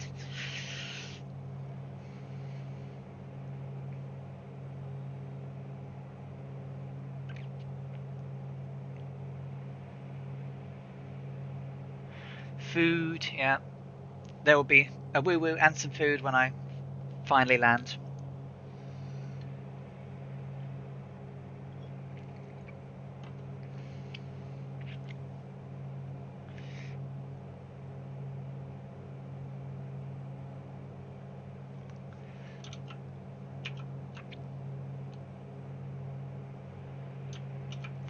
So what food are you having? Because it can't be a flight sim stream without someone talking about food. I mean, we talked about eggs Benedict and Colonel Falk's breakfast a little while ago. So what are you having? I think I'm having stir fry, but I'm not 100% sure.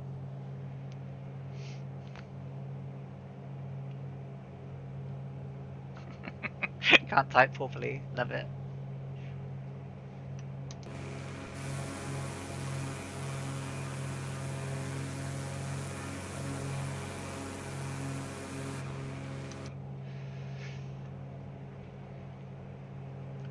See Fly Darren still behind me.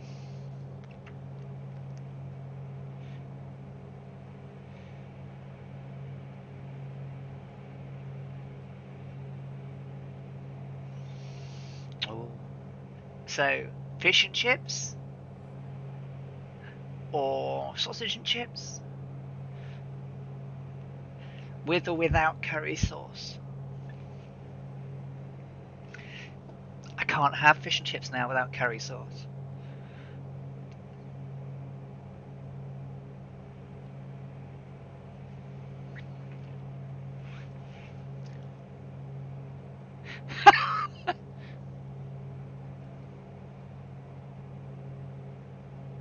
Wow. Full English breakfast with tea. That's really cool. A menu ordering system so you could order your food as you... Wow. That's cool.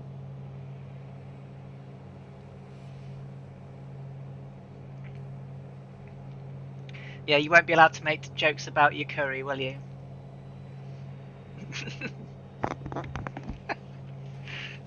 Did you really get so told off about that?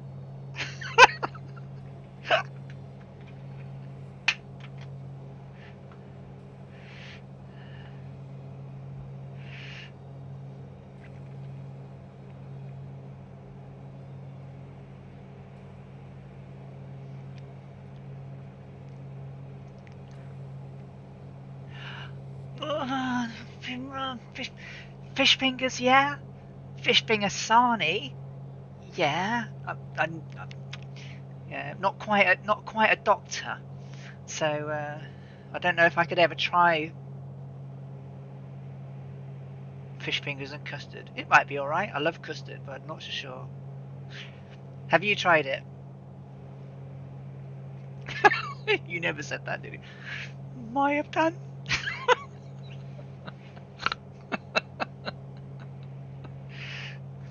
You'd have to show her the stream. It's immortalized.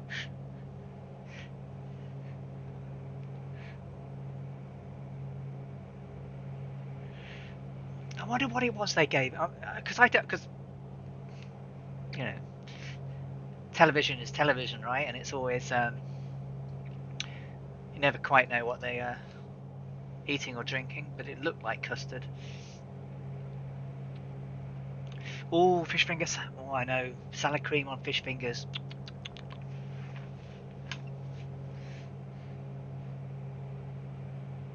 Oh, did they? I must have that. Find out what it was that they gave him. Oh, I guess, it could have been. I tell you what it could have been. It could have been like hollandaise, couldn't it?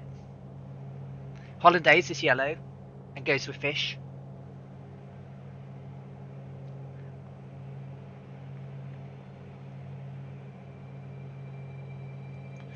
Custard. Yeah, my housemate made a rhubarb crumble the other day, which was absolutely lush, and lashings of custard.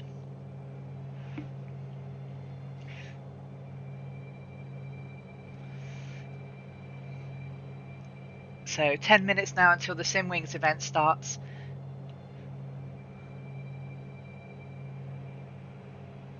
That's a really good idea, Cold in Minnesota. Yeah. Creole tonight, right? Gumbo. Jambalaya. With a good bourbon.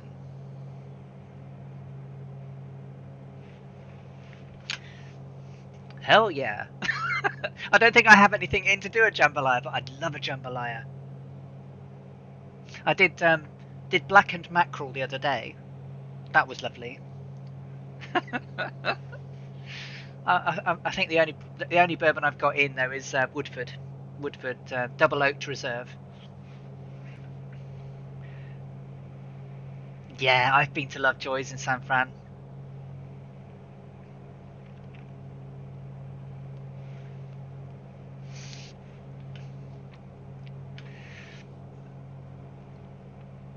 I do try to eat as much local food when I actually do travel, as much as I can, because it's the weirdest stuff though is Cincinnati. Cincinnati's chili. It ain't chili. Not as chilly as you'd know it, but it's way better with hot sauce all over it and lashings of cheese.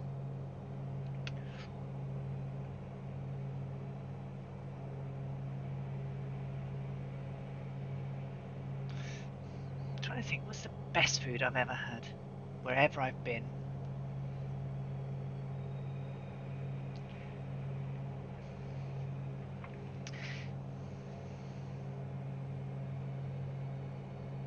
I think it was New Zealand. This little restaurant down in Kaikoura, and the fish was just superb. But it was off the beaten track. Only locals ate at it.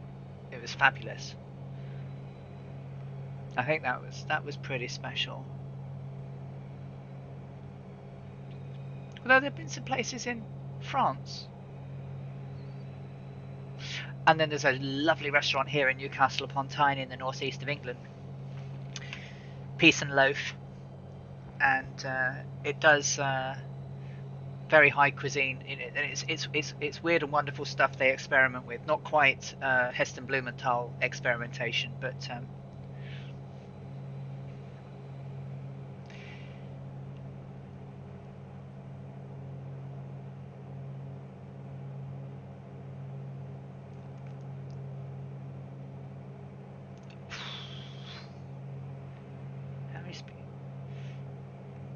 not many people speak in chat.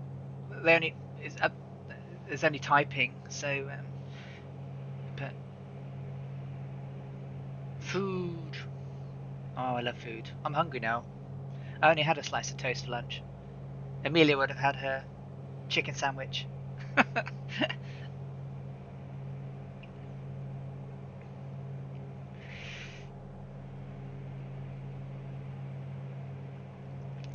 Well, if you ever get to the UK, you can pop into Newcastle. Yeah, we'll show you around. Party town of the northeast.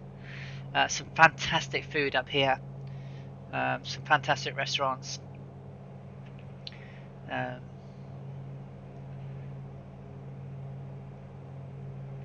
so I'm about, I guess, drive-wise, we're about 2 hours north of York. Train, about 50 minutes. Train links are very good in the UK.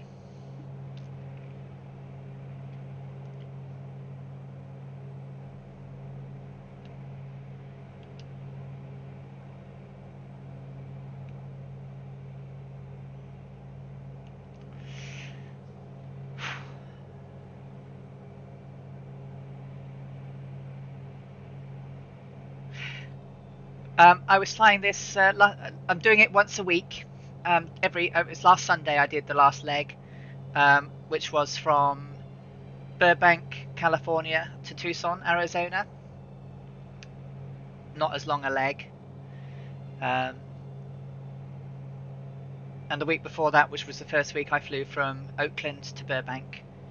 Next Saturday, I'll be flying from New Orleans to Miami. And the week after that, Miami to Puerto Rico. So once a week at the moment, on a Saturday. The times may vary depending on the legs, but I'll try to do it 2 o'clock in the afternoon, 3 o'clock in the afternoon. But some of the ones where they're like 13 hours, I will start them early, and then probably I'll stream it all, so people can watch it if they want to. But I wouldn't expect people to join until later on in the day.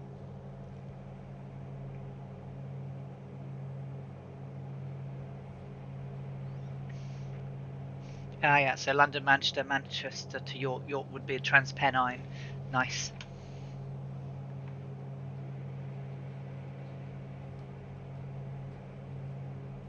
Yeah, trains are pretty. I mean, they're very expensive in the UK, but trains can get you around very well.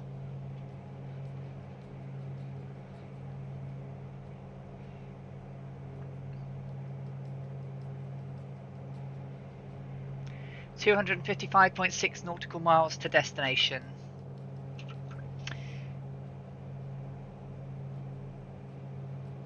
And in total flight times, I've got 23,259 nautical miles to go. So it's going to take some time. Give you a wave. It's a nice wing wave for you.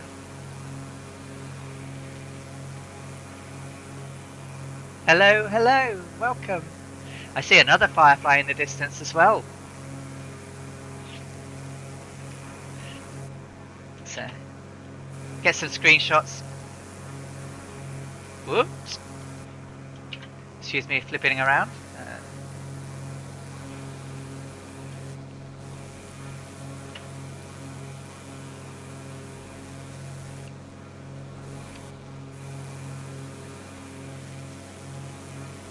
I don't have labels on, so I'm not quite sure who's flying with me today.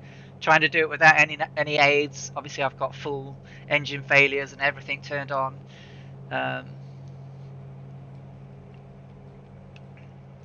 So if I hit the ground too hard, it's going to be a pain. We're going to be approaching New Orleans, and we're going to aim for runway 11.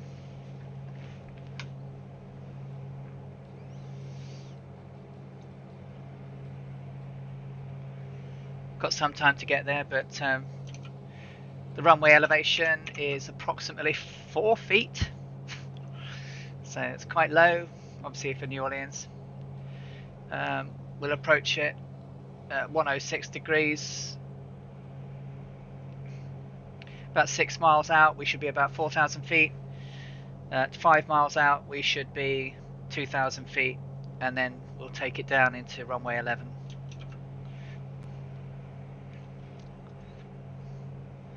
So still doing approximately 150 knots indicated, 174 ground, 12.6 gallons fuel flow per hour. Everything's still in the green. –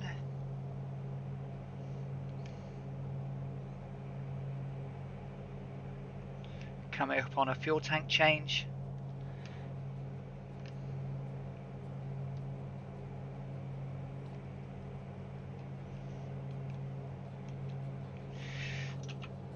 So we're going to come in at 106 degrees. And of course this is not going to work properly, is it? Because I wish they'd fix this so I could do it singles.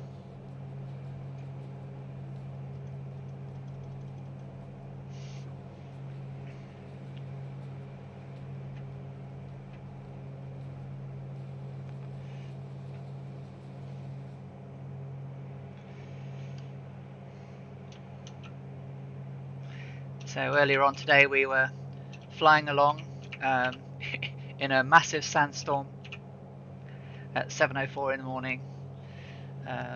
Hopped over that at 8,000 feet for most of the flight until we got to around Dallas, and then from Dallas it's been nice clear skies as we head down to New Orleans.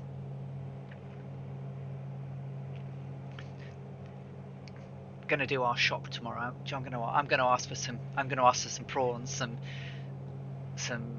pepperonis and some hams, and I'm going to do a jambalaya tomorrow.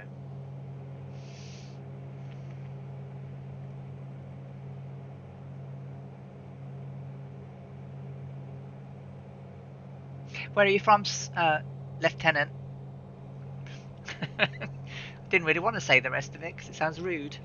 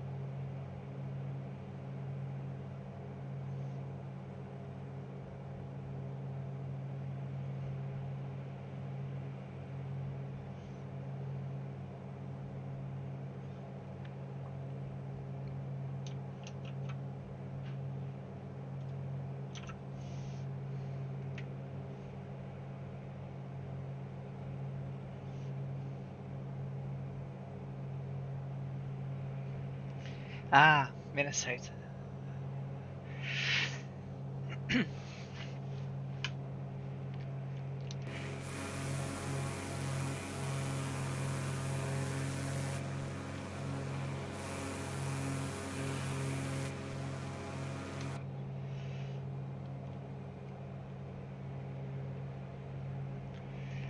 So Simwings have started now, I believe, over on I'm not sure if it's on YouTube with Alaska 559. Do drop in if you can, guys, to support the wonderful event that they're doing. It's a great cause to get people who couldn't get into simming get into simming.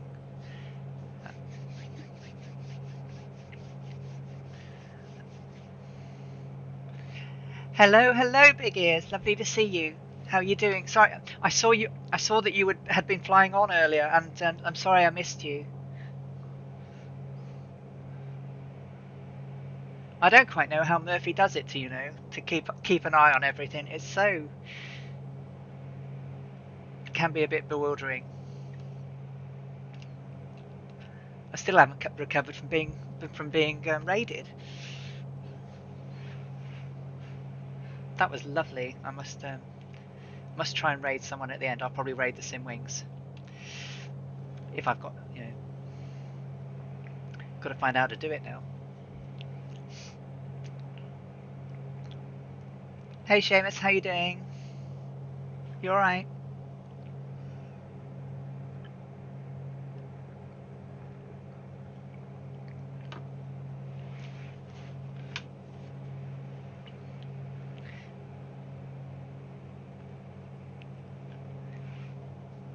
I don't know if I am an affiliate yet. I think don't you need 50 followers?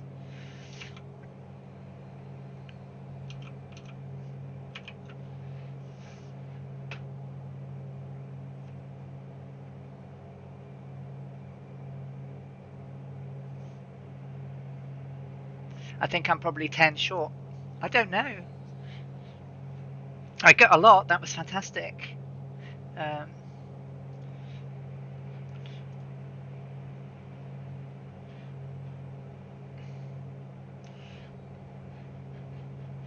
Must be close.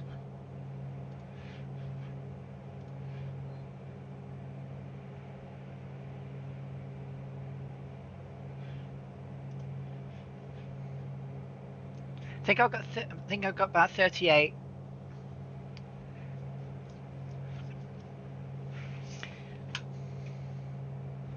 "47 followers I've got, sorry. There's only 47. I'm 3 short.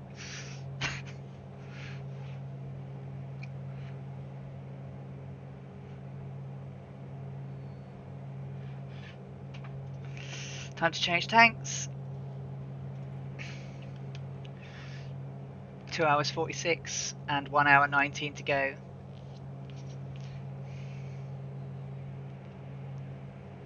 No problem, big ears. I've obviously not. I didn't have it on super fast speed because I wanted to. Yeah. So yeah, just 3. I think I need 3 more follows now to make affiliate.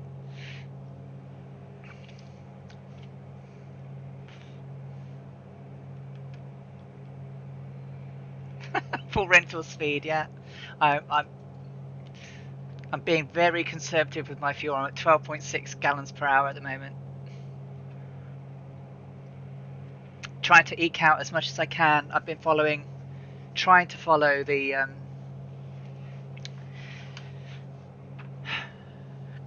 cruise speed and manifold pressures and recommendations. 60% over 60% over peak.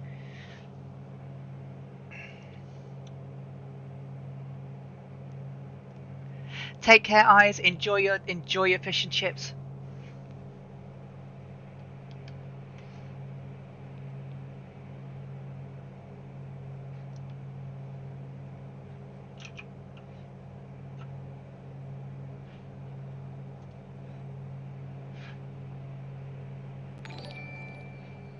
Oh, that was a follow. I heard that time. Thank you. Thank you, Cold in Minnesota. That's really kind.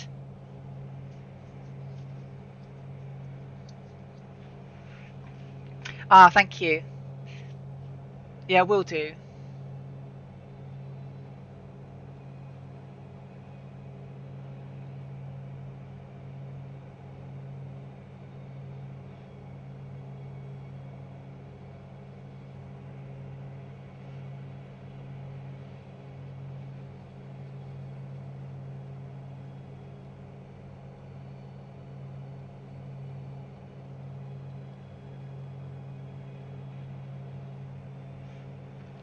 Oh, lovely. Thank you so much.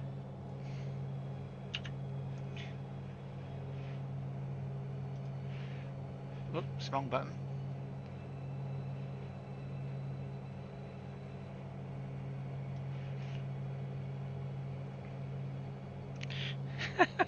Homemade. Is it definitely? Is another homemade curry?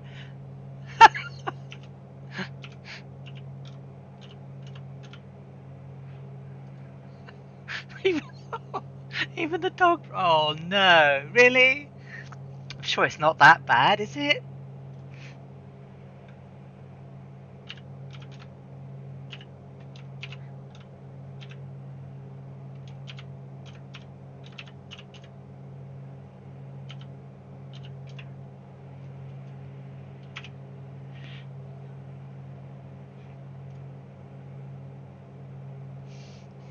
I followed you back, Cold in Minnesota. Thank you so much. I'll keep an eye out for you.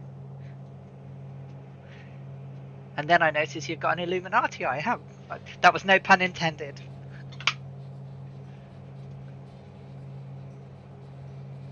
A bit of Rio music because we're heading down to Brazil in a few legs.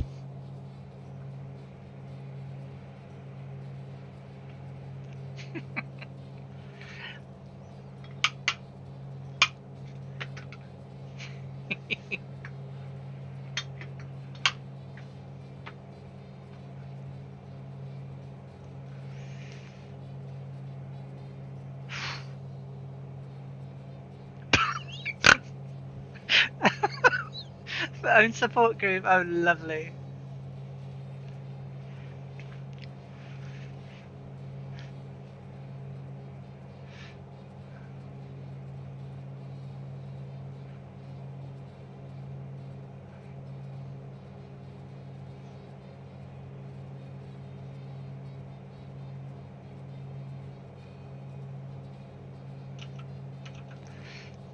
Hello to everyone. Thought I'd give you a quick wave. I thought my room would look darker than it actually is. It feels darker than it is. In my lovely Queen of the Skies Cessna 152 t-shirt. I'm a Cessna girl, really. That's what I learned to fly in. Just thought I'd pop on and say hello.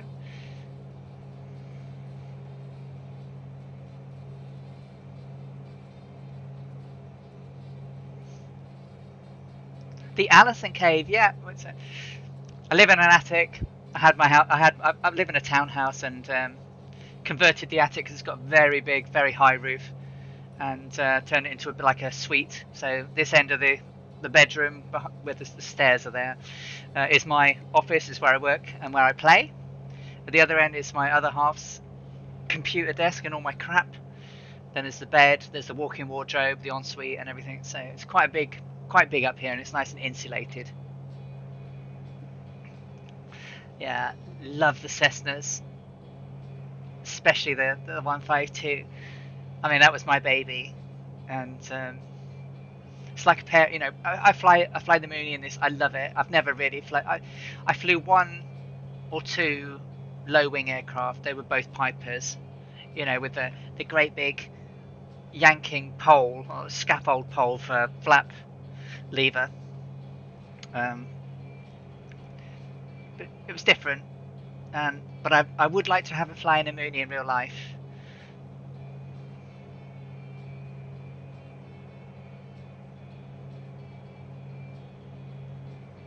No, I haven't.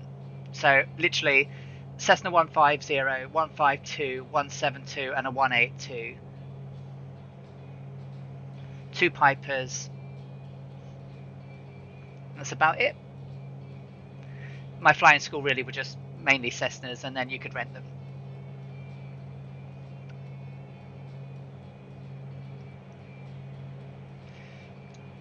Ailerons into the Wind, one of our Firefly members and moderators over on Two-Tone Murphy, he's a Cirrus fan. He's flown lots of aircraft. No, so there are many things I haven't done. So floats aren't really a thing over here. Not as much as they are in America. Closest I ever got to was just watching them in Canada from an island that I lived on for a while. But no, I'd like to have a go. I think I would be scared, but I'd like to have a go. So I've only ever landed on grass and asphalt. Take care, Darren. Lovely to see you.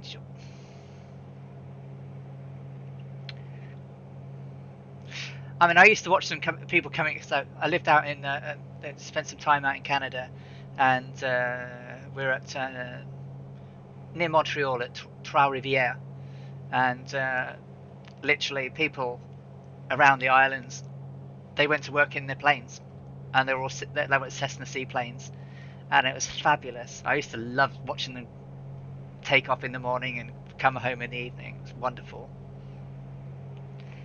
Hey, Mr. Zed, how you doing? Hope you've had a great day, and thank you for popping in and saying hi. So how are we doing? Oh, still an hour and 10 minutes to go. 204 miles. Remember, boys and girls, the Sim Wings event is on this evening for a wonderful cause. I will be jumping over there to support them when I've landed.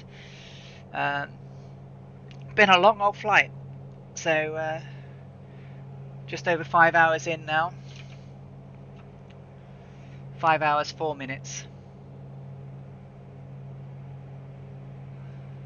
Have a couple of Fireflies with me. Big Ears went ahead, firewalling it. We're heading now into Louisiana, having flown from Tucson, Arizona, through Texas, past Dallas, and now southeast down to New Orleans. We started off with sandstorms, which were... I've never flown in a sandstorm real life. Obviously, as a VFR pilot, I was not instrument rated. Always had to keep separation of clouds and ground and make sure I could see where I was going. But today, that sandstorm, we had to be above it. But when you were above it, oh my word, the lighting was just incredible. And then occasionally you would have mountains that would come out of the sands and the clouds, and they looked like whales, or it was wonderful. This sim, I tell you, look at it, incredible. There's a firefly alongside.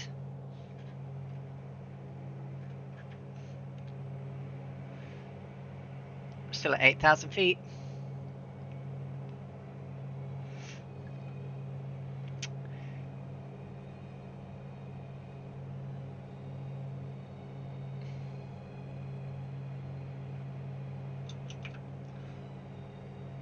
Ah, the Moonies. The Moonies.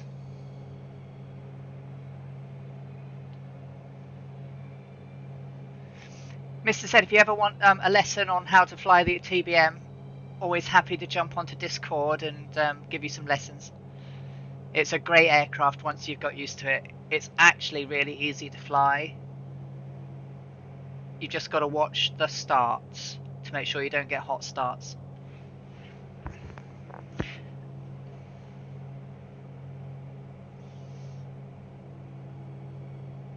I thought it'd be a hard aircraft to manage, but it's not. But the Mooney is wonderful. I do love it, and I know I keep wobbling on about it, but it's a great aircraft. Learn to fly by the numbers. Literally, hardly have to touch anything when you're coming down. Speed brake's really useful.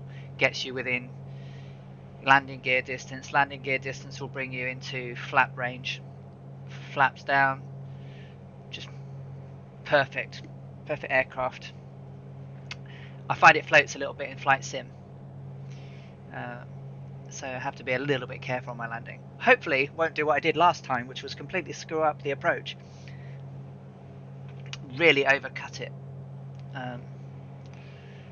Hopefully today we're not going to do too much of that, because we're going in on 011, which is pretty much direct track in.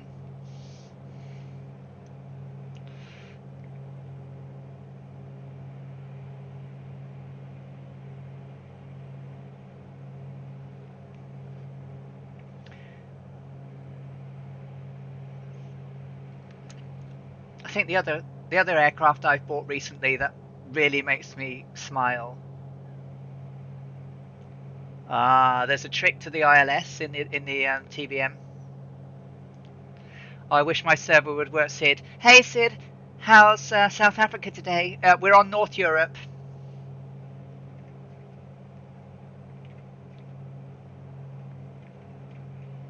I don't have all the flash and fancy server events and everything yet. I will ask Mr. Murphy how he does it in the week, and then I should get it set up for next week. But I'm on North Europe.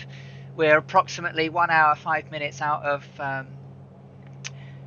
Kilo Mike Sierra Yankee, which is New Orleans, Louis Armstrong.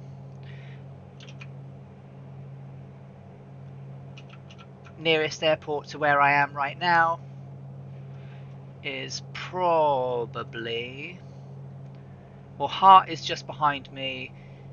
There's a Hodges, which is Kilo Mike Alpha Yankee, which is a little bit to my southeast. Is that the answer? Nightbot. All right, will do. Thank you. Appreciate the help. I say I'm a complete noob when it comes to streaming.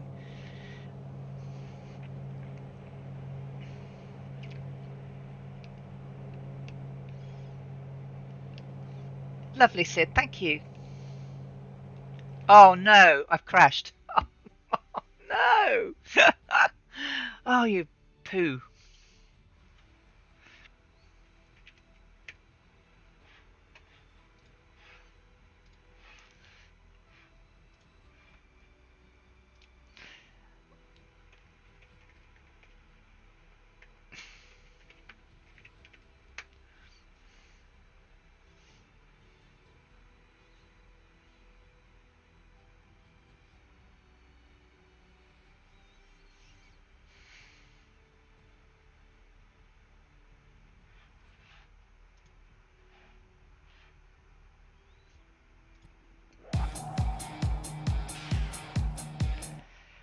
Isn't it just? Yeah, Streamlabs didn't crash this time though, so at least we're up and running. So the game will be up in a moment. Oh, now I've got to work out where I've got to land in.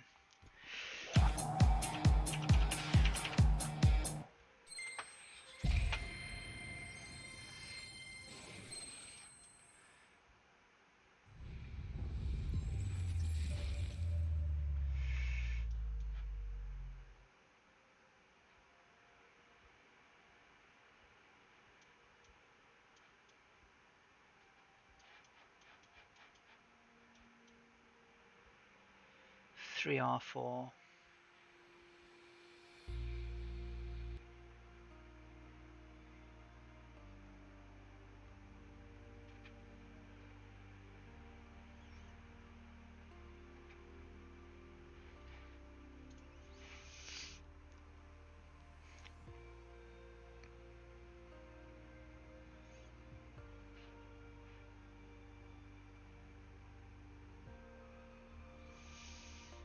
So probably go from 3R4 and then pick up where I was.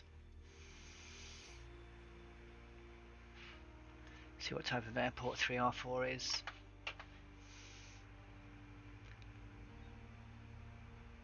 Yeah, it was a pure CTD on Flight Sim this time, wasn't even my driver, which it often is.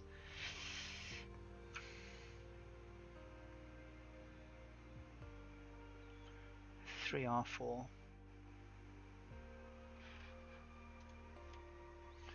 So let's quickly do this. So 3R4, which is heart. 3R4 to KSMY, KMSY.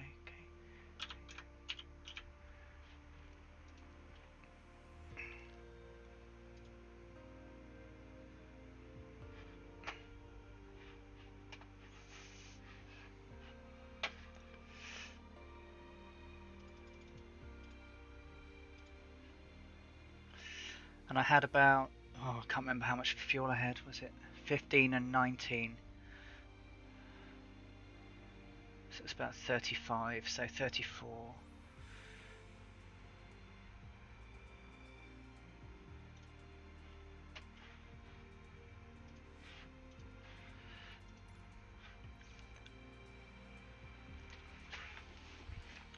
Yeah, I could, yeah.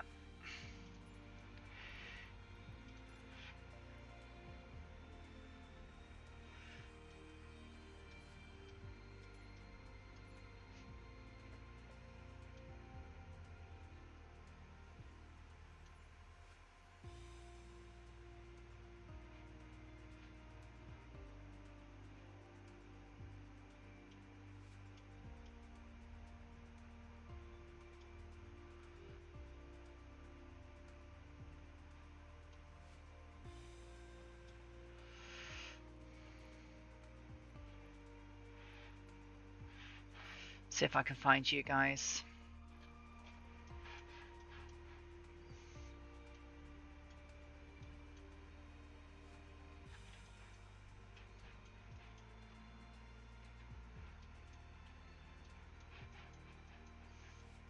Do I not have you on my friends list, guys?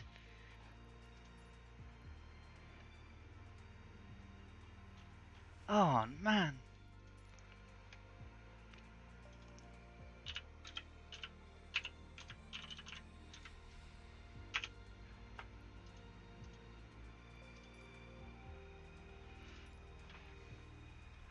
Ugh. I can't find you. I can't see your dots or anything. So,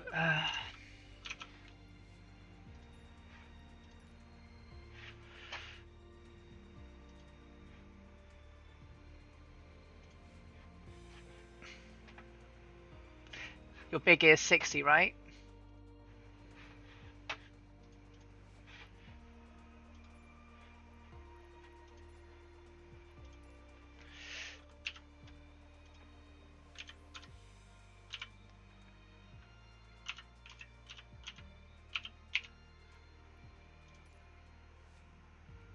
Yep, got you. Well, sent you an invite.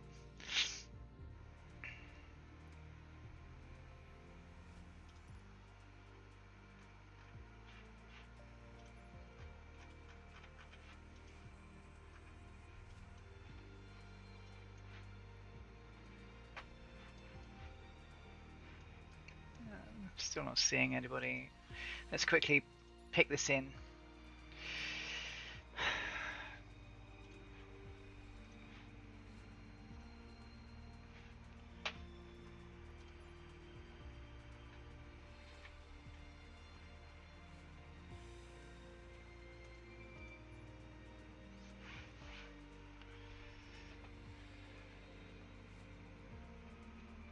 Ah, found you. Found you guys.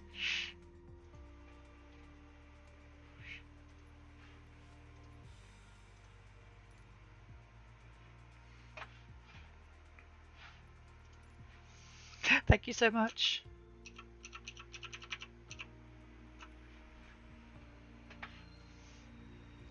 Thank you, KintailX, for the follow.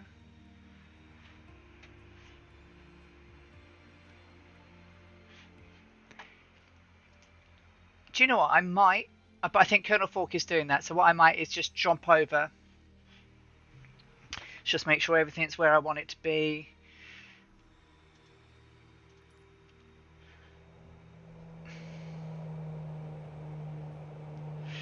Temperature's not right though, so let's get that done. It's not clear skies. It's going to be high level 2. High level 2, and it was a little bit, it was about 33 degrees. So. Okay, there's that.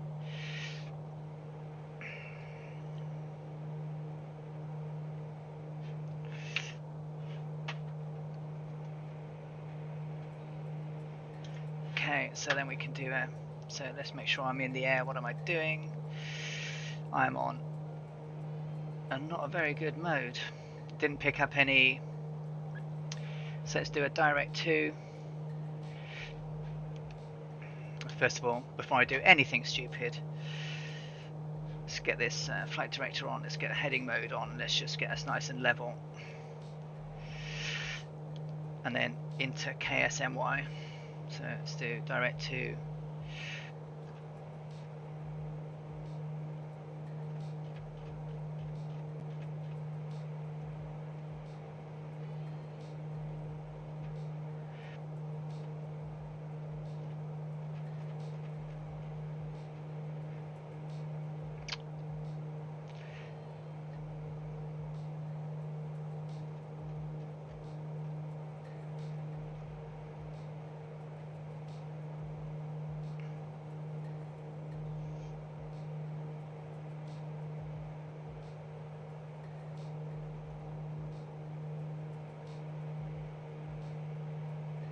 Have I typed that wrong?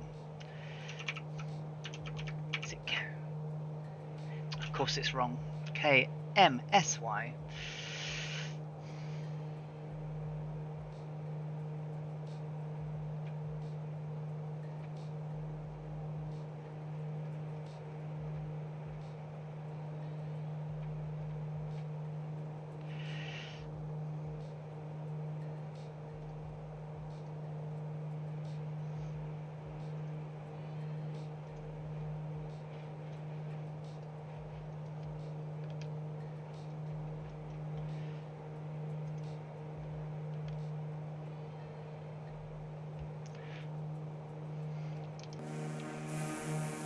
Thanks, guys.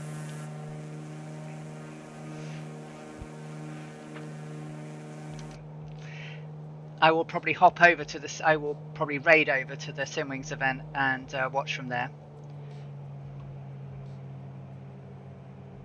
What happened there? Why am I slowing down? 220, 20, 12.5, 16.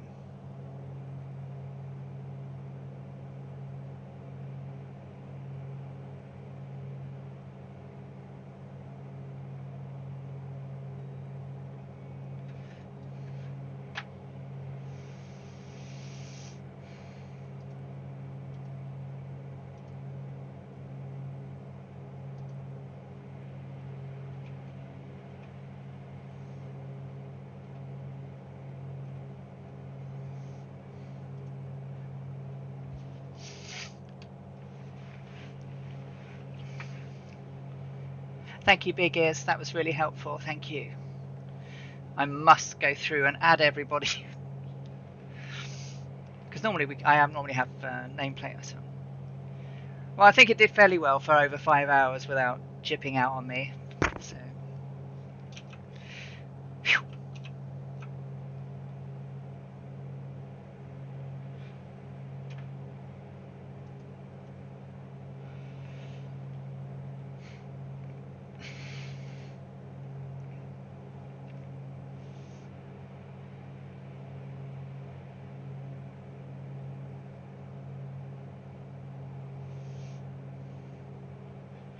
I've tried to get the fuel tanks as accurate as I couldn't remember because I wasn't expecting to crash.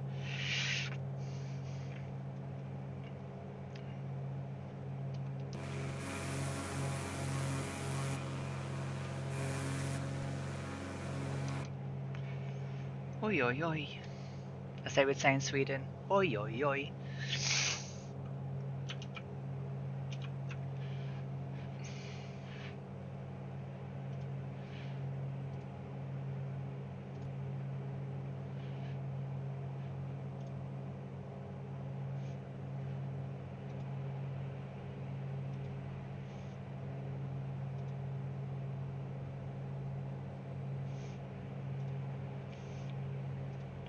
Well, I think I was quite polite when it crashed.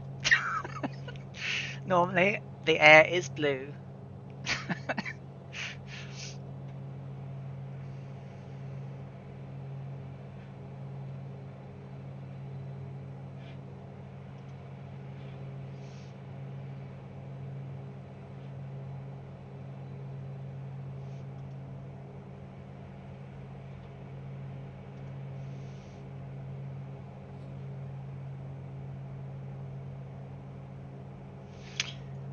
I think I was really interrupted. I was saying my next favourite little GA thing that I picked up recently is that short takeoff and landing ultralight. The power solo. Oh my god, that is so much fun. Doesn't go very fast, doesn't go very far, but wow, it's that's really great, especially in VR. So I don't know if any of you have flown that, but it's not particularly expensive either. It's actually a decent bit of fun.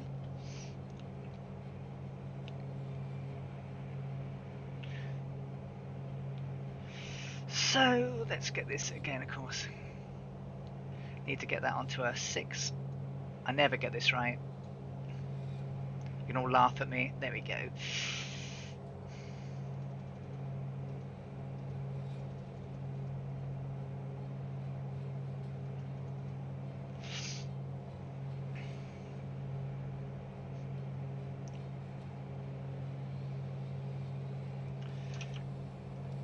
So before we were rudely interrupted.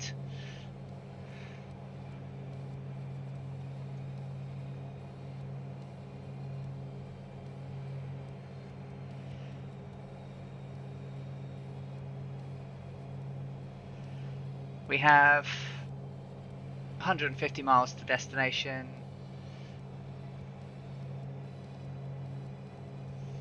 About 130 till we need to descend.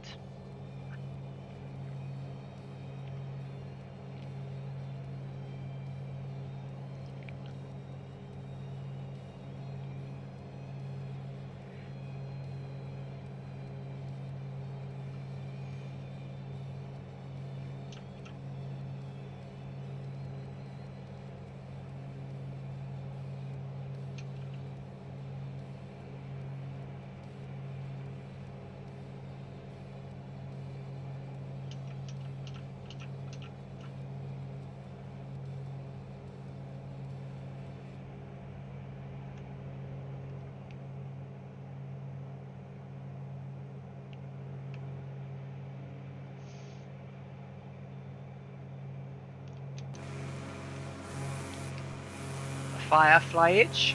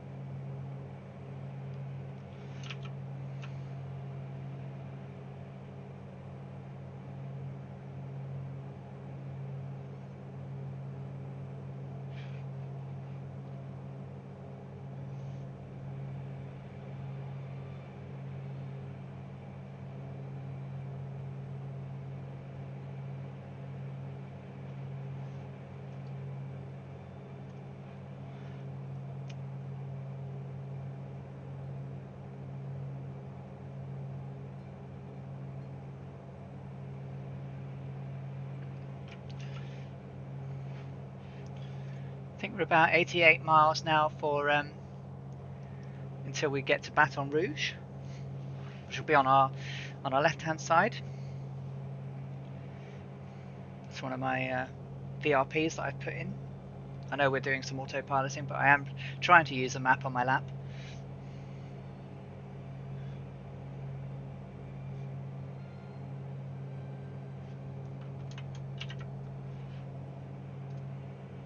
Taking some screenshots as we go.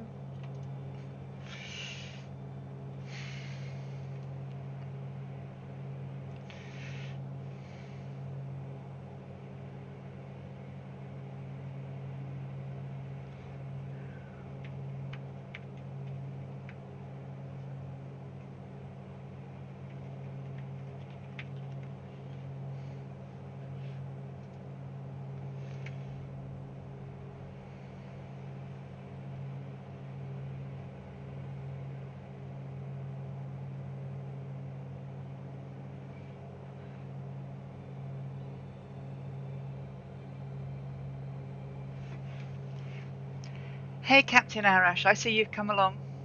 I sit and watch your streams quite a bit. Nice to see you here. I've been following your round the world journey and your Cessna 172.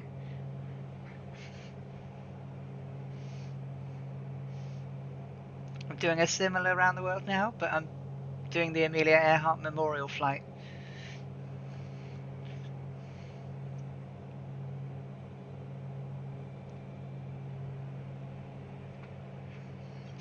Enjoy your curry.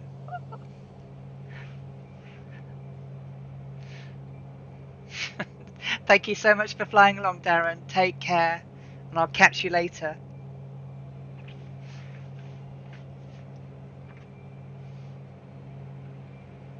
There's your barrel roll. Take care.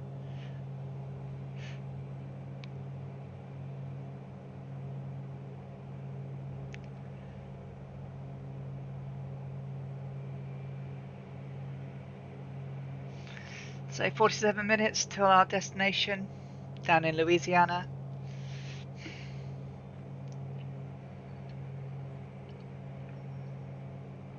Been quite the journey today. Thank you so much everyone for coming in and following in along my little journey.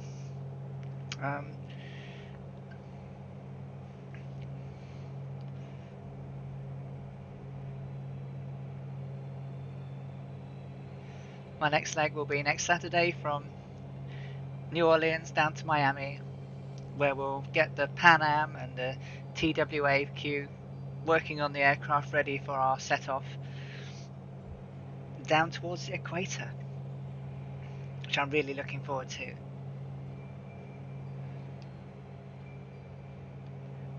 Our very own Scotland 737 project, who was in earlier, he's flown around the world in a Mooney. I think he's gone around this. You went around the world, and have you done North to Pole yet? I think he's done both. And has flown the length of the UK in a Blériot 11, which took some patience, I'd imagine.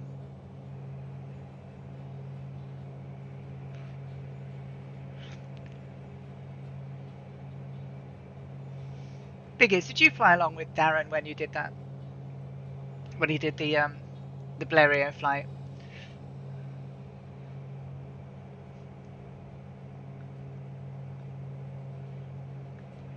I think I'm in front of Big Ears Sid.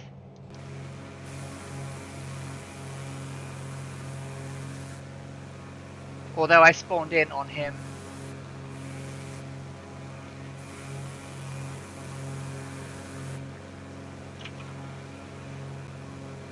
I am approximately 131 nautical miles northwest of Kilo Mike Sierra Yankee. I'm at 7,998 feet and I'm doing approximately 150 knots indicated. I am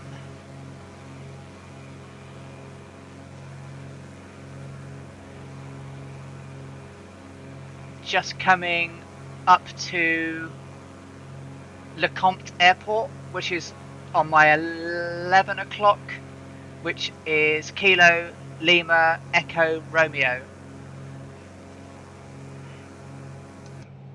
Hey Darren, welcome back. I was saying, Darren, did you've gone round the world in a Moody? Did you go east to west, west to east, and have you done the poles yet? Did you go pole to pole? I can't remember. I know you've gone one way round. Did you do pole to pole?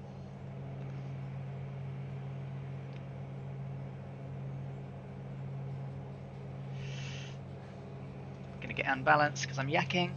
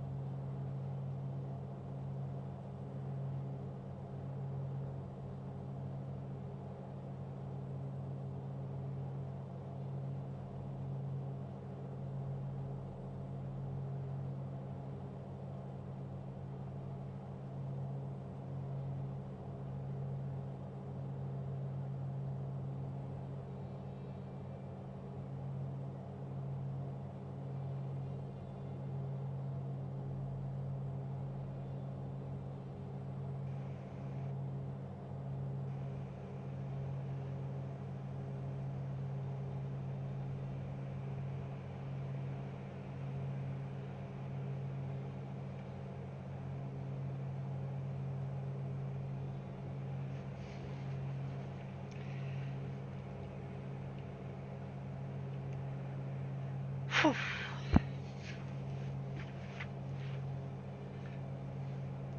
41 minutes to go.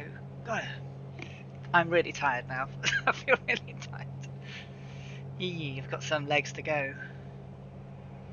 I think I might need more than hot chocolate.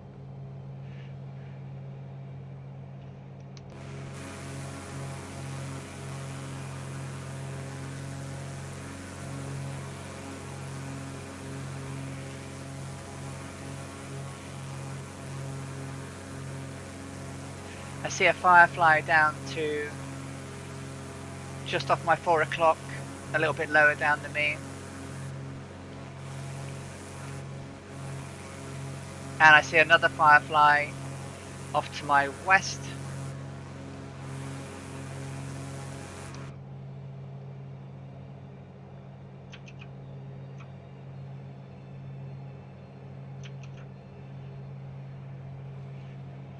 So I'll come down to you guys, I think. Come down to about 4,000.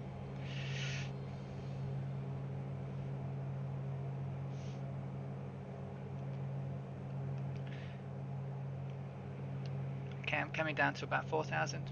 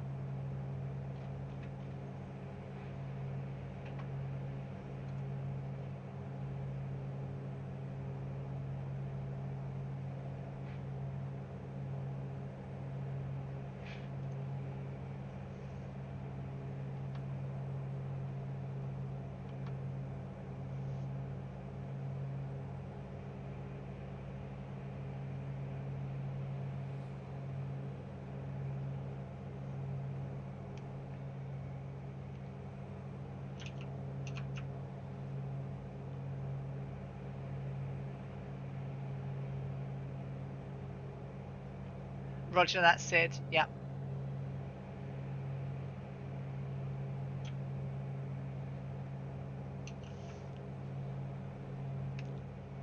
I do. I do both see both of you nearby.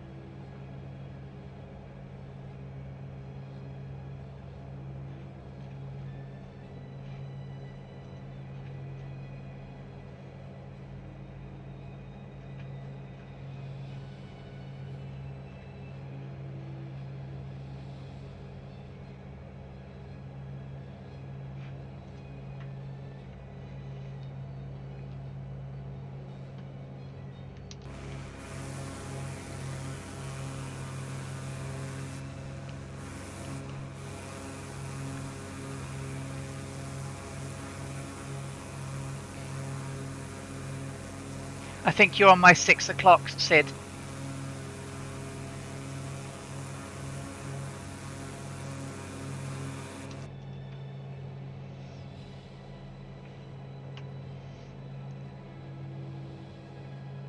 I slowed down a little bit, so.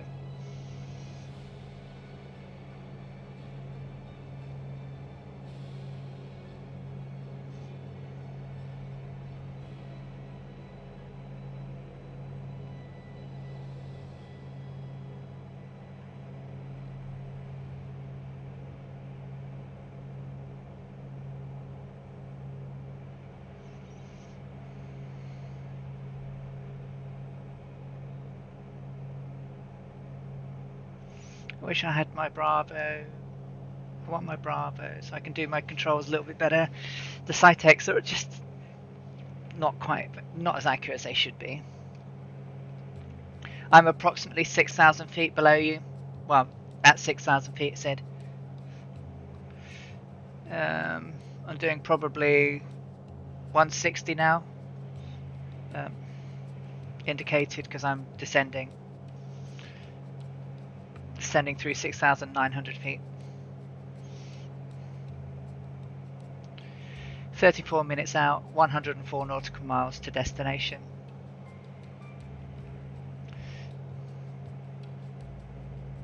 Doing 182 ground.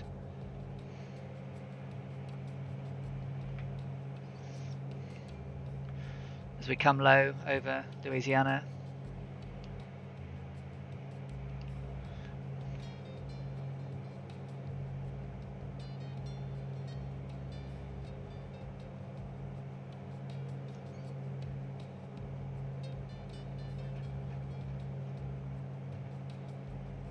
I don't have name tags on, sadly, Sid, so I can't really tell who's who.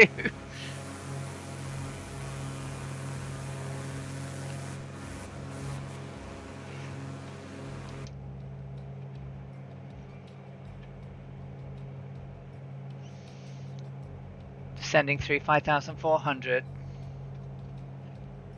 Doing approximately 165 indicated. 184 ground.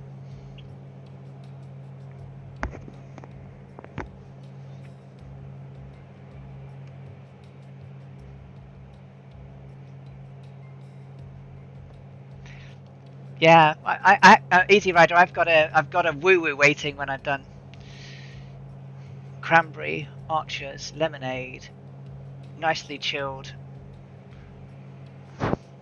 I am looking forward to that, and I'm also looking forward to some food because I haven't had anything but toast since midday. So I'm quite hungry. I wish I'd had that an Amelia Earhart chicken sandwich now.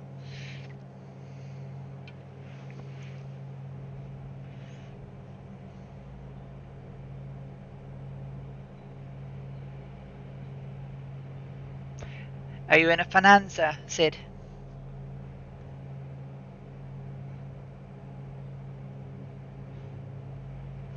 I am going to join in the Simwings event after landing. Yeah, absolutely.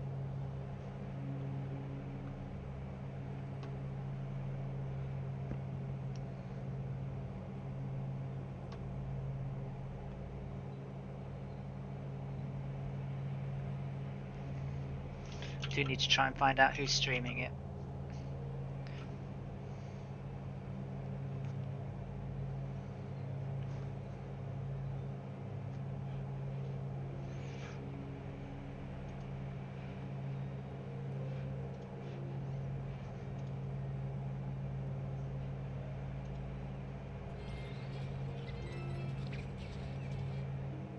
I know who I can raid after this.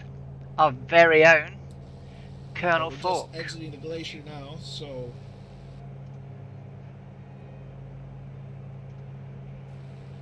even though we're chilly and chilly.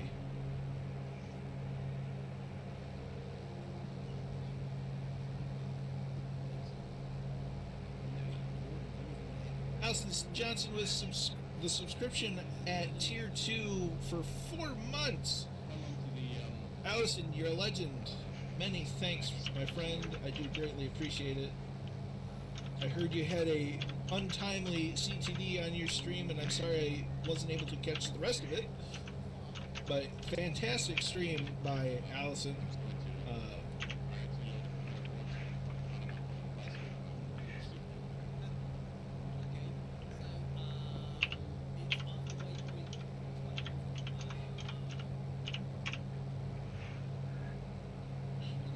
Oh, thank you, Colonel Falk. Roger that. But yeah, so Allison's recreating many of the Amelia Earhart flight around the world.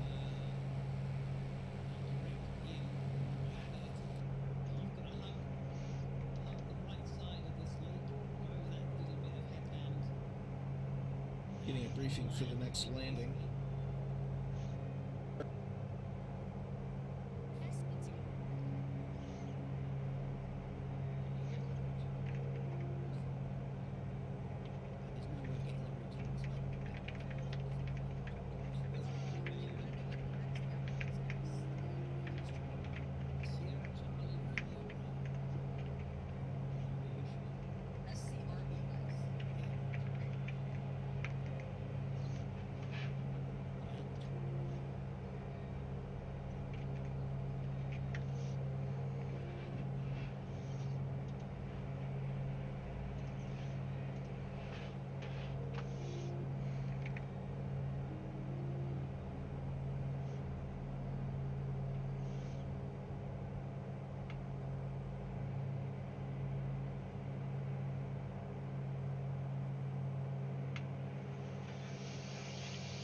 How we doing?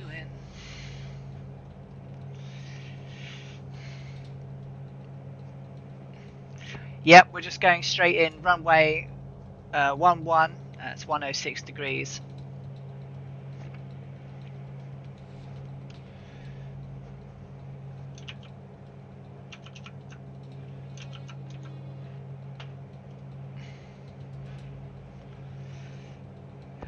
I mean, you know, can't quite recreate it the same way that Amelia would. Yeah.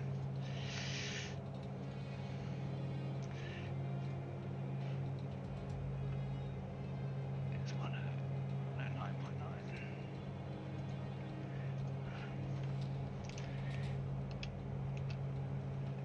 Just to make sure I'm on the right direction.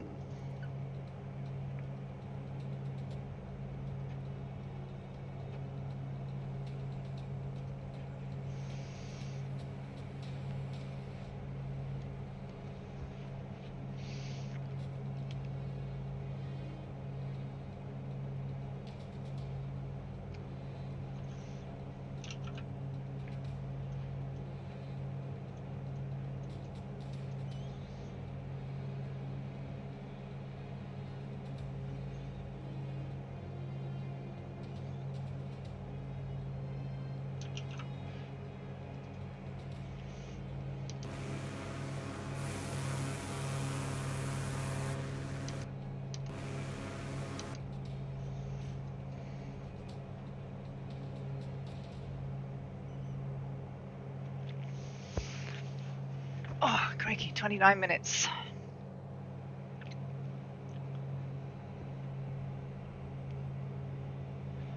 Let's give me an idea of how long the long one's going to take. Over twice as long.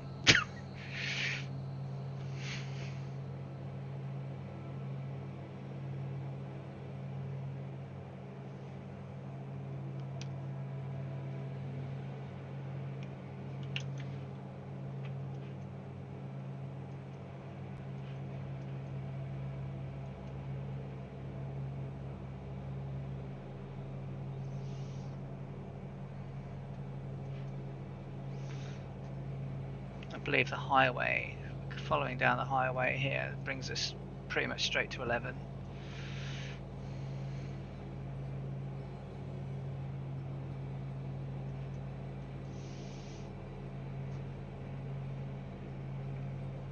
That's that highway. Okay.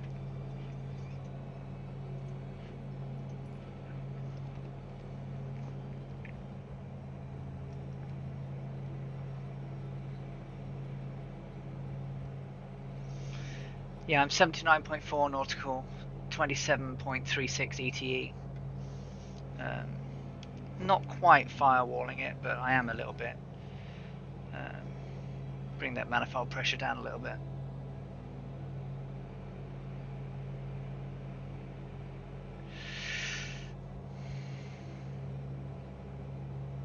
It's better.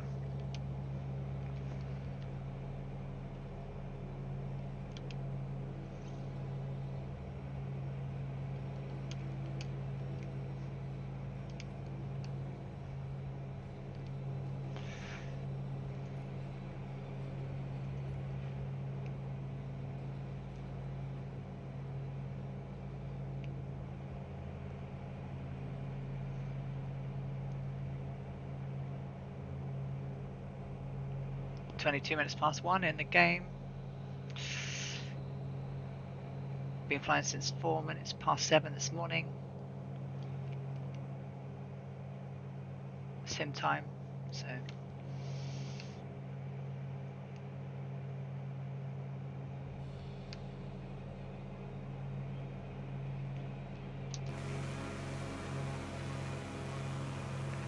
Hey Belbro, welcome back. Yeah, I'm still flying. About 26 minutes out now of New Orleans. Welcome back.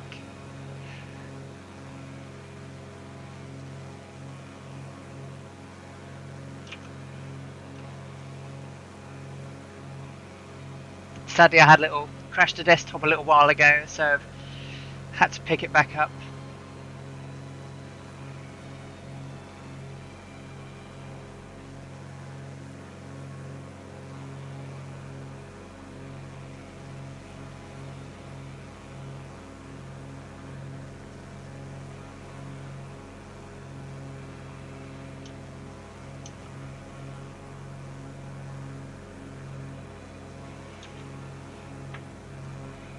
Not too long to go now.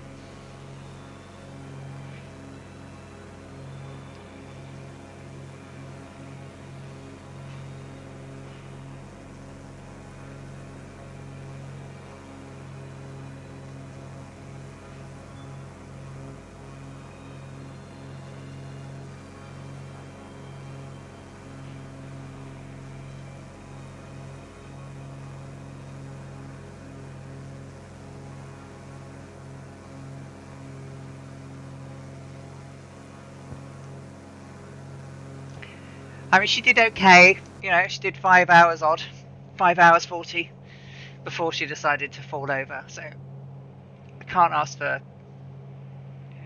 too much, I guess. I mean, considering the particle effects we had for many hours with the sandstorm and the lightning and everything going on, and then we had the big clouds, and then we got the high level clouds as we come down into New Orleans. So I guess I'm closer to the ground, more scenery, you know, that sort of stuff.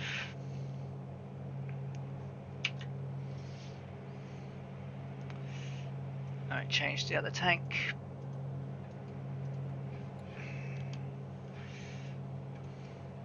Okay, 2 hours 16 fuel, flight time maximum available, 24:59 left, 69 nautical miles to New Orleans.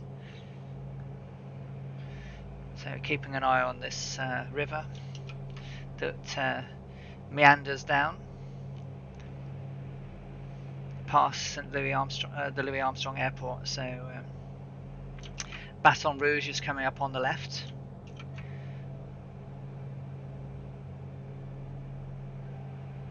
And then the river will cut across over onto our right, and we'll keep it on our right.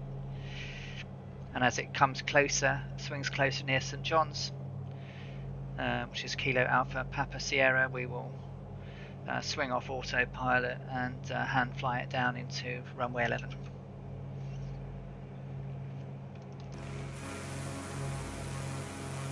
And thanks again everybody for joining in and flying along when you could. Keep me company has been really greatly appreciated.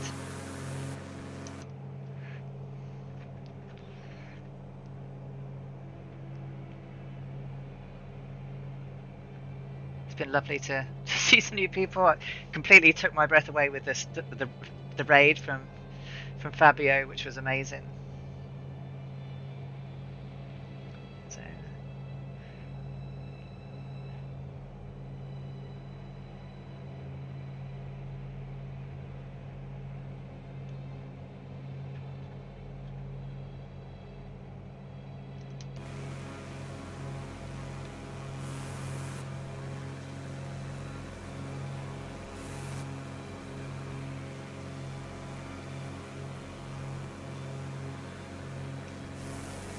Sometimes the sim plays up and it puts people in different places. I can't see anyone ahead of me. I can see someone directly behind me.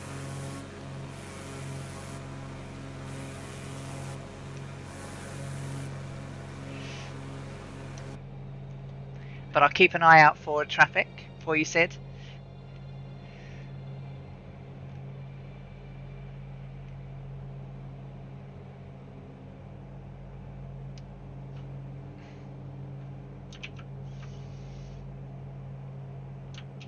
So that's Baton Rouge ahead of us into our 12 o'clock, 11 and 10. The river winds off to the right, so we'll keep an eye on that, and as it swings back in closer to the airport, we'll take off and descend down.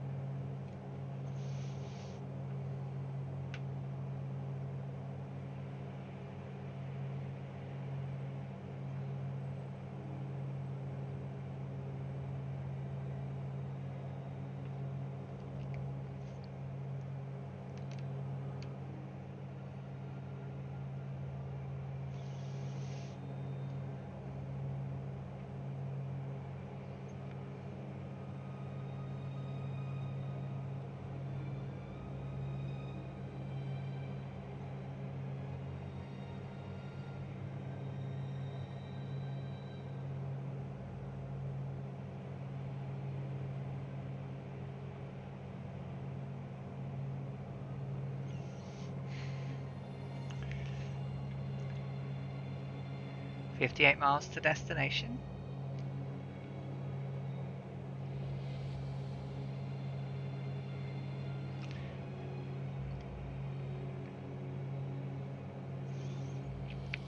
So over 1,040 nautical travelled so far today.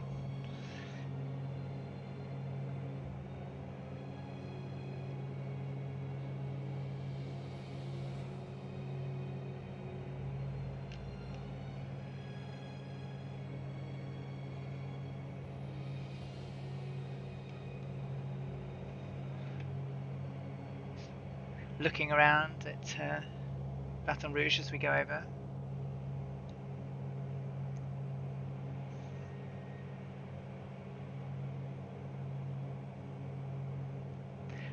One of the things that I always catch my eye are the baseball pitches, because I'm a rabid baseball fan.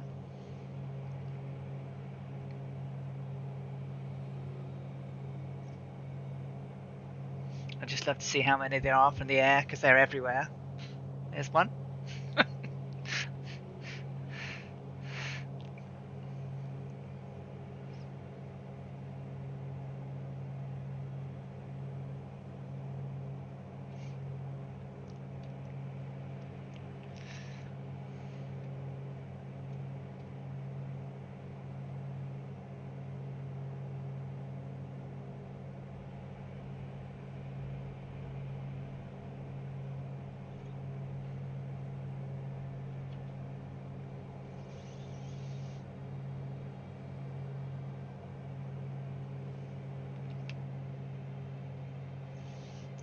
The river swinging out.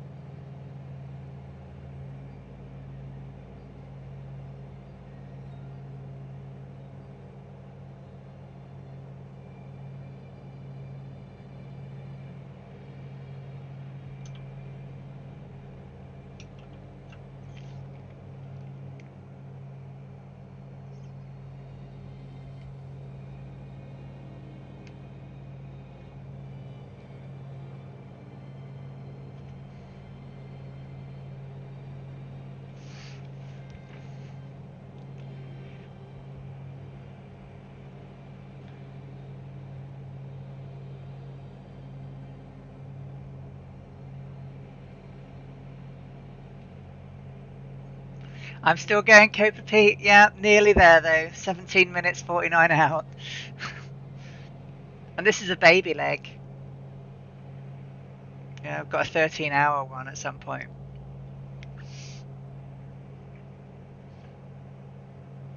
I think my next biggest leg is probably... Yeah, it's going to be across from Brazil to Africa. It's about 2,000 nautical.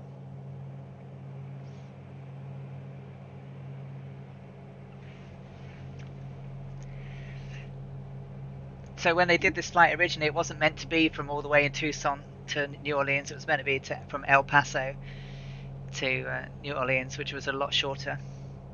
But the fire they had at Tucson in the left engine made them stop overnight, which meant they didn't quite go as far as they were meant to. So this leg became much longer than they anticipated.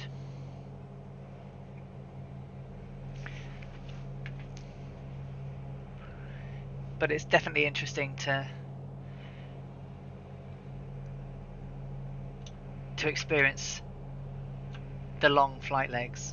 I mean, obviously people do this in airliners all the time, but in a little GA aircraft or a little aircraft doing 100, 150, 165 knots, it's quite tiring.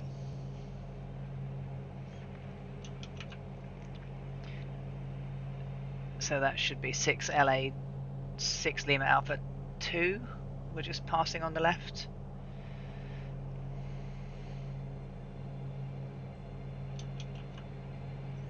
Or actually, it's probably off to my 11 o'clock. Okay. Yeah. Well, I can't, but certainly when I flew over from Burbank to Tucson, even today, with the maps that we have today, Calder, Minnesota, I was still surprised at how much wild open space there was. But then, today, where we've not, I guess it was sort of hidden because we were above the clouds so long. But yeah, I mean, lots of this have been farmland still, right? Or very small towns.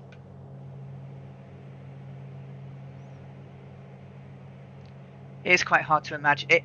So the answer is no. I can't quite imagine how sparse everything is, given how big America is, or how the rest of the world is. You know, once you got to Papua New Guinea, seeing you know, Western people was still a novelty.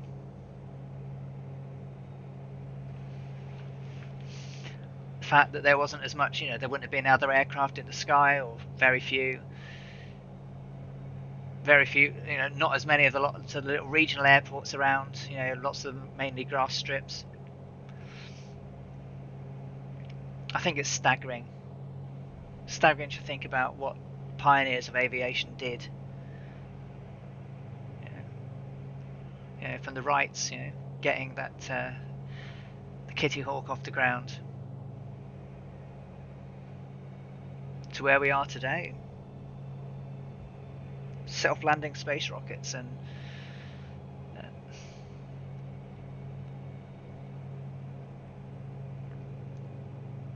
tens of thousands of aircraft around the world flying. I mean, even at the height of the pandemic, when I was looking at, so I sit and watch. I'm a nerd. I sit and watch like the National Air Traffic Network, and you can just see all the aircraft in the sky. And even in the pandemic, it was still busy, even though less and less were flying. You just think, crikey, this is what it is when there's hardly anything flying. And then you see it, you remember what it was like when it was fully busy.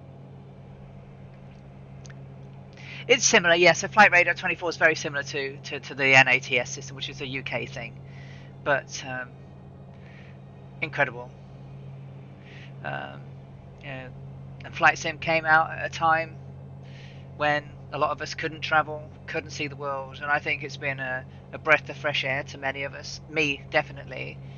I've suffered terribly with cabin fever. I started a new job in February, worked there for about 4 weeks, and then we all got work from home for forever. So yeah, I've worked at home more than I've worked in the office. That's for sure. And it's been hard at times. So being able to get out and explore and see and do things with people in the flight sim community, which I've never really experienced before, has been amazing. Absolutely amazing. The people and friends I've made, yeah. Can't really put it all into words.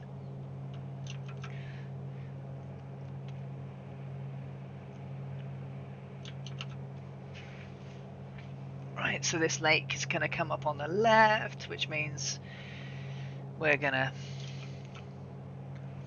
shortly after that,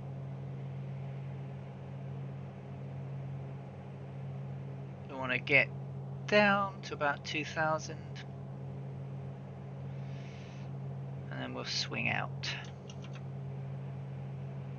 watching for that river to come in on the right.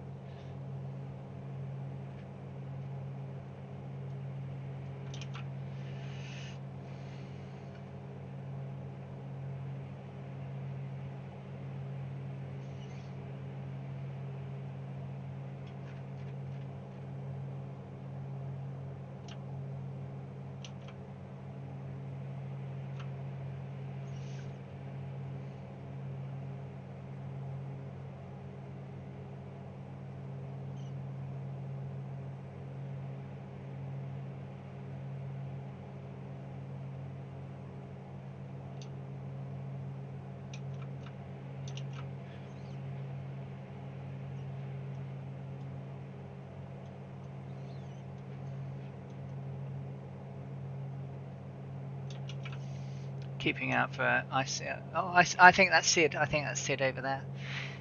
Keep an eye out for St John the Baptist Airport. should be coming up on our 1 o'clock. That's Kilo Alpha Papa Sierra.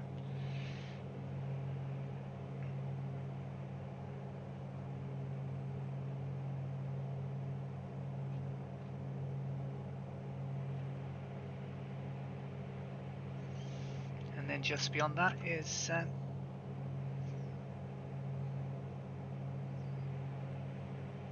the home leg into Louis Armstrong. Oh, brilliant. Thank you. Give me an escort.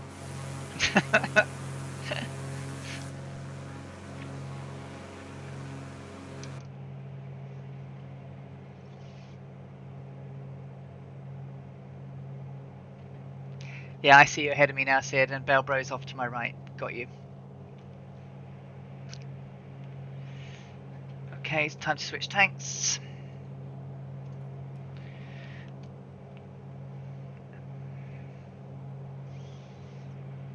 So we're approximately 9 minutes out now.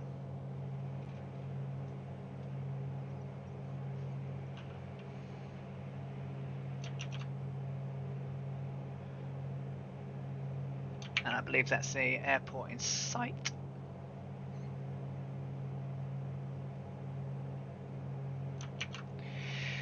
So we're coming up on the lake.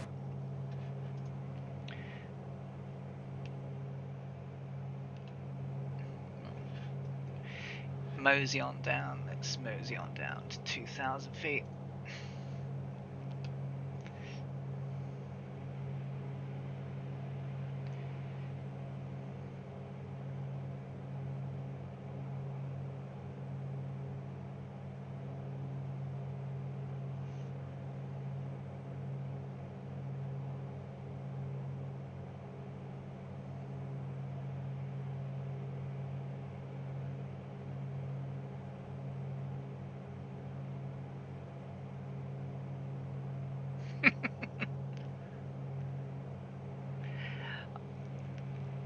Yeah, I've never been on a flight where they do a fire hose reception.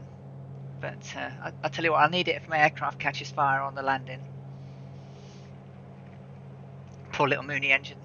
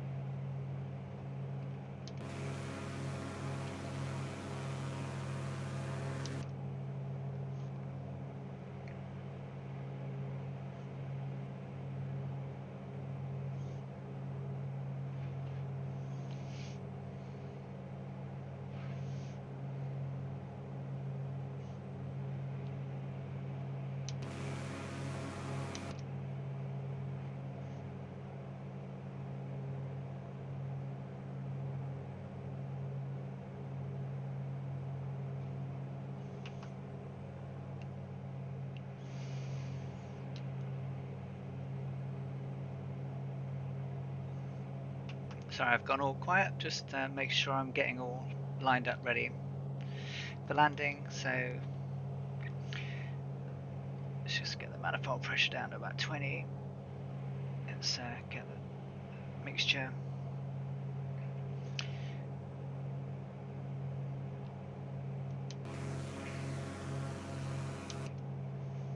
Okay, so it's runway 11.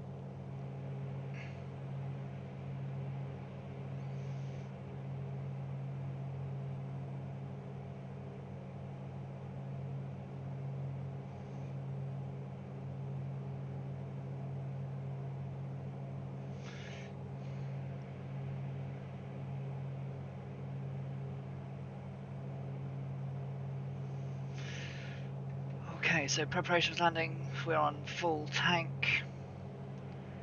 Fullest tank is done. Seatbelts are secure. Doors and every windows are locked.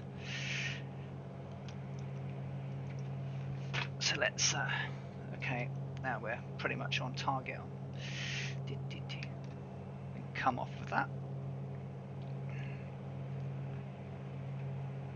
Mixture can go to full rich.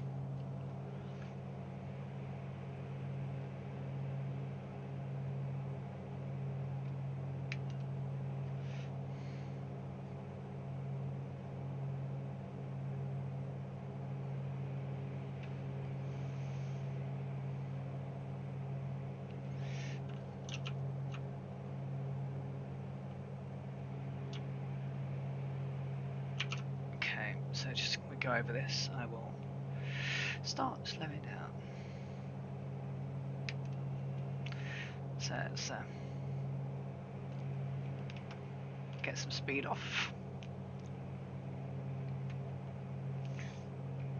Trim that nose up.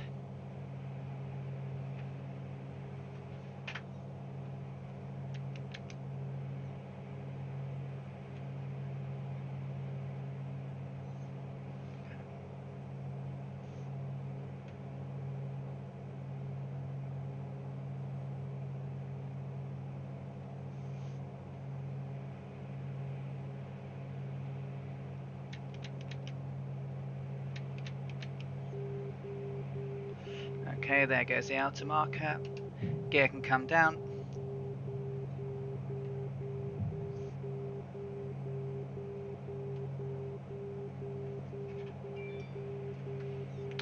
Okay, slightly low on the approach. So raise the nose.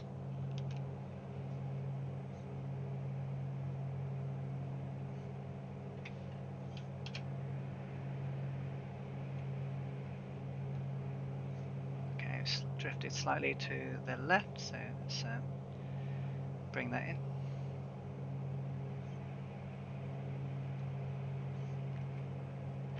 Drop the manifold pressure to 20, RPM 220.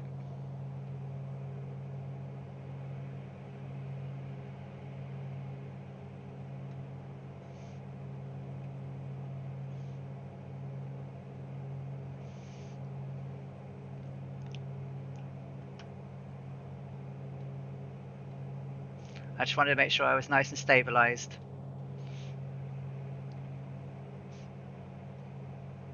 It's all about flying the Mooney by the numbers, big ears. I like to fly it by the numbers. She's a very slippy bird. Okay, now I'm a little bit high, so bring that down. Keep forgetting this is a very low airport, isn't it? It's about 4 feet.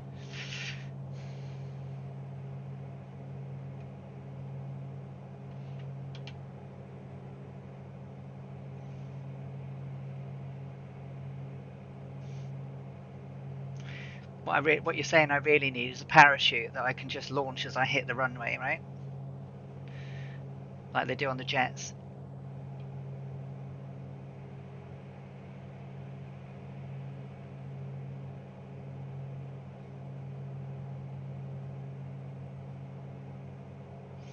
I'll just get beyond these trees, then I'll dip her down.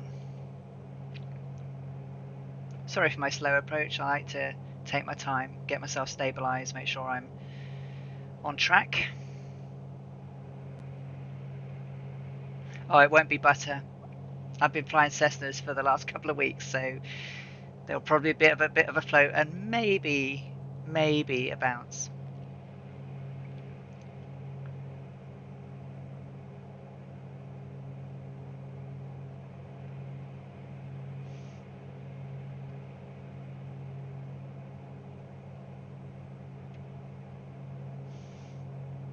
Okay, let's bring those lights in.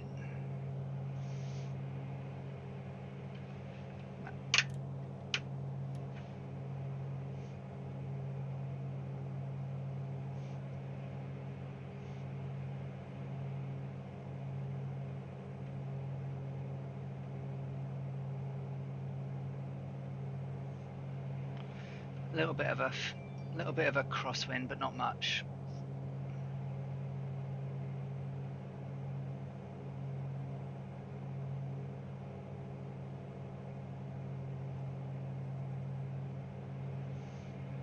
Runway 11's quite a long runway, so I've got a bit of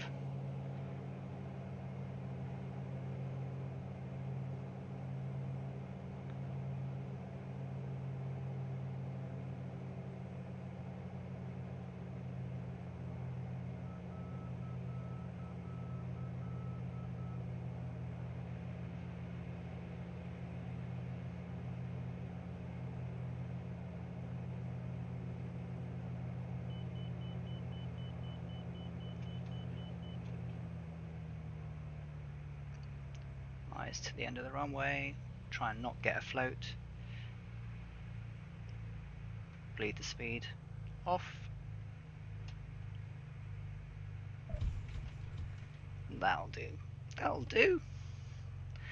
That wasn't too shabby. And welcome, ladies and gentlemen, finally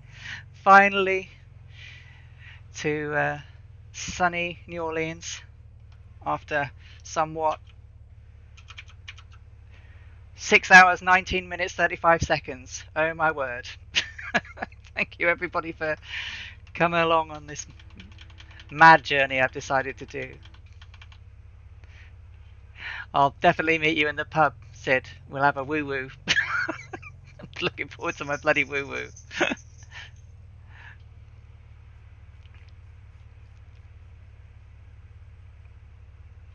Just get clear of the runway and let's tidy the aircraft up a little bit. Then I'll head over to some parking. So let's landing lights come off, taxi lights come on, strobes come off. Make sure I don't keep blinding people. And there's Big Ears and Sid. Let's see if I can get some screenshots of the guys behind us. Thank you so much for joining me. Whew. I am looking forward to some food, gentlemen.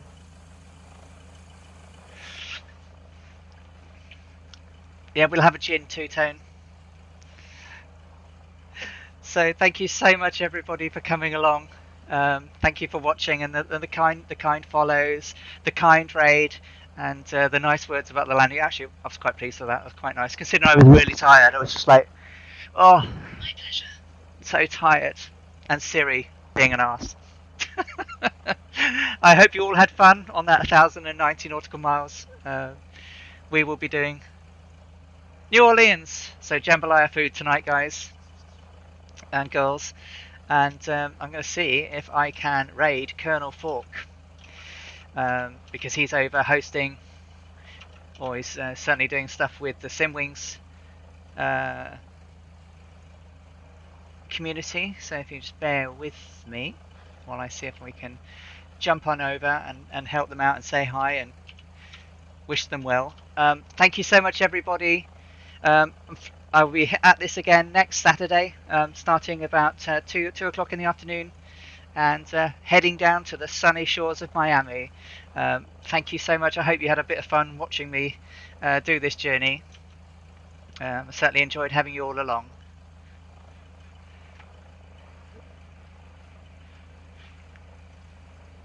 Refreshing. What is the new POG, by the way? I don't understand. How do I raid? Where do I do a raid from? How do I raid? Where do I do a raid from?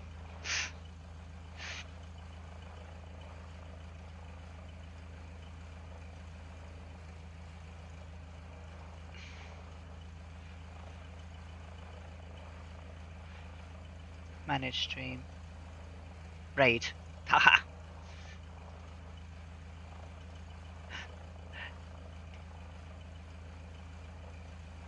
Thanks everybody. Have a lovely evening and a great rest of your weekend. Hopefully I'm raiding Colonel Falk now. I will see you all soon. Take care and have a great weekend.